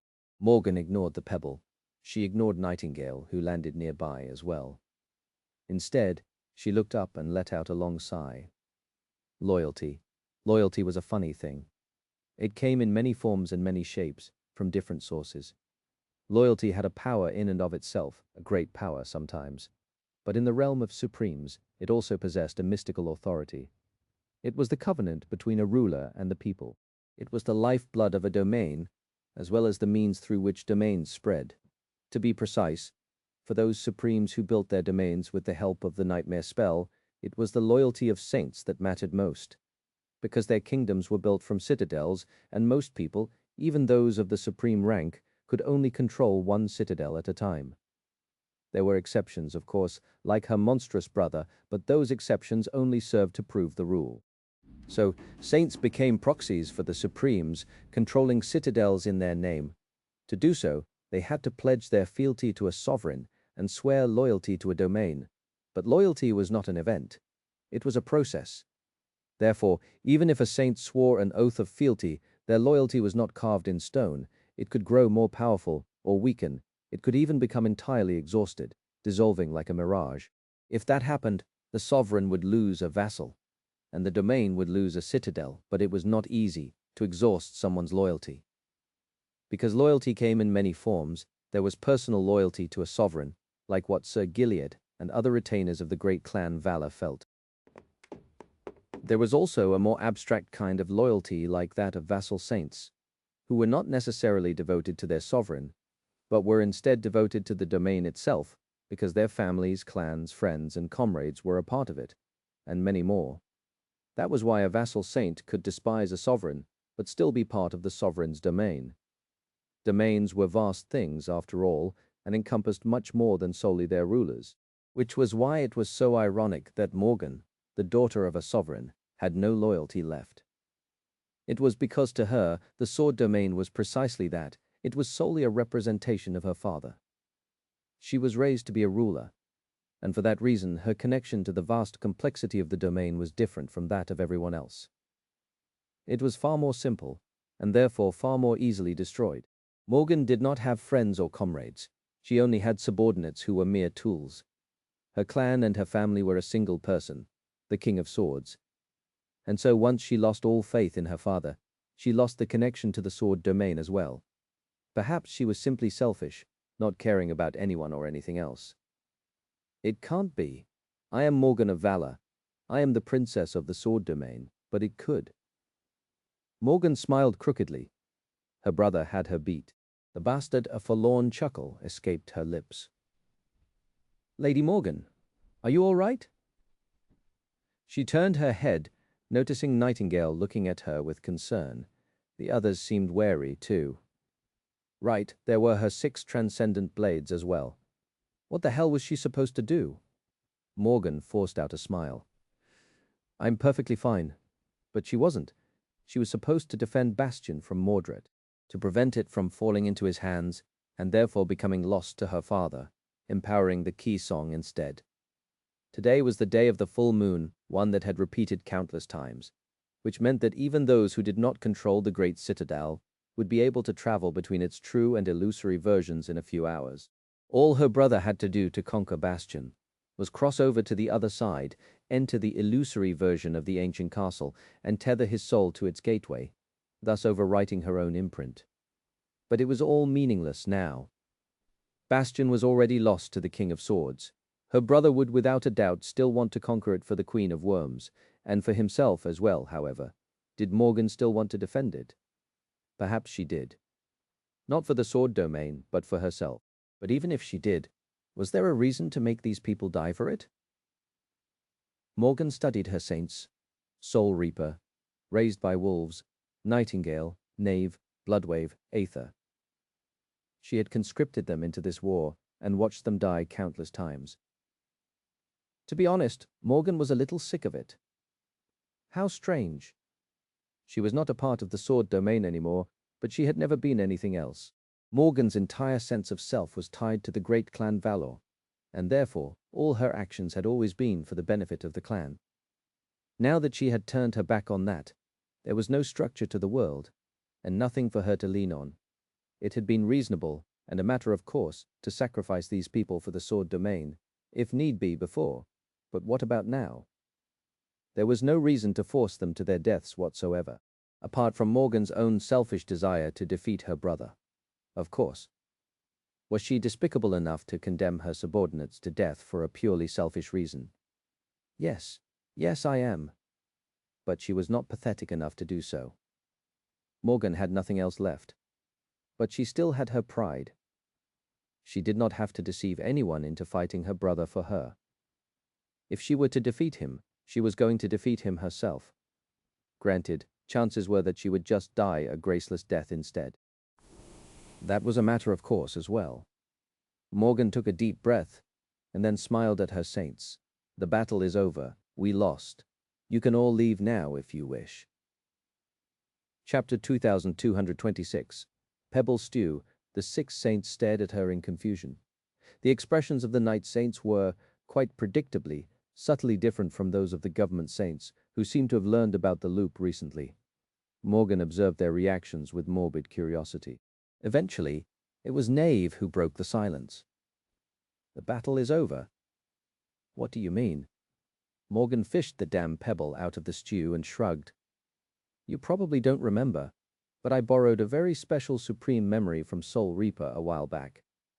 That memory, in combination with my aspect, allowed me to force the same day to repeat itself over and over again. This day, to be precise.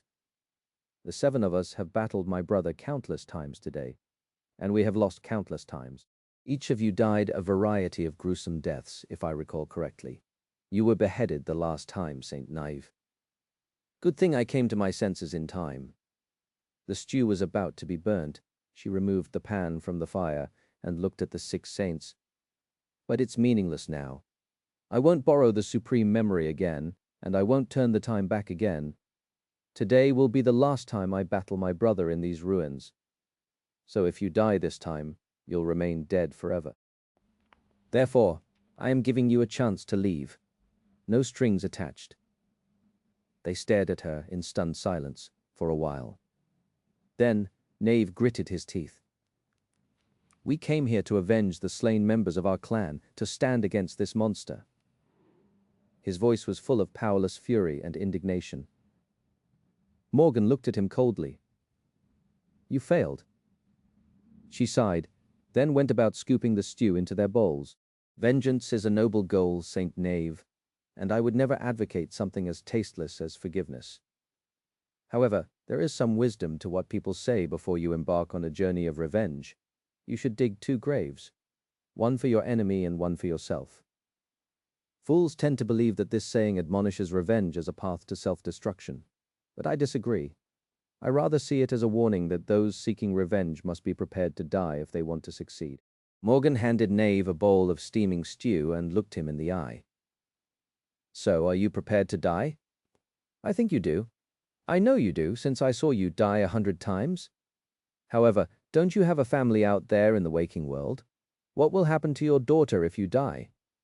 What will happen to the survivors of the House of Night if all 3 of you die?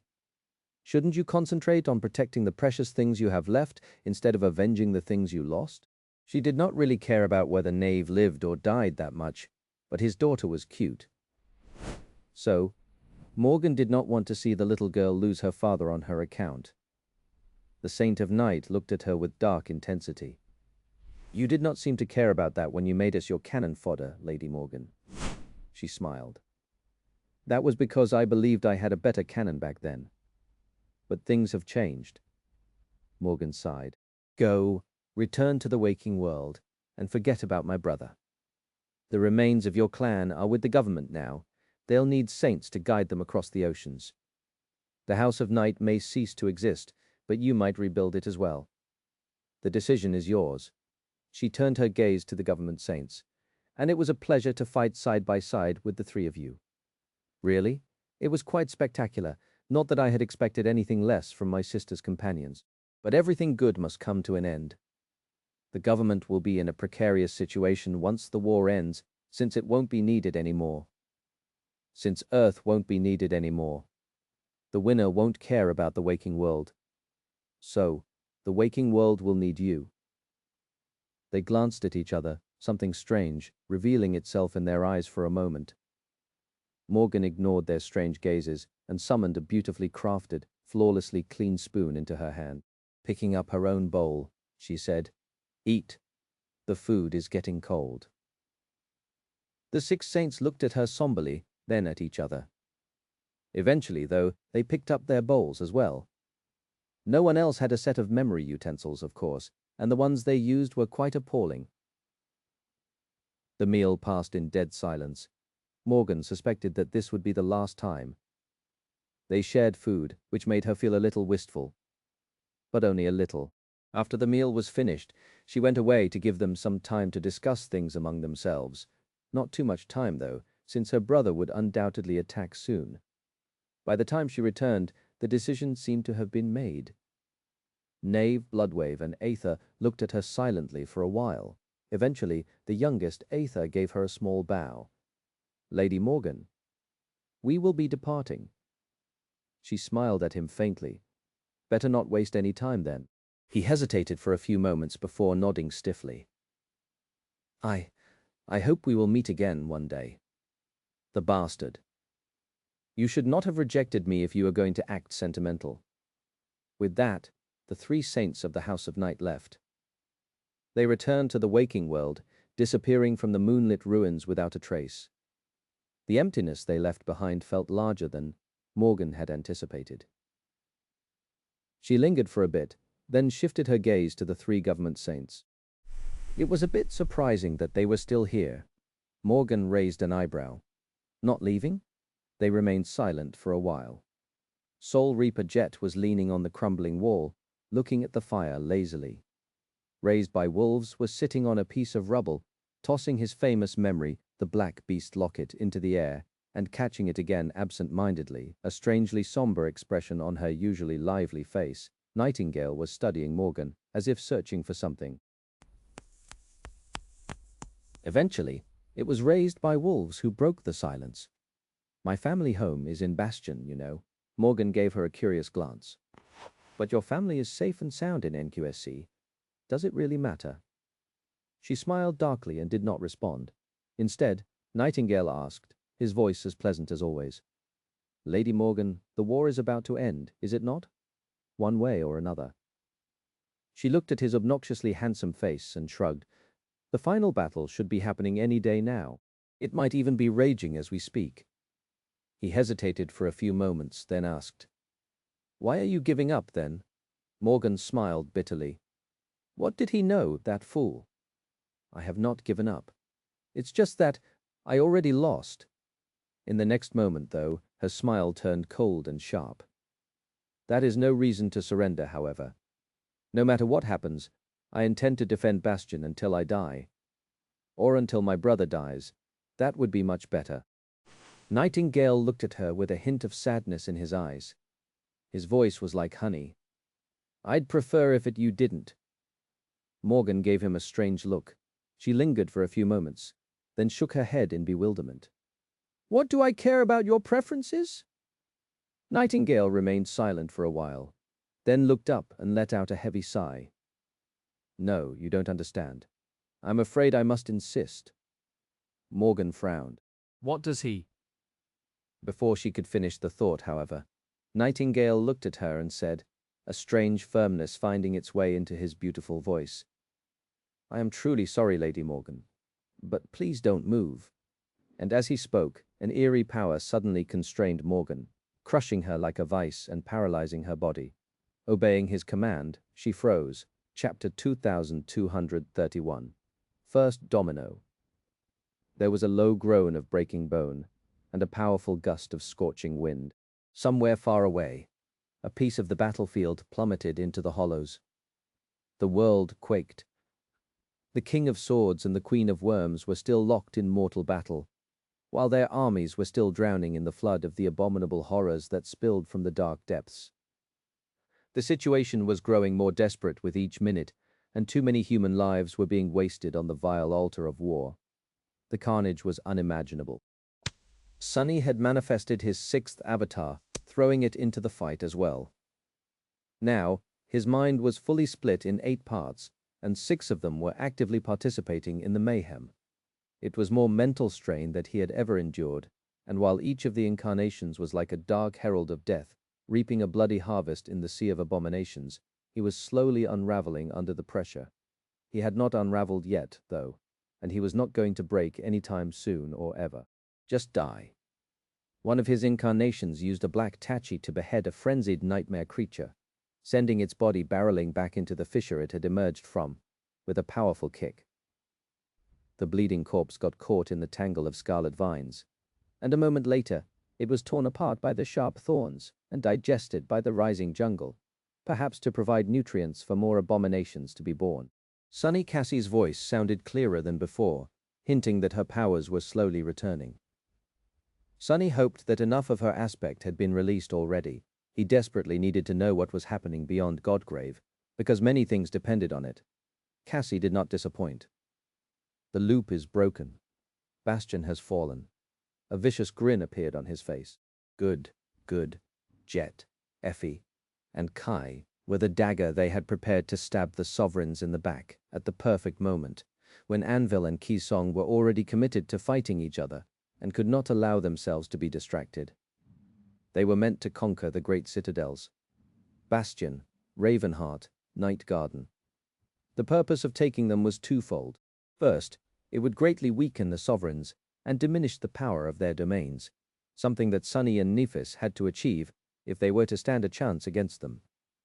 Secondly, it would put all 4 great citadels, the Ivory Island included, under Neph's control as soon as she attained supremacy herself.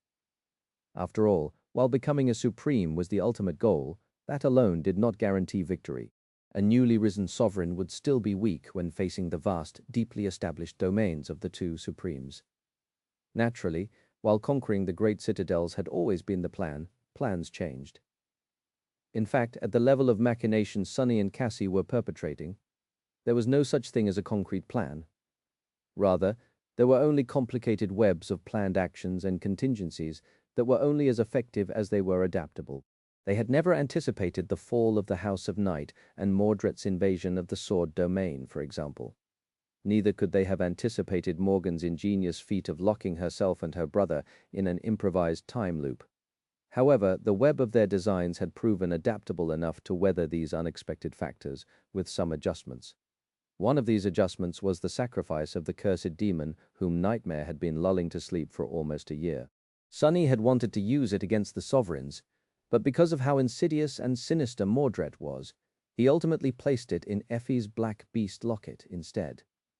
Not only was it going to ensure that Bastion fell into their hands, it would also temporarily remove the wild card that was the Prince of Nothing from the board, and prevent him from playing a meaningful role in the final confrontation against the sovereigns, most likely.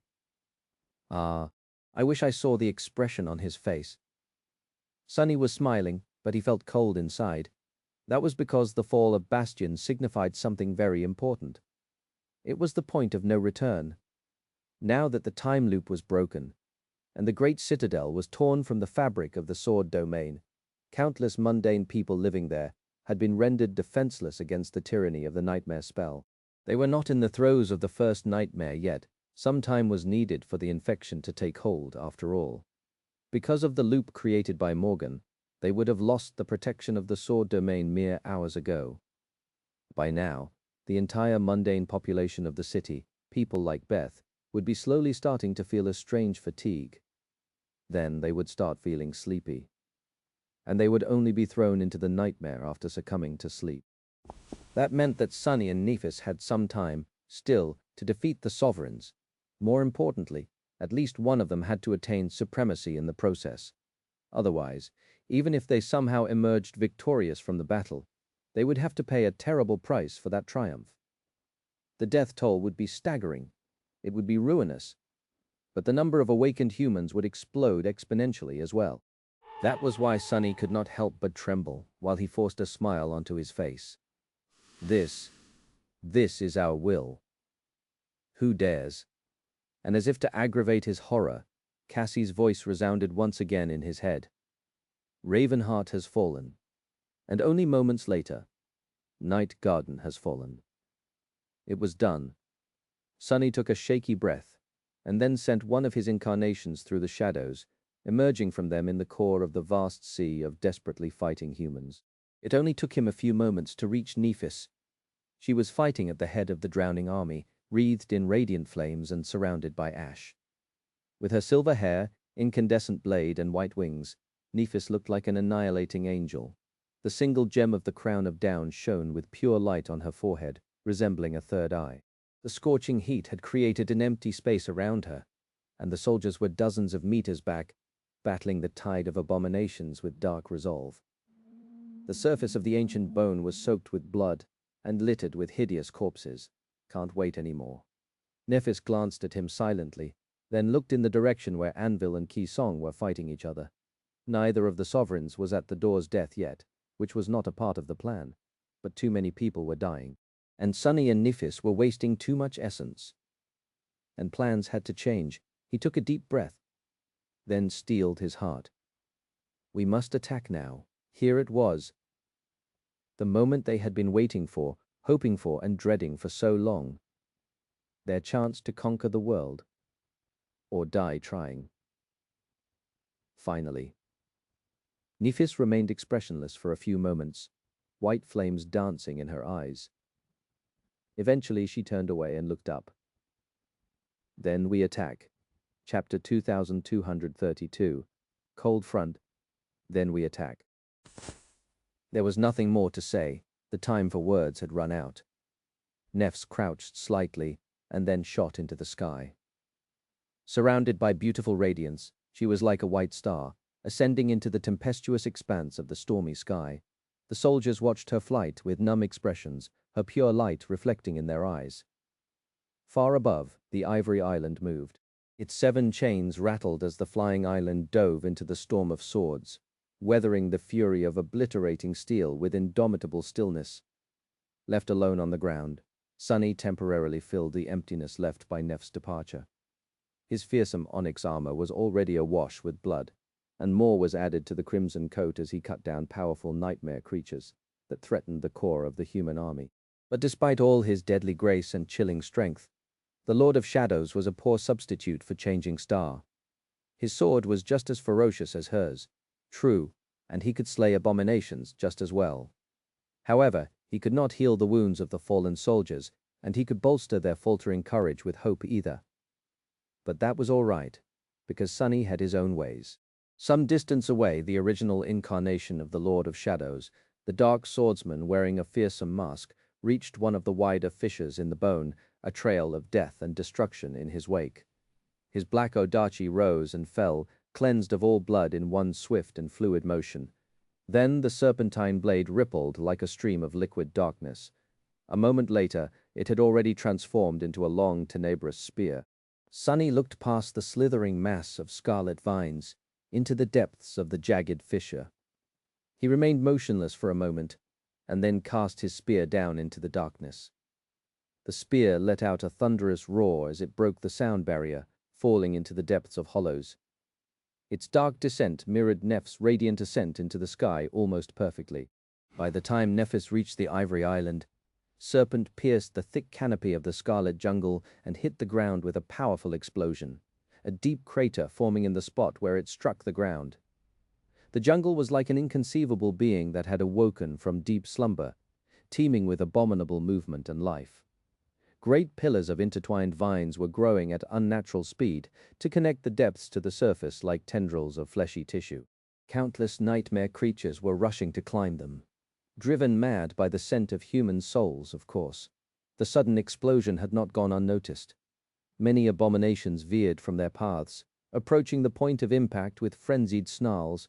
What met them was a piercing, eerie chill flowing out of the deep crater. The pit itself was swirling with a strange white haze, and the air above it was so cold that drops of condensate water were falling down like rain. Tiny sparks were dancing in the pillars of light that poured through the broken dome of the hollows, glistening like precious jewels. These jewels were flakes of snow.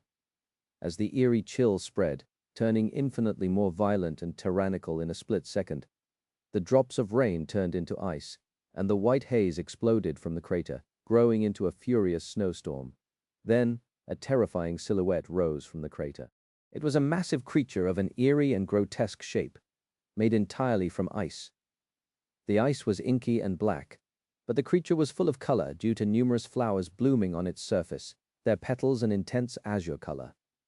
The contrast between the vibrant beauty of the flowers and the appalling body beneath was striking. Vast plumes of snow drifted from the flowers like pollen, shrouding the creature in a frosty haze. At the heart of the eerie abomination, barely visible through the ice, there was a small shadow that vaguely resembled human remains. It was Serpent, who had assumed the form of the corrupted tyrant, Winter Beast.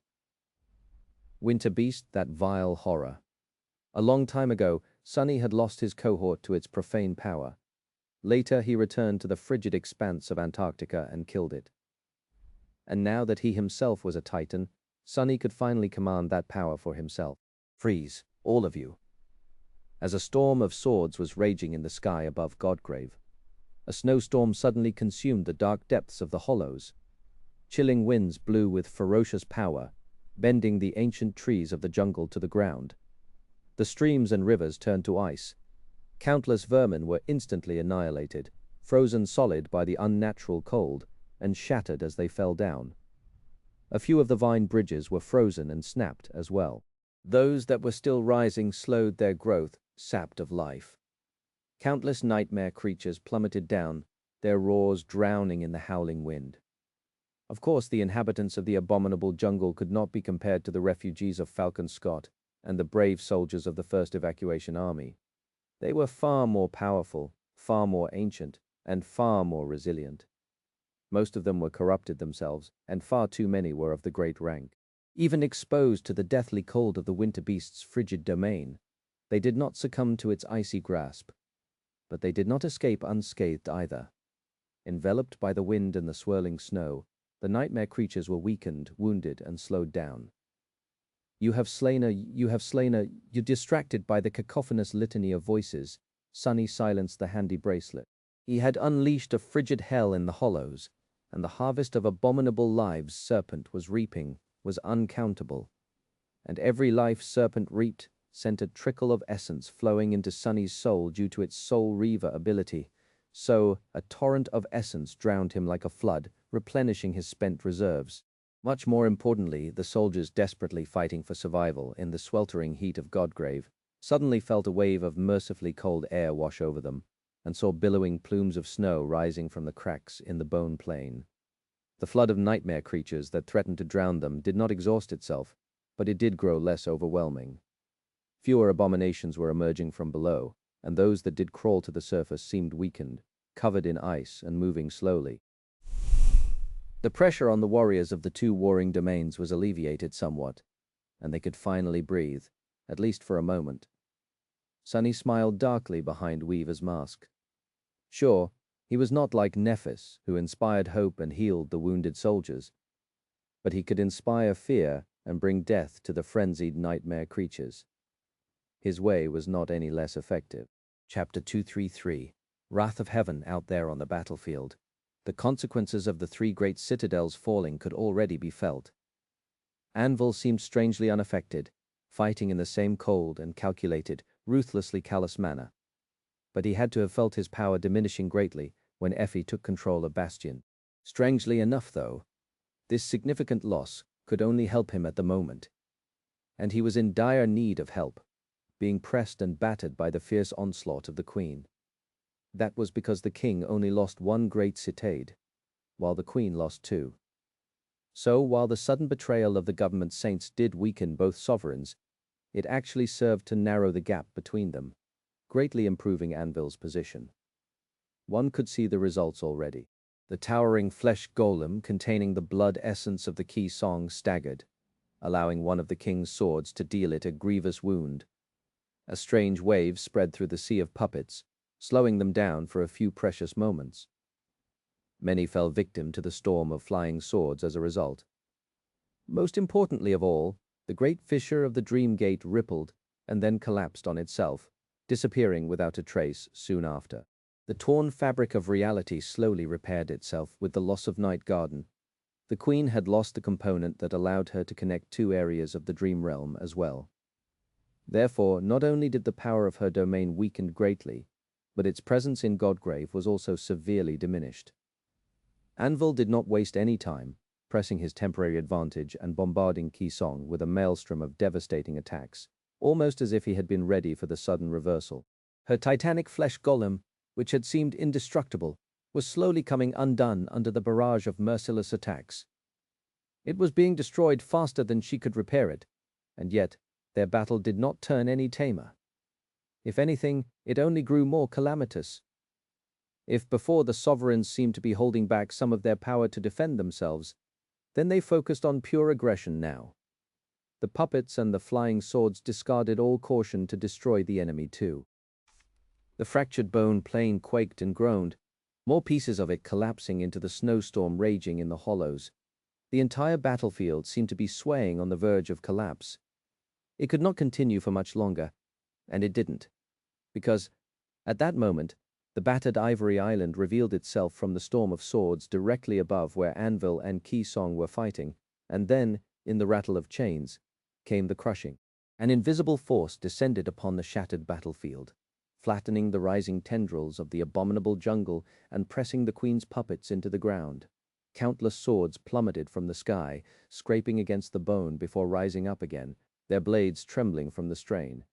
For a few moments, the calamitous battle seemed to have frozen, and, under everyone's gazes, changing star of the immortal flame descended from the sky, landing softly on the ground between the two sovereigns.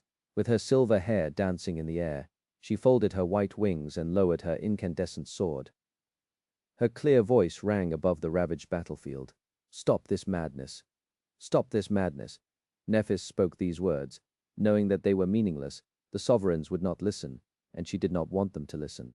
All she wanted was to kill them. How could she not, after waiting for a chance to slay her abusers for all these years, for all her life? And it had not been an easy one, that life of hers. From the broken dreams of her childhood to the blood-soaked battlefield of her adulthood, Nephis had always been driven by a singular, uncompromising desire: to conquer the nightmare spell and destroy it, to obliterate, decimate, and bring it to ruin. Not because she was a noble hero, but simply because she loathed it. Nephis was consumed by hatred, shaped by it. She was no hero, and yet she had to pretend to be one, because no one could survive the ruthless world of the nightmare spell alone. She needed the support and faith of those who believed in her to destroy it, just as much as they needed her, and she needed to obliterate those who stood in her way. That was why the sovereigns had to die, not because they had ruined her family and haunted her childhood nightmares like monsters, but simply because they were inept. They might have been great and brilliant once, but they had lost their way. One did not exclude the other, though, today. She was going to remove an obstacle on the path to fulfilling her ardent desire. And she was also going to have her revenge. Looking at them, the proud king in his vermilion cloak, the queen hiding inside her grotesque golem, Nephis could feel it. A roaring flame igniting in her soul, drowning her mind and engulfing her heart.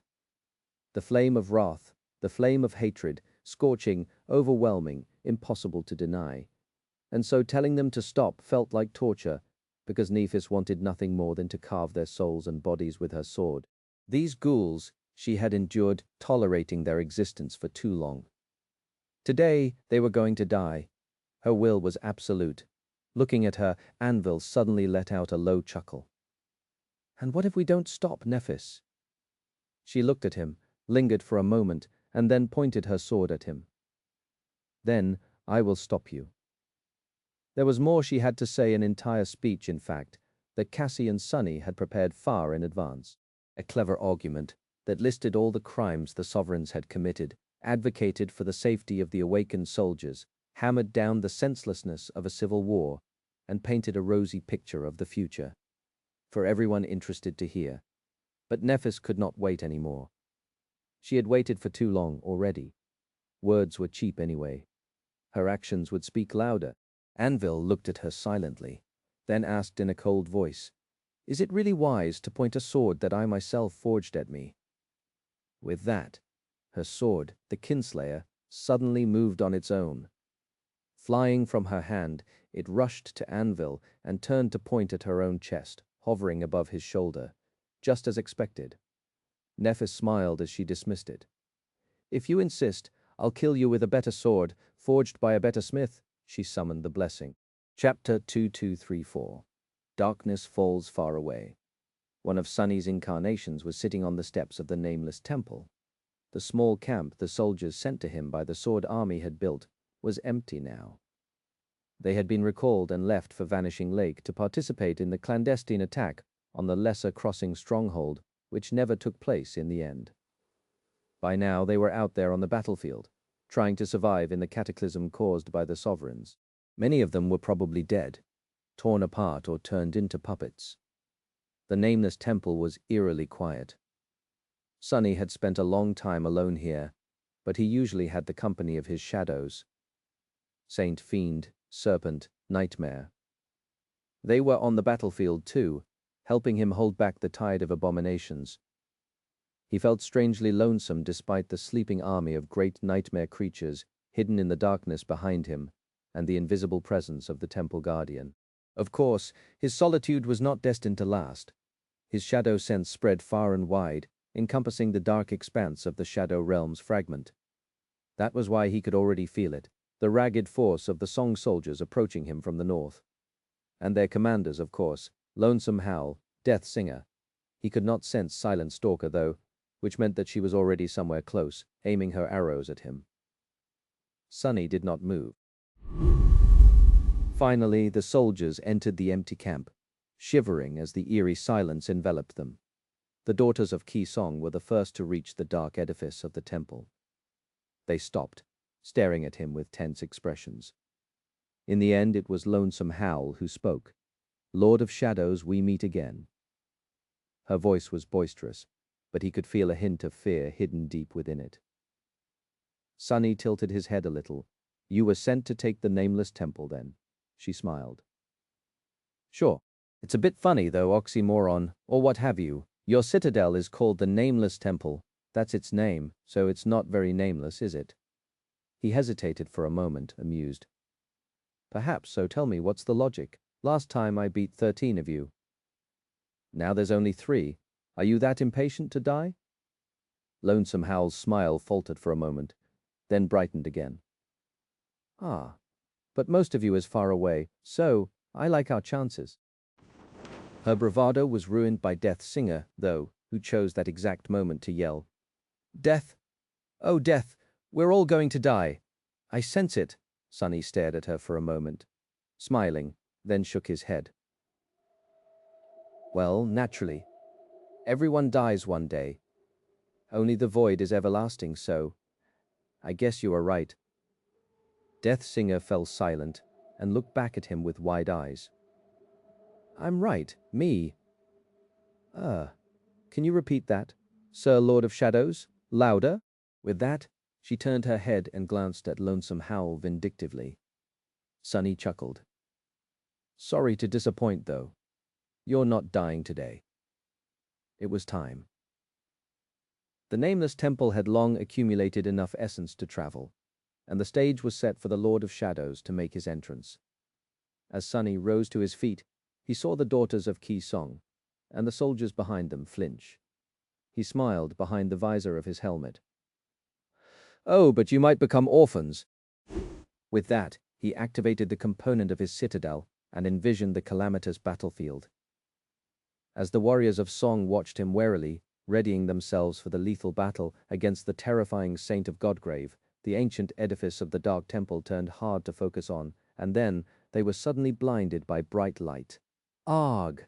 Lonesome Howl raised a hand to cover her eyes and swayed.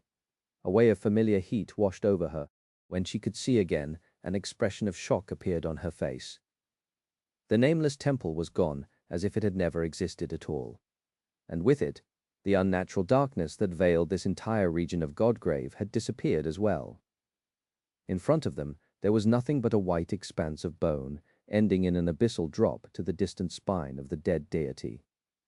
Above them was the radiant veil of clouds. What the hell? The Lord of Shadows and his citadel were gone like a mirage, and almost at the same time as they disappeared from the southern edge of the breastbone reach, they appeared on the northern edge, in the middle of the battlefield, right below the Ivory Island. The fragment of the Shadow Realm traveled with the nameless temple as well. Sunny had not been able to move it before, and he could not do it now either. However, he wagered his hopes on a trick. By anchoring the fragment to his citadel, he had hoped that moving the citadel would result in the vast shroud of darkness moving with it too. Luckily, it had worked. The fractured bone plane was suddenly enveloped by deep shadows, obscuring the distant sky. The shadows swallowed it all, the shattered bone, the scarlet jungle, the sea of puppets, the storm of swords, the flood of nightmare creatures, and the drowning army. And the sovereigns as well. Now their trap was complete. Serpent was raging below the sovereigns, hidden in the heart of a profane snowstorm. The Ivory Island hung in the sky above them, pressing the two into the ground with, as a piece of a divine domain, albeit one belonging to a dead god. It possessed a power of its own, and that power was suppressing the domains of the two supremes. And they had lost a lot of that power already, both during the war and when the three great citadels were stolen from them. There was the nameless temple itself, too, its invisible guardian, and the great nightmare creatures slumbering in the cool darkness of its great halls. Sunny and Nephis had done all they could to give themselves a chance to defeat the king and the queen, to vanquish the sovereigns. Now, all they could do was fight. Standing on the steps of the nameless temple, no more than a dozen meters away, Sunny looked at Anvil with cold arrogance. His voice sounded aloof. "She's talking about me, by the way. I'm the better smith." First came the cold. Then came the darkness. It rose from below, swallowing the land, devouring the heavens, and blotting out the light of day. The soldiers, who had been tormented by blinding light and suffocated by heat for many long months, let out sighs of relief and basked in the cool embrace of shadows. Luminous memories swiftly ignited above the drowning army, and they fought against the rising tide of nightmare creatures with renewed vigor. Of course, it was a bit strange for snow to rise from the hollows and for deep darkness to envelop the world, but the soldiers had seen and survived too many bizarre events here in Godgrave to care about yet another one. All of them, both those who had awakened before the chain of nightmares and after it, were seasoned veterans now. They had been honed and tempered by the war, experiencing enough horrors to make them numb to eerie strangeness. All they knew was that the Lord of Shadows had something to do with it, and that he was assisting Changing Star. Changing Star herself was out there, far away in the distance, standing between the king and the queen. Her radiant figure was like a pure white beacon in the ocean of darkness. And although few could hear her speak, everyone understood what she was doing, attempting to do. She was trying to stop the mad battle between the two sovereigns, to spare the dying soldiers and save them all. The last daughter of the immortal flame had always been the voice of reason in this appalling war. In fact, she was the only one who had protested against it. And now, her voice was their only hope. Perhaps the Supremes would listen. If not, perhaps Changing Star would find another way to end the war. That faint hope burned in the hearts of the desperate soldiers, and they clung to it desperately, even while knowing full well how futile it was. Hope was a resilient thing. After all, it was far more resilient than reason, and there was fuel nurturing its feeble flame as well. The advance of the liberated jungle, which had threatened to drown the two great armies minutes before, was slower now. The dreadful battle of the Supremes, which had threatened to destroy the very ground beneath them, temporarily came to a halt, for a few. Just before it pierced him, though Sunny simply dissolved into the shadows and stepped out of them behind Anvil, delivering a crushing blow to the sovereign's back. What is it with this guy and calling all his enemies worms? Sunny grinned behind Weaver's mask. How about I show you swordsmanship instead? As Anvil used his aspect to right his body and turn, the 6 dreadful swords becoming a sphere of rustling steel around him, Sunny switched his stance and channeled a flowing and unpredictable battle style, the first style he had ever learnt. The style Nephis had inherited from Broken Sword, and he inherited from her. Anvil's eyes darkened. Anvil of Valor was perhaps the most brilliant warrior of his generation. The most brilliant warrior of those who were still alive, at least. He had been born and bred to be the epitome of martial prowess, spent decades fighting bloody battles on countless battlefields, led glorious conquests of numerous vast regions of the Dream Realm, and solidified the rule of the great clan Valor over the world with his sword and his hammer. In some sense, he was the personification of the 2nd generation. He was powerful, he was fearsome, he was tyrannical and domineering. But Sunny was a terrifying presence on the battlefield himself, and as one of the most powerful awakened warriors in history, he was more than worthy enough to represent his own generation. The 3rd generation was harder to describe than the previous 2. The members of the 1st generation had survived the descent of the nightmare spell and built the foundation of a new world order. The 2nd generation, having been the first to be born into the ruthless world of the nightmare spell, grew up to subjugate it and build upon that foundation. The 3rd generation had not been shaped by such distinct events, and neither had it achieved anything as noteworthy. Perhaps what had truly shaped it was the fall of North America, and the previous 2 generations have awakened as well. So, today, the members of the 3rd generation were going to distinguish it by vanquishing the very people who had shaped it. The future was fighting against the past, longing to escape its iron grasp. As Sunny attacked, his transcendent battle art fully revealed itself. His movements were swift and flowing, guided by his shadow sense instead of vision. His sword was fierce and vicious, carrying the weight of a mountain or turning light as a feather the next moment. Each attack was ruthlessly lethal and imbued with dreadful power, causing devastating shockwaves to shake the world after each strike. Sunny himself was sinister and elusive, freely moving between the shadows. It was as if he was in several places at the same time, even if he wasn't. The shadows themselves moved and flowed, turning tangible and deadly at times. Sadly, the manifested shadows could not compare with his titanic power, and were easily destroyed by Anvil without managing to even slow him down. Anvil was stronger, faster, more resilient, but not by much. Sunny grinned as he felt it. Sure, he was inferior to the tyrannical sovereign in terms of raw physical power, but the gap between them was not that vast, it was quite narrow, in fact. As if the true advantage the Supremes possessed lay mostly in their connection to their domains, and since the Shadow Realm fragment was suppressing that connection, Anvil was devoid of his usual strength, and yet, despite being narrow, the gap seemed impossible to bridge. Damn it! Every single one of Sunny's strikes was either blocked, deflected, or calmly evaded. Every single movement, no matter how fast or forceful, was predicted and turned against him. Despite his ferocious power and titanic strength, Sunny was struggling with all his might, while Anvil remained seemingly unbothered, full of disdain, even. This style, did she teach you this style? It seems that the 2 of you had known each other for much longer than you let on. Sunny gritted his teeth behind Weaver's mask. She wasn't the one who taught me, and we don't know each other at all. Anvil smiled coldly. No matter. Pushing Sunny's sword aside, he moved forward. Sunny fled into the shadows, but by the time he escaped them, Anvil's fist was still poised to strike him in the chest. A terrifying blow sent a shockwave running through Sunny's body and threw him back. The breastplate of the onyx mantle cracked, only to mend itself a moment later, augmented by 7 shadows. The living stone trait of his stone-like carapace had grown immensely potent. Anvil looked at Sunny darkly, then shook his head. Not metal, but not stone either. An underworld armament, then.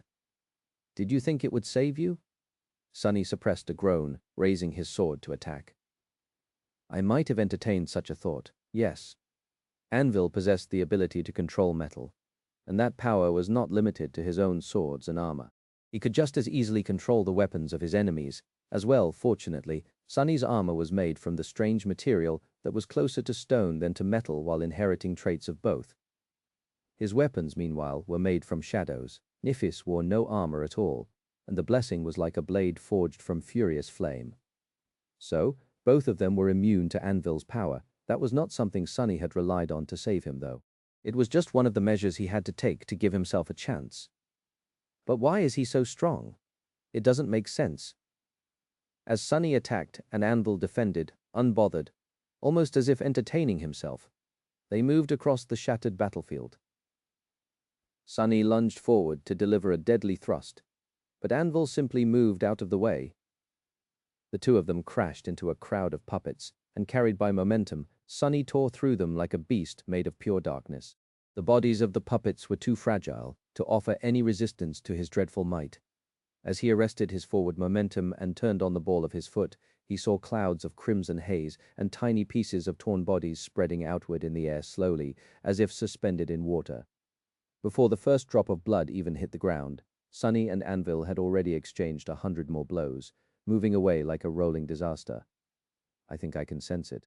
All this time, Sunny had been learning how Anvil fought through shadow dance. The Sovereign's battle art was deep and complicated, strange, even impossible to fathom in a short amount of time. But now he was starting to realize why the King of Swords seemed so unassailable despite not being that much stronger. There, in the very essence of his battle art, being used as a weapon, was the will, and while the two of them fought, Sunny was learning how to wield the will as a weapon himself. The fractured battlefield quaked as Sunny landed on the white bone, instantly dashing away with a thunderclap. Surrounded by a billowing mantle of shadows, he was like a formless mass of darkness that moved around the formidable figure of the King of Swords, aiming to end the king's life. His black sword was like an omen of death, and at any moment his dark mantle could bloom with tendrils that shot forward at dire speed, turning into sharp blades, clawed hands, or rattling chains. The blades aimed to pierce Anvil's armor. The inky black hands tried to pull him down, and the chains tried to bind him. However, instead, they shattered against the dark steel of his impenetrable armor, were cut down by his swords, and were torn to pieces by his ferocious strength. What a bastard! If the shadow Sunny manifested had been more effective against his supreme enemy, he would have already encased himself in a shadow shell, bringing its immense might down upon Anvil.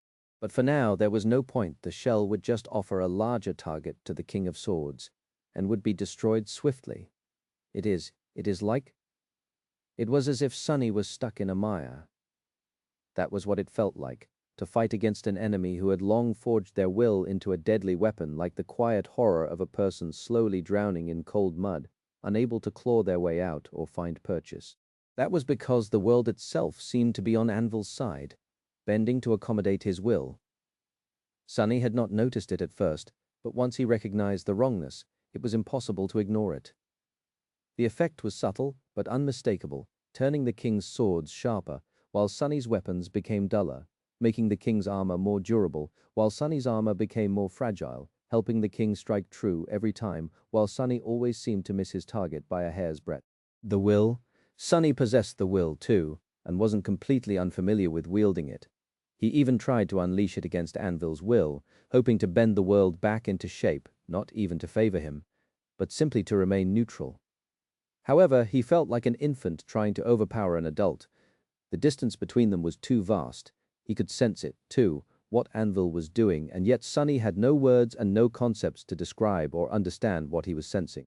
It was as if he was a blind person who had somehow managed to fathom what colors were, while Anvil could mix the colors to paint a vibrant, beautiful picture with his brush. Sunny felt bad. Sunny felt indignant.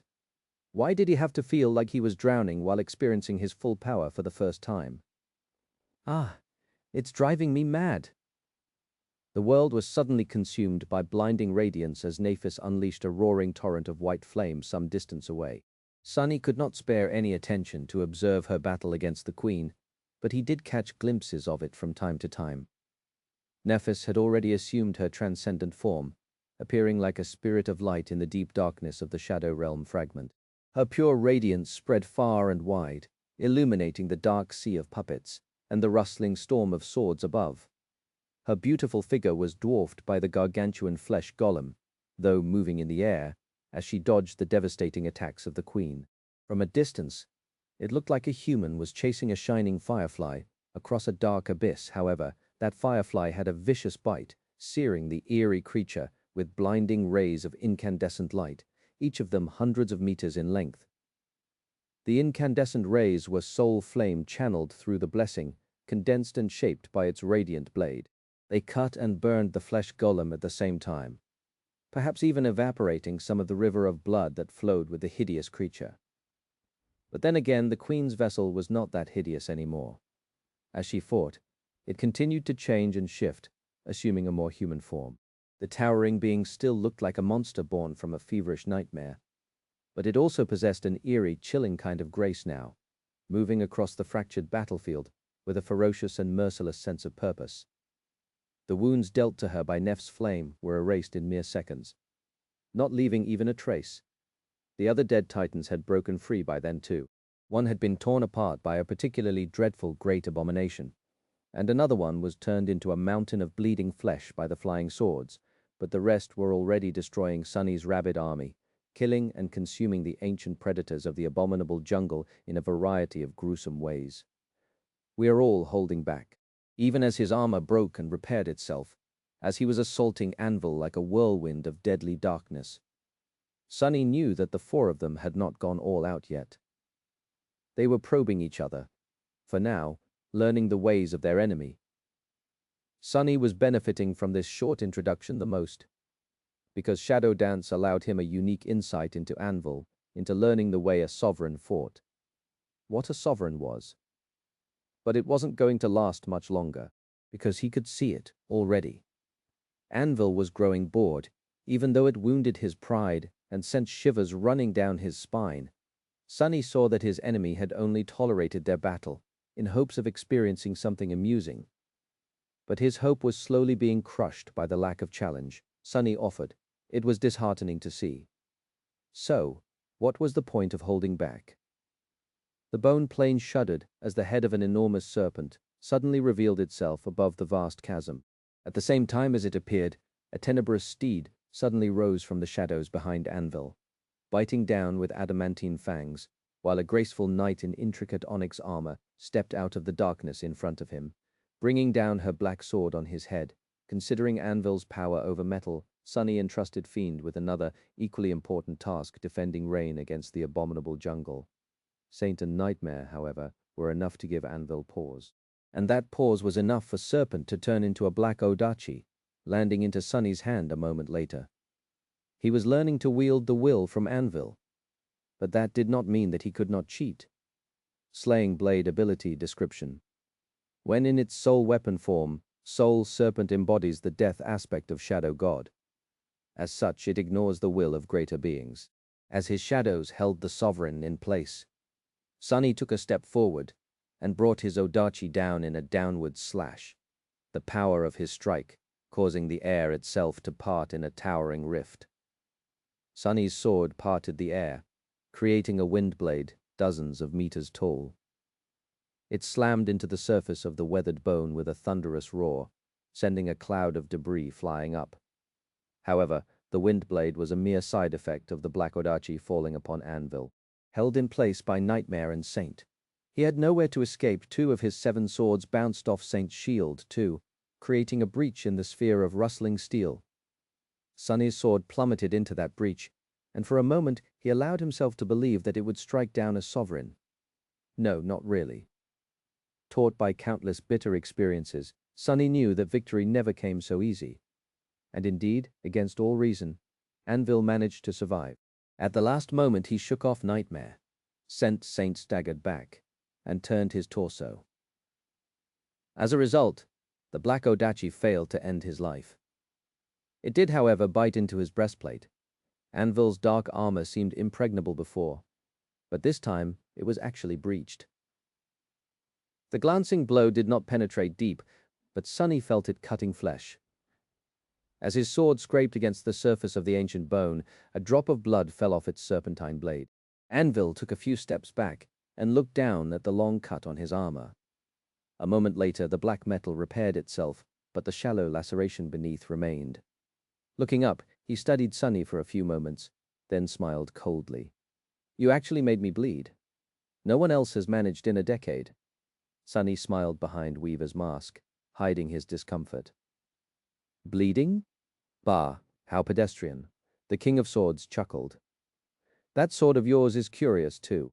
Soul serpents are supposed to have gone extinct thousands of years ago, and yet here it is, the last survivor of its species. I wonder how the nightmare spell preserved it. Sunny, Saint, and Nightmare surrounded Anvil from three sides, but he did not seem concerned. Instead, he looked almost elated. You are not as big of a disappointment as I thought. His cold voice turned darker then, sending a chill running down Sunny's spine. You still have to die, though. Sunny smiled darkly. Oh, why, pray tell? Dismissing 4 of his 7 swords, so that only 3 remained, Anvil lingered for a few moments, then said evenly, Because you are a threat to my greatest masterpiece, of course. With that, something changed subtly about the world. In the next moment, Sunny gasped. 2 of Anvil's swords shot at Saint and Nightmare, while the Sovereign himself was suddenly near Sunny. His cursed blade lashed out, bypassing the black Odachi and piercing the onyx mantle. A flash of pain washed over Sunny's right arm. Anvil avoided his counterattack with chilling ease and looked at him coldly. I spent decades forging that sword, you know. Sunny dove into the shadows, but Anvil's sword reached him in their dark embrace, as well gifting him another wave of blinding pain. Rolling out of the shadows, Sunny staggered to his feet and raised his Odachi in a desperate attempt to defend himself. Crazy bastard, you are not talking about Nephis, are you?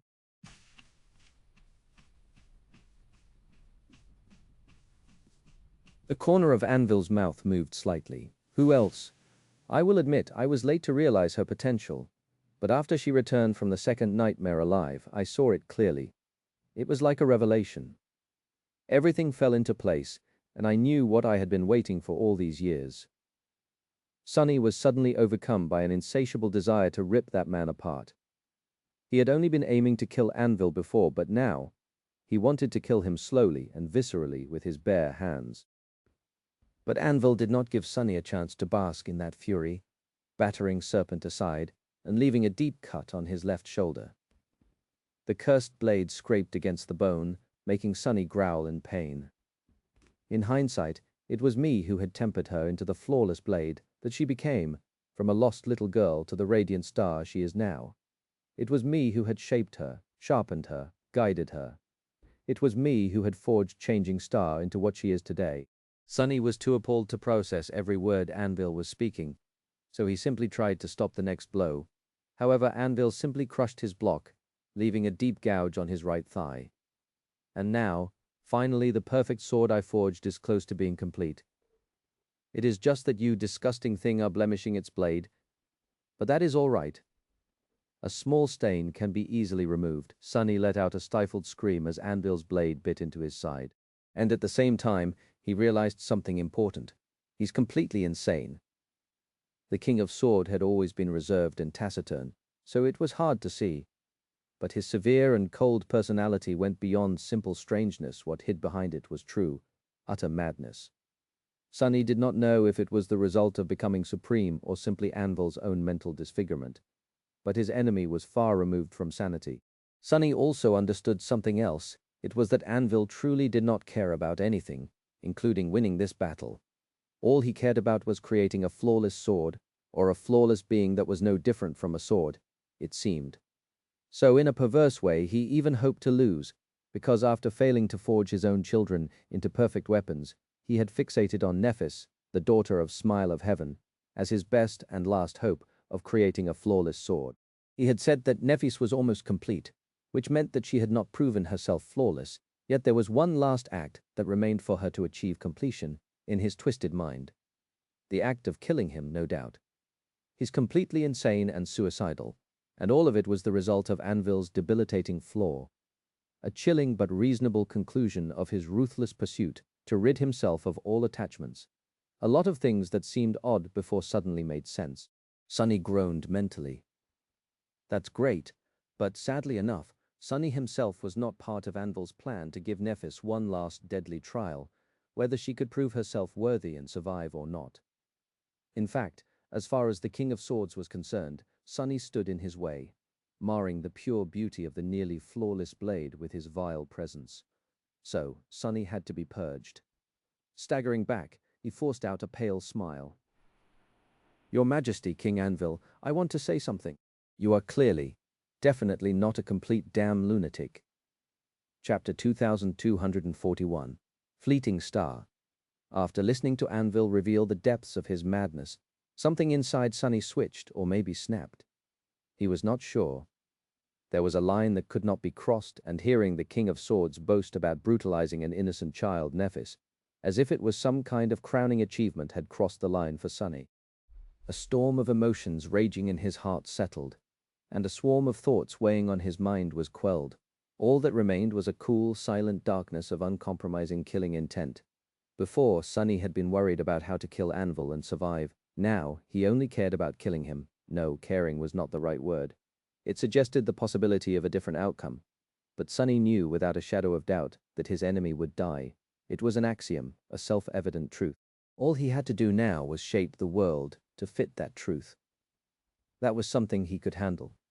Sunny was the most honest man in two worlds, after all. His body was wounded and pulsing with pain, and his enemy was superior to him. His enemy was supreme. But it did not matter. Life is just the prelude to death.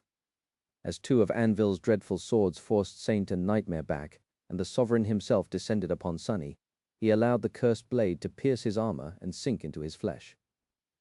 The pain was exquisite. Grabbing Anvil's wrist, Sunny smiled behind Weaver's mask. And war is just the key to open its gates. Got you, bastard. When he spoke, his voice sounded sinister and full of malice. Do you feel at home on this battlefield? Air of war? Well, allow me to invite you into my world, then. With that, he strengthened his grasp and pulled Anvil into the shadows. Some distance away, Nephis was locked in a dire battle against the Queen. The titanic flesh golem pursued her with eerie grace and bestial fury, and all she could do was flee, retreating further while lashing out against the monstrous creature with searing rays of pure white flame. The blessing was complementing her aspect flawlessly. Now that she had assumed the form of the radiant spirit, her bound sword seemed to be forged from pure light as well, just like Nephis herself was augmented by the titanic power of her soul flame. Its incandescent blade was augmented by the white flames too. In fact, it benefited from their ferocious power even more due to the flame conduit trait. The very same trait allowed Nephis to channel her fire through the blessed blade, condensing it into incinerating rays that span hundreds of meters in length. That was how she was able to contend against the towering flesh golem despite being much smaller, and that was how she had managed to deal it grievous wounds. Sadly, those wounds simply healed a few moments after being dealt. The scorched flesh was discarded, and the cut tissue was repaired. The Queen never slowed down, never faltered, and never let up her fearsome assault. Nephis raised her sword once more. Her world was stark and pure, devoid of all distractions. There was only her and her enemy. Everything else was washed away by pain. The harrowing agony of her flaw was familiar, but the pain of having her body and soul ravaged by the talons of the flesh golem was new. Nephis was able to move incredibly swiftly in the radiant spirit form, soaring through the carnage of swords as she circled the Queen, and evaded her obliterating attacks. But she had not managed to evade all of them. Usually, she would have been able to heal any wound dealt to her, and this partial transcendent form of hers was more or less immune to physical attacks. Anyway, however, every time the Queen managed to strike Nephis, there were gruesome marks left on her body and on her soul, on her very spirit, perhaps. As if she was being cut, not simply by the Queen's talons, but also by her will. It hurts, but pain was just pain. More importantly, Nephis was overcome by suffocating wrath because of how powerless she was in the face of Ki Song.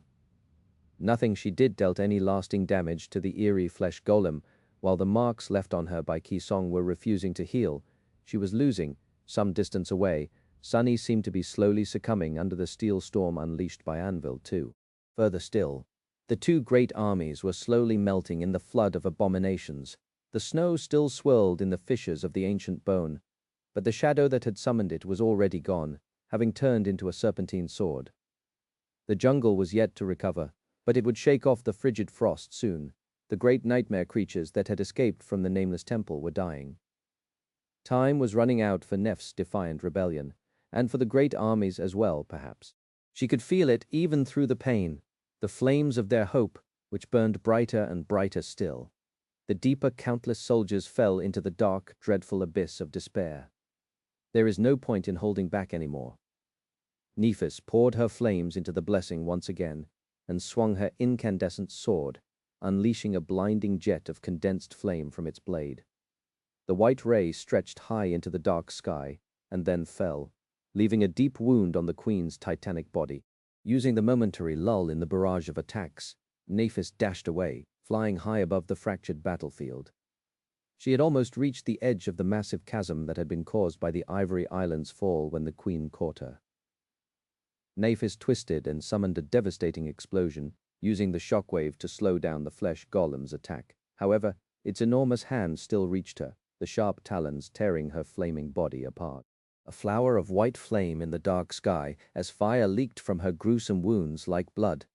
Suppressing a scream, Nephis forcefully contained the fire and coalesced her torn form back into its previous shape. Then used her momentum to circle around the queen. Before the flesh golem could turn, she delivered another cut, this one aimed at the ankle of the titanic creature. Fall. The ray of light sliced cleanly through the queen's leg. The wound would heal itself moments later, no doubt, but for the moment, the flesh golem had lost its balance.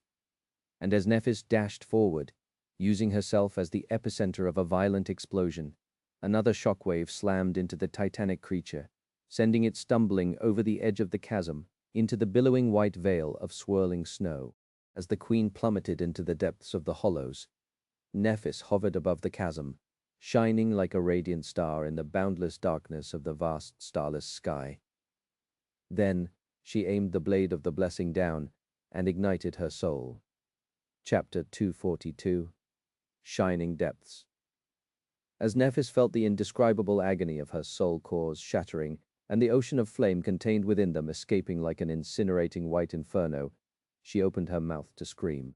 However, what escaped it was not a scream, but a thunderous melody of true names being evoked by a shaper to bend the world to her will. The true name of fire, the true name of destruction, her own true name as well, the name of changing star, the star of ruin, and the name of the queen, Raven Song. A brilliant star suddenly ignited in the dark sky above the snowy chasm. It was so bright and pure that even the soldiers in the distance could not help but turn their heads and look, her light reflecting in their frightened eyes. Then, a pillar of flame escaped the blade of the blessing and plummeted into the vast expanse of swirling snow, burning a hole in it. The snow melted into water, the water evaporated, and the steam was overheated, turning into plasma. The air itself was burned away, creating an area of absolute vacuum. All of it happened in an instant. Then the pillar of flame disappeared, extinguished by the darkness, and for a moment everything was still. And then it was as if a sun was born under the fractured battlefield. Suddenly the billowing cloud of snow veiling the depths of the vast chasm shone with beautiful white light. The same soft light rose from the countless jagged cracks that marred the surface of the shattered bone plane, chasing away the darkness. The hollows became a source of pure radiance. It was as the dark depths of Godgrave had somehow switched places with its blinding sky, with light pouring from below and darkness looming far above. Everything was still for a brief moment, and in that moment the soft radiance pouring from the cracks in the ancient bone gradually turned more intense, and then more intense still, until it was almost violently bright. The world shuddered. A terrifying roar rose into the sky, making the awakened soldiers stumble and press their hands against their ears. The nightmare creatures faltered. The swirling snow was instantly obliterated, and towering walls of white flame shot from the jagged cracks into the black sky. The bone itself was blackened, entire swaths of it plummeting into the white inferno below. The abominable jungle, which had been frozen by the lethal snowstorm, was now set aflame and turned to ash. The great vertical bridges of twisting vines all collapsed into whirlwinds of embers, and countless nightmare creatures perished in the explosion, either annihilated by the obliterating shockwave or burned to death by ferocious flames. By the time the world stopped quaking, the hollows were a radiant hell of white fire and incandescent embers. The snow was replaced by swirling ash, which rained down from above. Smoke veiled everything in sight, and from that smoke, something rose, stretching its tendrils toward a small, radiant star, burning in the black sky. Sunny had carried a corrupted titan through the shadows once. The weight of its vile soul had been both crushing and immense, but the weight of Anvil's soul was simply unbearable. Or rather, his soul seemed immovable. And yet Sunny did move it. In that moment, for a moment, his will tramped that of a supreme, perhaps because he had caught the King of Swords by surprise. As the two of them submerged into the embrace of shadows, though Sunny did something that he had never done before, and had never been capable of doing before, instead of stepping through the shadows while carrying another living being to emerge from them someplace else, he simply pulled both Anvil and himself into the familiar cold darkness. There, in the world of darkness, both of them were nothing more than intangible shadows themselves, their souls laid bare. And Sunny was quite familiar with battling other shadows in that lightless realm. He was in for an unpleasant surprise, though. Shadows were usually shapeless and formless, unless they were guided by a conscious mind that shaped them into a particular form. It had taken him quite a while to learn how to shape himself into a form capable of battle, long before. But Anvil was not formless. His shadow was vast and terrifying, as deep as Sunny's own. What's more, it had maintained the very same form he wore in the tangible world, as if Anvil's sense of self was so absolute that nothing could change it. Out there in the world of lightless shapelessness, Sunny saw color for the first time in his life. There was a colossal figure of an armor-clad warrior in front of him, entirely black, wielding an impenetrably black sword. A vermilion cloak rested on his shoulders, and scarlet flames were burning in his eyes, still. This was the land of shadows, and Sunny was their lord. As his own shadow turned into a towering giant with 6 hands, he rushed at Anvil and clawed at his colossal form. Whatever armor the King of Swords wore must have granted him a great degree of protection against soul attacks, and yet it parted in front of Sunny's claws like paper. For the first time since their battle started, he felt that his enemy was truly hurt. Anvil only wasted a split second to orient himself in the unfamiliar world of shadows, almost as if he had experienced fighting someone wielding power over shadows once already, and coldly pushed his dreadful sword forward. The harrowing blade cut into Sunny's vast form, threatening to cut it in half. Anyone else would have probably been destroyed by that single attack, their souls collapsing like tattered cloth. But as soon as the black blade touched Sunny, an intricate weave of golden strings flashed for a moment in the dark depths of his giant form, almost like chainmail. That was soul weave, of course, which held his soul together and reinforced it against soul attacks. The pain was blinding, of course. Anvil's sword had been slowed by soul weave, preventing it from cutting Sunny in two, but it did not stop the cursed blade altogether. But in the next moment, his towering form simply parted in front of the sharp edge, allowing it to pass through him without dealing any damage whatsoever. He was not obliged to maintain the same form, after all. In fact, the very concept of shape was merely a crutch here in the embrace of shadows. The 6-armed giant collapsed, turning into a formless mass that enveloped Anvil like a shroud. Countless clawed hands protruded from its surface, and countless fanged maws opened on it, ripping the sovereign's soul to shreds. Anvil did not allow Sunny to attack him unpunished, of course. Just as Sunny was tearing him with claws and fangs, Anvil continued to stab and slice him with his sword. Ah, arg, ha. Sunny wailed and laughed in dark glee as the two of them plummeted through the darkness, destroying each other. No one else managed to make you bleed in a decade, huh? How about now? Are you still amused, you wretched bastard? Anvil's soul might have been far more potent. It might have been empowered by his vast domain. But he did not have soul weave, and therefore the very structure of his soul was different. It was far more fragile and far easier to destroy. Let's see which one of us will last longer. King of Swords, Chapter 2243, Embers and Ash. Nephis dissolved into pain for a few brief moments. Each moment lasted an eternity. The agony of her soul cores being torn apart was unfathomable. Knowing that she had only one chance, she did not hold back and went further than she had ever gone before, destroying not one, but 6 of them at the same time to fuel her fire. As a boundless ocean of furious flame that had been contained within her soul broke free with a deafening roar, she struggled with all her being to channel it instead of being consumed by it. She willed it into submission. The incandescent ray of white radiance fell into the billowing snow, and her shattered soul burned, mutilated, both enveloped in brilliant flame and on the verge of being extinguished. Humans were not meant to possess more than one soul core. But even if someone did, losing 6 of them would have instantly and utterly obliterated them. But Nef's soul was special.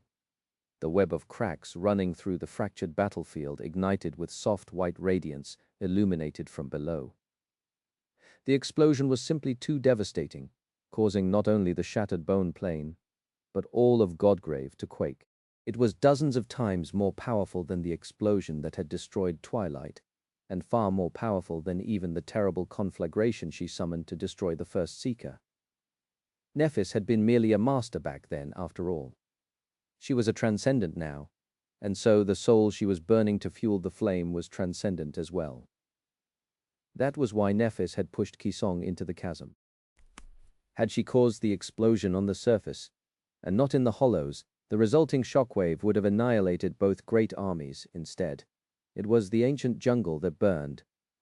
The nightmare creatures there, those who had been powerful enough to survive the lethal snowstorm, were wounded and weakened.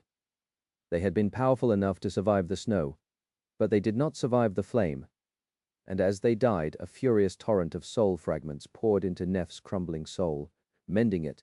She screamed as new soul cores were formed to replace the old ones. The damage dealt to her soul was too grievous, though, and she was still being ravaged by the Queen's power. So these cores shattered as well, and new ones were formed in their place. Nephis felt like she was dying and being remade from the flames in an endless harrowing cycle of rebirth. She lost herself in the disorienting torment of it all, feeling something inside of her being melted and fused by the immolating heat. Below her, the charred remains of the ancient jungle were like an incandescent hell. Black smoke veiled the vast chasm, glowing with angry white light. It seemed like nothing could have survived down there. Surely Kisong would have perished. But even as Nephis felt that brittle hope, she knew that she had failed, because the spell had never whispered into her ear, announcing the death of the Queen. So, when colossal tendrils of smoke rose to catch her, Nephis was not surprised, just resentful. Still reeling and overcome by agony, she dodged and fell from the sky, landing on the surface of the ancient bone gracelessly. The winds howled, blowing the smoke away, and immense streams of blood were revealed below it, twisting as they coalesced into a vast crimson river, and dove down Nephis groaned.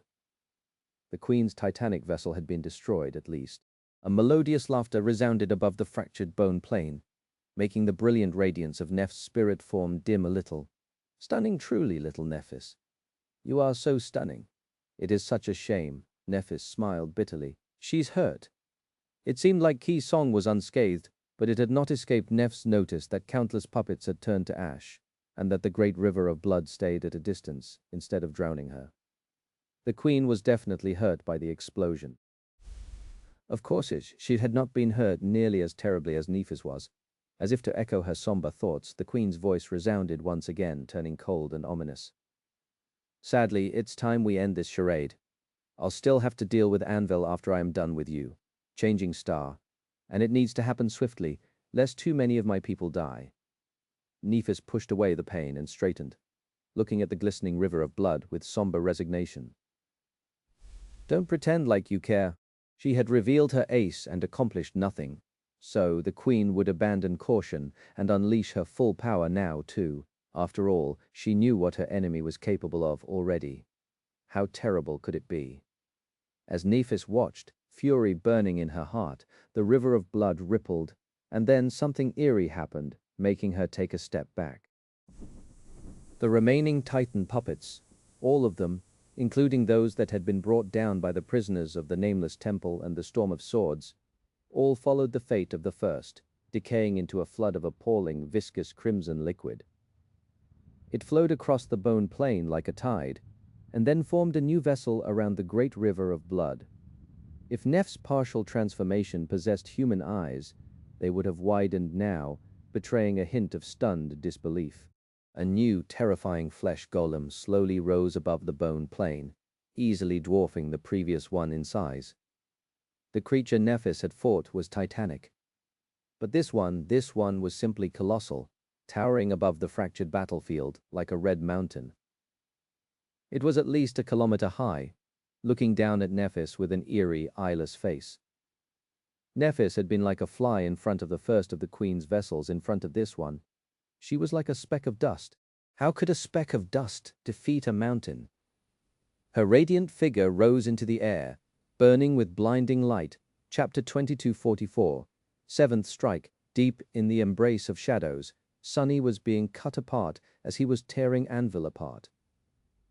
The two of them were destroying each other, both indifferent to the harrowing pain of their souls coming undone. However, the indifference of one was different from the other. Anvil did not care about anything, while Sunny cared about killing him too much to be bothered by the pain. Die. He would have laughed if he had a mouth capable of laughing, but while his formless shape possessed 100 mores, all of them were mute. There was no sound in the world of shadows, only silence. He shredded Anvil's armor and mangled his soul, drowning in agony and dark glee. But as much as Sunny abandoned himself to the fervor of battle, his mind remained cold and calm like a still lake. Even as the king's sword cut him, he was calmly calculating how to kill the king of swords. Sunny had a hint of suspicion that Anvil had rambled about, forging Nephis into a flawless blade for a reason. It was most likely a true glimpse into his twisted thoughts, but at the same time, Sunny would not put it past the insidious sovereign to have said it aloud in order to undermine his composure. If so, it had backfired spectacularly. But even then, the more Sunny calculated the odds, the colder he felt, because he saw no possibility of winning. Anvil was simply too tyrannical, his will too sharp of a weapon. Even as his soul was being torn, Anvil was growing more accustomed to fighting in the world of shadows. And as they plummeted deeper and deeper into the lightless expanse of the Shadow Realm fragment, angry red runes ignited on his black armor, causing the shadows to ripple and part. Anvil opened his mouth, and against all laws, the silence of the lightless abyss was broken by a sound. Enough. Grasping Sunny's shapeless form with one hand, he raised his sword and brought it down, cutting the very shadows with its blade. In the next moment, Sunny was violently thrown back into the material world. He rolled on the splintered bone, groaning as his battered body hit the ground. By the time he rose to his feet, Anvil was already stepping out of the severed shadows. His armor was whole, and his vermilion cloak moved languidly in the wind. Even though Sunny knew that his enemy's soul received grievous wounds outwardly, Anvil looked utterly unscathed. Ah, that rotten bastard. The battlefield had changed while they were struggling in the shadows. The fractured battlefield was crumbling smoke and an angry white glow rising from the jagged cracks on its surface. The hollows below were a sea of embers and fire. Far away, what the hell is that? A colossal figure towered above the bone plain, its vaguely feminine shape, both harrowing and eerily beautiful. A flash of white radiance illuminated the towering creature, and that was all Sunny had time to see, since Anvil's sword whistled past his neck. He would have been beheaded if he had reacted a split second later. Sunny reeled back and deflected the next blow with his odachi, grimacing under Weaver's mask as his tattered soul pulsed with pain. Anvil smiled coldly. Your world, huh? What a dreary place. He was suddenly just a step away, batting Sunny's sword to the side. In the next moment, Anvil kicked him with devastating force, sending Sunny flying dozens of meters back. He crashed onto the surface of the bone, bounced like a pebble, and slid dozens of meters more. Sunny jumped to his feet almost instantly, but by the time he regained his balance, Anvil was already upon him. The dreadful sword cut the air. I should commend you, though such spirit. I am actually in pain. Sunny dodged and tried to deliver a blow of his own, but Anvil dodged it with an easy step and spoke evenly, a chilling threat hiding in his cold voice. What shall we do about that? Why are you talking so much? Sunny laughed. I heard dying is a good cure for pain, King of Swords. Let's do that. Anvil smiled darkly. Still insolent, I see. With that his sword lashed out, suddenly encompassing the whole world. This time, Sunny could not escape. The cursed sword seemed to pierce his very essence, cutting his courage apart. Suddenly Sunny felt terror grasping his heart. The next strike cut his determination, and Sunny staggered, suddenly unsure of why he was still resisting the inevitable. The third strike cut his hope, and in that moment Sunny knew that he stood no chance. What was he thinking about? A mere saint could not defeat a sovereign. It was impossible. Serpent suddenly felt heavy and unwieldy in his hands, and his pain, both physical and mental, became overwhelming. He groaned. The fourth strike cut his killing intent, or rather tried to. Instead, the cursed blade came to a screeching halt and bounced back, failing to destroy its target. Full of terror, hesitation, and hopelessness, Sunny took an unsteady step and looked up at the towering figure of the king. His hands trembled. And yet he forced himself to smile despite the dread, doubt, and despair that had conquered his heart. I'll kill him. I must kill him. I must. His shaking voice escaped from behind the fearsome mask. Are you ready to die? Was he ready? Anvil shook his head. How stubborn. The fifth strike cut space itself. What? The space was suddenly warped. It seemed like even Anvil could not destroy the Shadow Realm fragment, but being the inventive craftsman that he was, he found a way to displace a part of it. There was darkness behind them, and there was darkness in front of them, but in the space where Sunny and Anvil stood, the harsh radiance of the overcast sky poured from above, and the familiar heat enveloped them like a suffocating veil.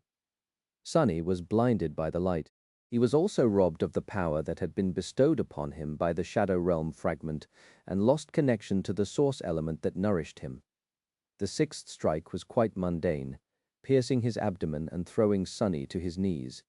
Pulling his sword back, Anvil looked down at him with a cold expression and said in an indifferent tone, "Rest in peace, Lord of Shadows." The cursed blade fell down. Chapter 2245. Council of Despair. The cursed sword fell down, its inescapable blade shining in the blinding light. Sunny was kneeling in front of Anvil, looking up. His black mask was baring its fangs in a fearsome snarl, but beneath it he was pale and terrified. In his eyes the thin edge of Anvil's sword seemed as vast as the sky, obscuring the whole world. He was gruesomely wounded and weak, his hands trembling, fear consuming his dazed mind. He could not move, he could not breathe. There was no escape. There was no point in trying to escape anyway. He was defeated, and so all he could do was surrender. He wanted to surrender. Ah. Had he not struggled enough? Every step he had taken was an arduous struggle. Every battle he had won was a torturous trial. He was tired, terrified, and in pain, just like he had always been. It had all been so hard, so painful, so lonesome. He was erased from the world and forgotten by everyone. He was lost. There was no salvation from Anvil's blade, but the blade itself offered salvation. A sad and somber kind of salvation, but salvation nonetheless, an end to all his pain and all his fear, as well as everything else. Sunny had no hope left. Let's give up, Sunny. He looked at the falling sword meekly, ready to accept his end. And then he raised his hand and caught the cursed blade, stopping a short distance away from his neck. Sunny's hand trembled. The sword trembled as well, and as Anvil pushed it down, the steel blade easily cut the onyx gauntlet, mangling the flesh beneath and becoming smeared in blood. The sharp tip drew closer to Sunny's throat, but it still failed to pierce it for now. The two of them wrestled for control of the sword. Anvil was pushing it forward with his physical might and aspect powers, while Sunny fought to hold it in place with all his strength, desperation, and sheer unwillingness to give up. Giving up sounded wonderful. But there was one problem. If he gave up, he would not be able to kill Anvil. And that was not something Sunny was willing to compromise on.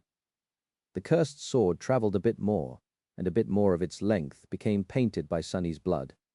It was mere centimeters away from his throat now. Not good. Pale as a ghost, Sunny gritted his teeth behind Weaver's mask and looked at Anvil with murderous darkness burning in his eyes. He had not saved himself from death, really. He had merely postponed it. And not by long at that. He was managing to hold the cursed sword back for now. But Anvil would overpower him soon. The smallest of actions would break his concentration and allow the sword to plunge into his neck as well. So, what was Sunny supposed to do? Think. Think. He could sense Anvil's shadow. He could feel Anvil's tyrannical will, giving shape to his killing intent and empowering the fatal inevitability of his sword. Summoning death upon Sunny. The will, the sword, what came first? What was the true weapon? No, was there even a distinction between the two? Or were they inseparable? Were they one and the same? As Sunny drowned in powerlessness and pain, as he was being consumed by a singular and overwhelming desire, a hint of a vague understanding suddenly dawned upon him. His eyes narrowed slowly.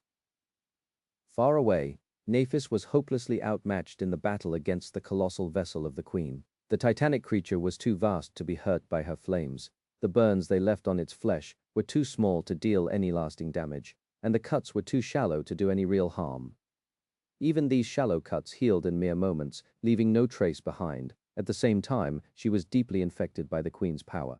Nephis could heal herself, while Qi Song could aggravate any wound. Their powers had been locked in a stalemate before, but by now Nephis was too outmatched, too grievously injured, and so her soul continued to rot and crumble a little faster than it was being cleansed and repaired. Her suffering was unbearable, and her defeat was inevitable. Deep in her heart, Nephis knew that she could not survive. It was impossible. She was thinking of assuming her full transcendent form, but there was no point. Even if Nephis unleashed herself, she would not be able to harm the colossal vessel terribly enough to destroy it, and it was dangerous for her as well.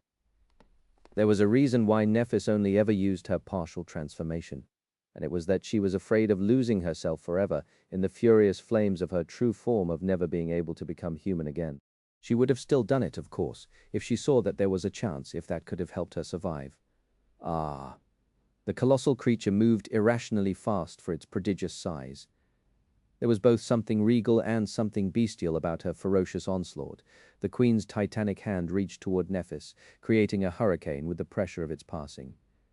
Nephis evaded the immense talons this time, but she could not avoid them forever.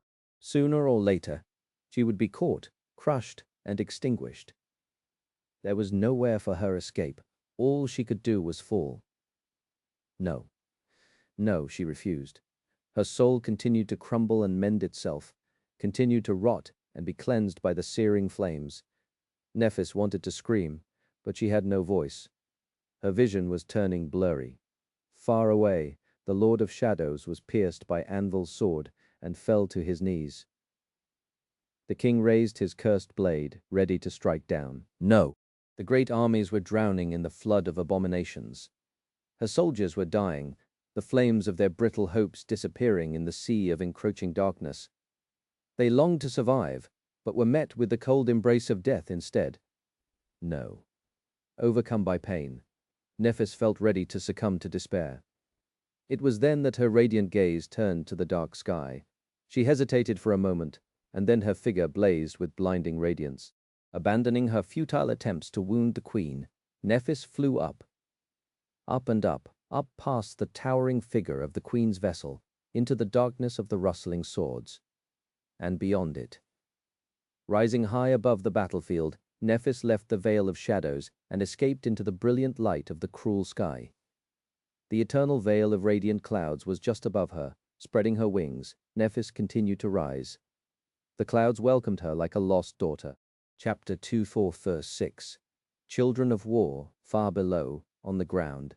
Sunny was slowly losing the struggle against Anvil. The tip of the bloodied sword was already pressed against his neck, piercing the skin.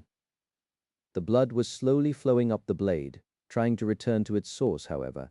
His trembling hand was too mangled to contain it. His grip was still crushing, though, preventing the cursed sword from moving any further. In that moment, tormented by desperation and pain, Sunny suddenly saw it clearly, the will and the way the King of Swords wielded it. The vague shape of the path to supremacy, disjointed pieces of knowledge, and the things he had observed all came together, falling into place. And suddenly, it all made sense. His eyes narrowed. It all made sense, but Sunny still did not know what he had to do. What he gained was not a map, but rather all the necessary tools he needed to draw the map, and then chart a course to his destinations across it, if only he had time. But there was no time. He was going to be killed in mere seconds. Sonny gritted his teeth, desperate and refusing to give up. No, no, no. And just then a miracle happened. Far above, the clouds of Godgrave parted, and rays of annihilating light poured down from the white abyss of the incandescent sky. The fragment of the shadow realm endured them with cold indifference, remaining as dark and lightless as it had always been, but Sonny and Anvil were currently devoid of its protection.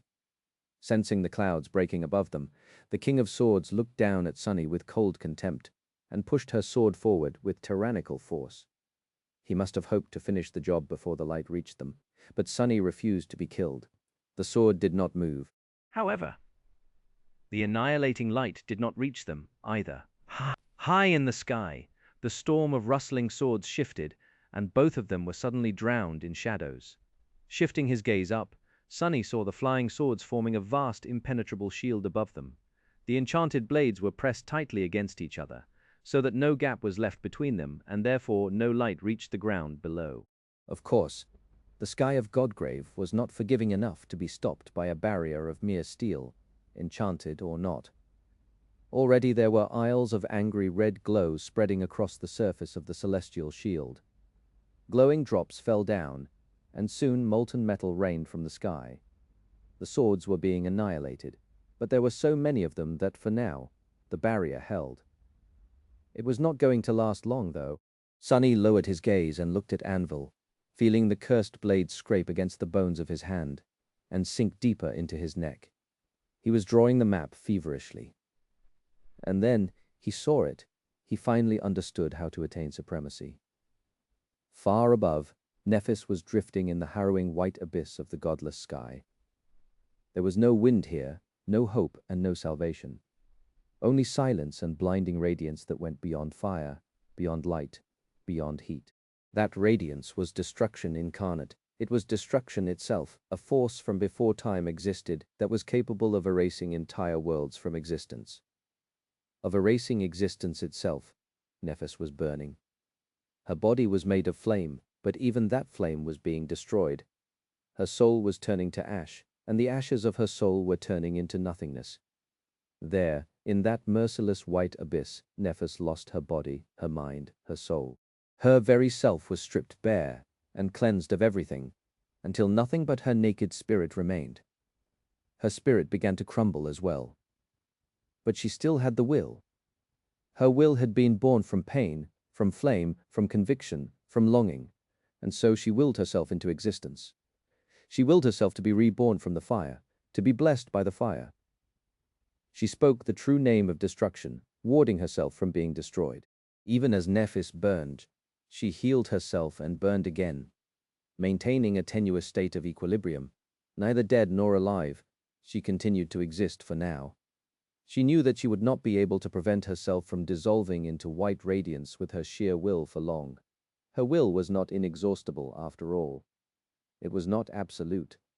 But in that moment between life and death, Nephis finally saw the path to supremacy. She knew what she had to do and what her will had to become.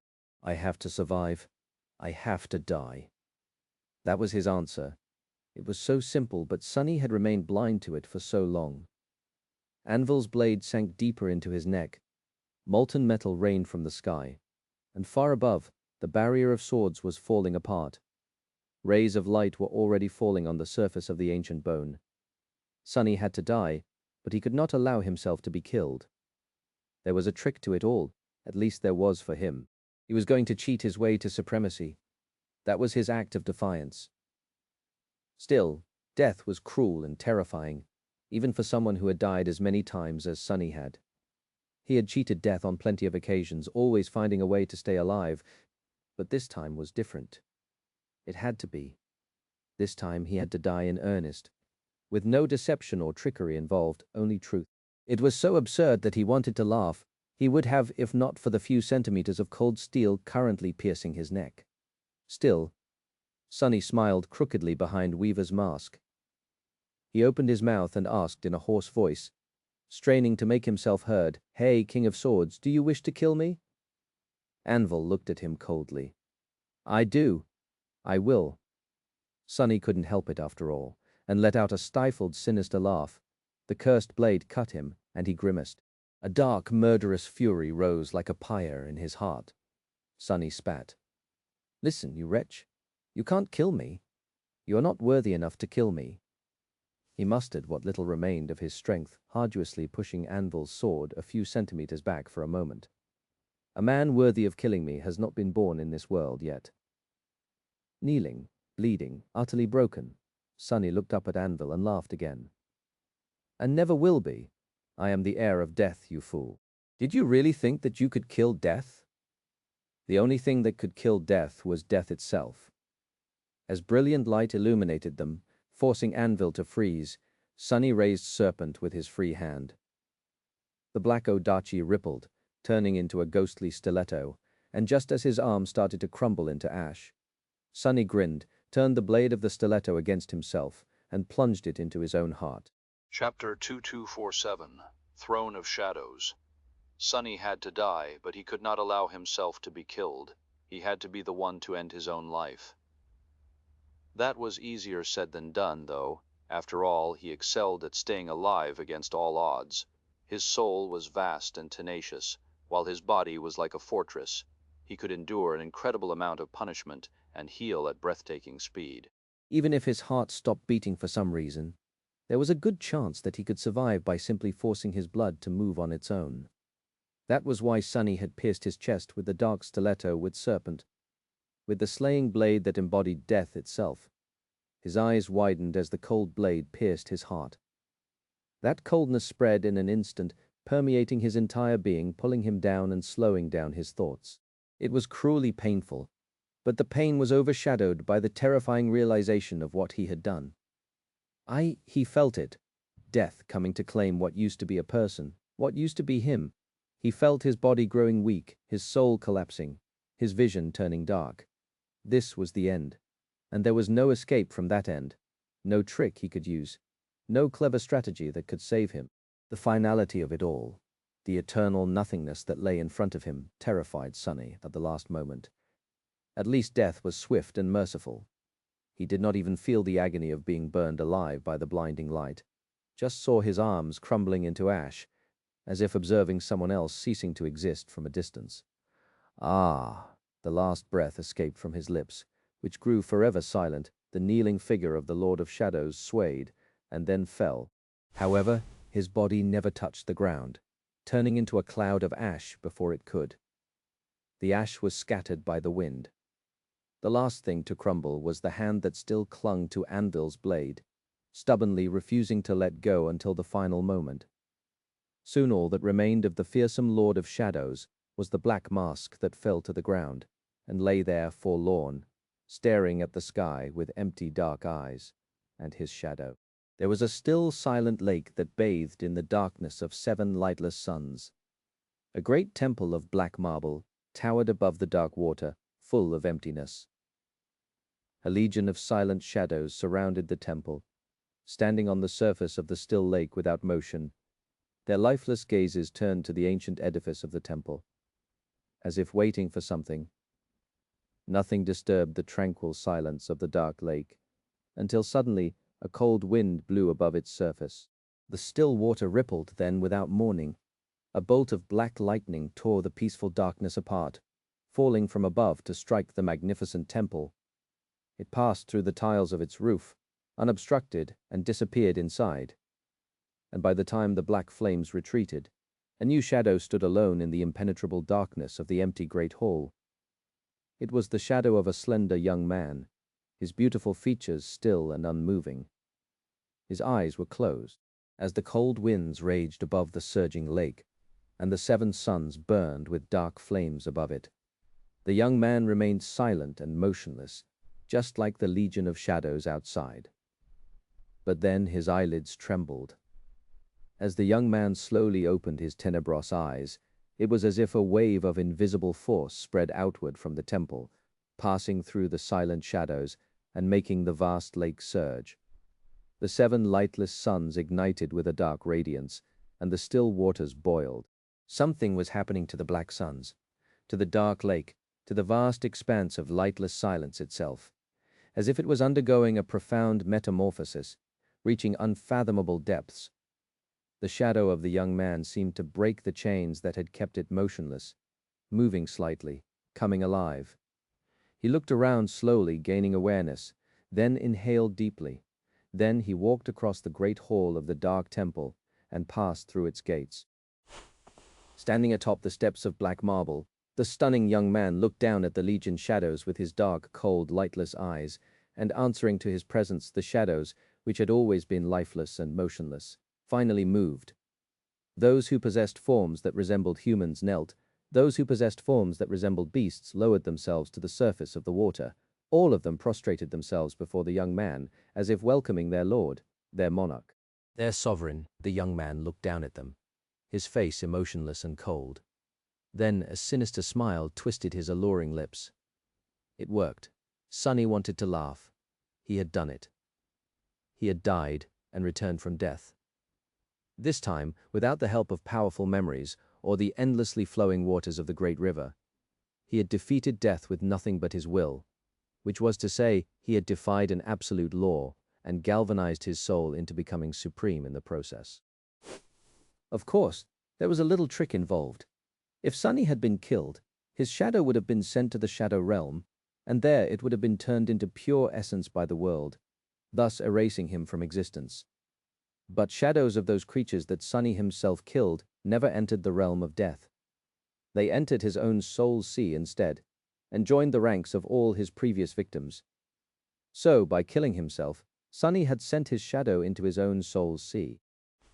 That was why he had to die by his own hand, and not by Anvil's blade, and that was how he had been able to will himself into coming back to life, instead of being consumed by the shadow realm. When he did, the wall that prevented him from attaining supremacy was broken, and his nascent domain manifested itself into existence. Looking at the legion of prostrating shadows, Sonny exhaled slowly. So this is what Uriz meant. These silent shadows, they were his domain. He had been building it all along without even knowing it, and what a powerful domain it was. His sinister smile turned dark and murderous. Now then, Sonny looked up. There was someone out there he had to kill. Back on the fractured battlefield, the fearsome black mask trembled. Chapter 2248, Throne of Light, high in the godless sky of Godgrave. Nephis was being reforged. The brilliant white abyss was her anvil, and her will was the hammer with which she forged her soul into shape. The pain was the pristine flame that kept her soul pure, burning, restoring herself, and burning again. Being destroyed, being created, and then destroyed again. Destruction, creation, it was one and the same. For Nephis, they were two sides of the same coin. Her flames could both heal and burn after all, so she was not foreign to the concept. Her soul was being reshaped, but it was her will, her spirit, that ended up being tempered with each excruciating rebirth, until her soul and her will permeated each other and became too interwoven to be separated, let alone discerned at that moment. Nephis felt a profound change happen to her. It was as if an incandescent spark of a beautiful golden hue had ignited in the blinding radiance of her fiery soul, making the immolating white flames seem dim in comparison. That spark was a catalyst, but it was not a catalyst for her soul becoming supreme.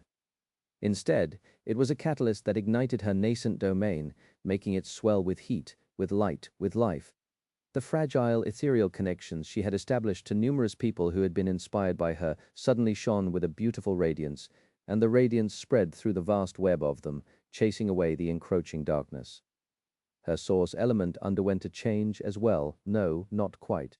It remained the same, however. It was as if the floodgates that prevented Nephis from experiencing it fully had been opened, and the shallow trickle of essence she had been receiving before turned full and powerful like a freely flowing river. The dam had been broken. Each of the countless people whose souls had been ignited by the flames of longing was a source of this radiant spirit essence, and as the spirit essence flowed into Nephis, her own essence was galvanized by it, undergoing a qualitative transformation, making her supreme. Nephis felt her essence changing, becoming brighter, richer, vastly more potent, brimming with ferocious, unimaginable power.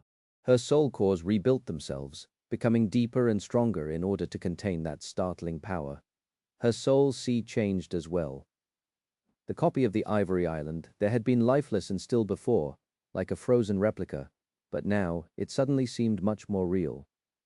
The blades of emerald grass swayed in the wind, glistening with dew.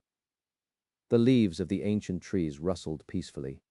The waters of the clear lake rippled as they shone beautifully, reflecting the sunlight. And that was not all. The Tower of Hope was not the only landmark in her soul sea anymore. Some distance away, a great castle of white stone towered above the resplendent water. A magnificent black palace was there as well. A gargantuan ship drifted on the calm waves, its numerous sails full of wind. There were other citadels as well. All of them rose from the water like islands, and the vast expanse of her radiant soul was not empty anymore. Instead, it resembled a small world. Nephis survived.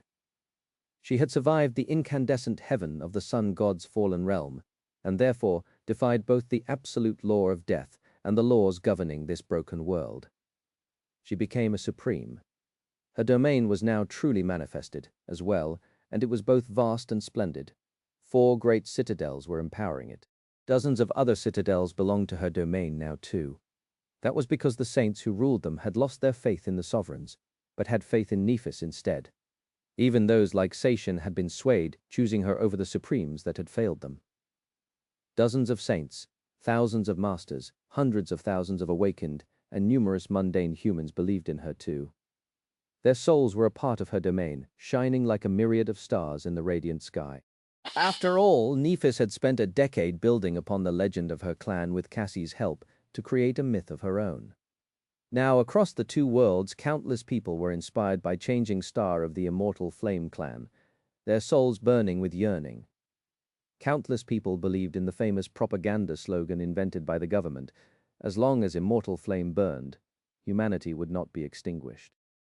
So, it was as if the immortal Flame Clan and its last daughter had become synonymous with humanity. And therefore most of humanity was a part of her domain. Nephis could feel all of them, too. The connection she shared with those who had been inspired by her was much deeper now and more universal. It did not depend on distance or proximity anymore, and so there was a boundless ocean of hopes and desires that washed over her mind, threatening to overwhelm her.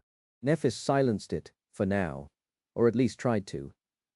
There would be time to explore this connection later. For now, she had to finish the battle. Boundless power, endless essence. Full of furious light, Nephis cast her flaming gaze to the ground. Far below, on the ground, the great armies were melting in the flood of nightmare creatures. The sudden snowstorm summoned by the Lord of Shadows had stemmed the tide of abominations somewhat, and the terrifying explosion caused by changing star diminished their swelling number even further. But people were still dying, and the remnants of the incinerated jungle still threatened to consume them all. The humans were losing, until suddenly, a soft radiance flooded the battlefield. The soldiers of the United Army faltered for a moment, looking at their own skin in amazement. They themselves were the source of the radiance. It was as if white flames ignited within all of them, washing away their wounds and making them much stronger, much faster, much more resilient, augmenting them with fearsome power. Those who were on the verge of dying were saved, and those who were beaten and exhausted suddenly found themselves full of renewed might. The radiant army stirred, meeting the dark tide of abominable monsters and pushing it back.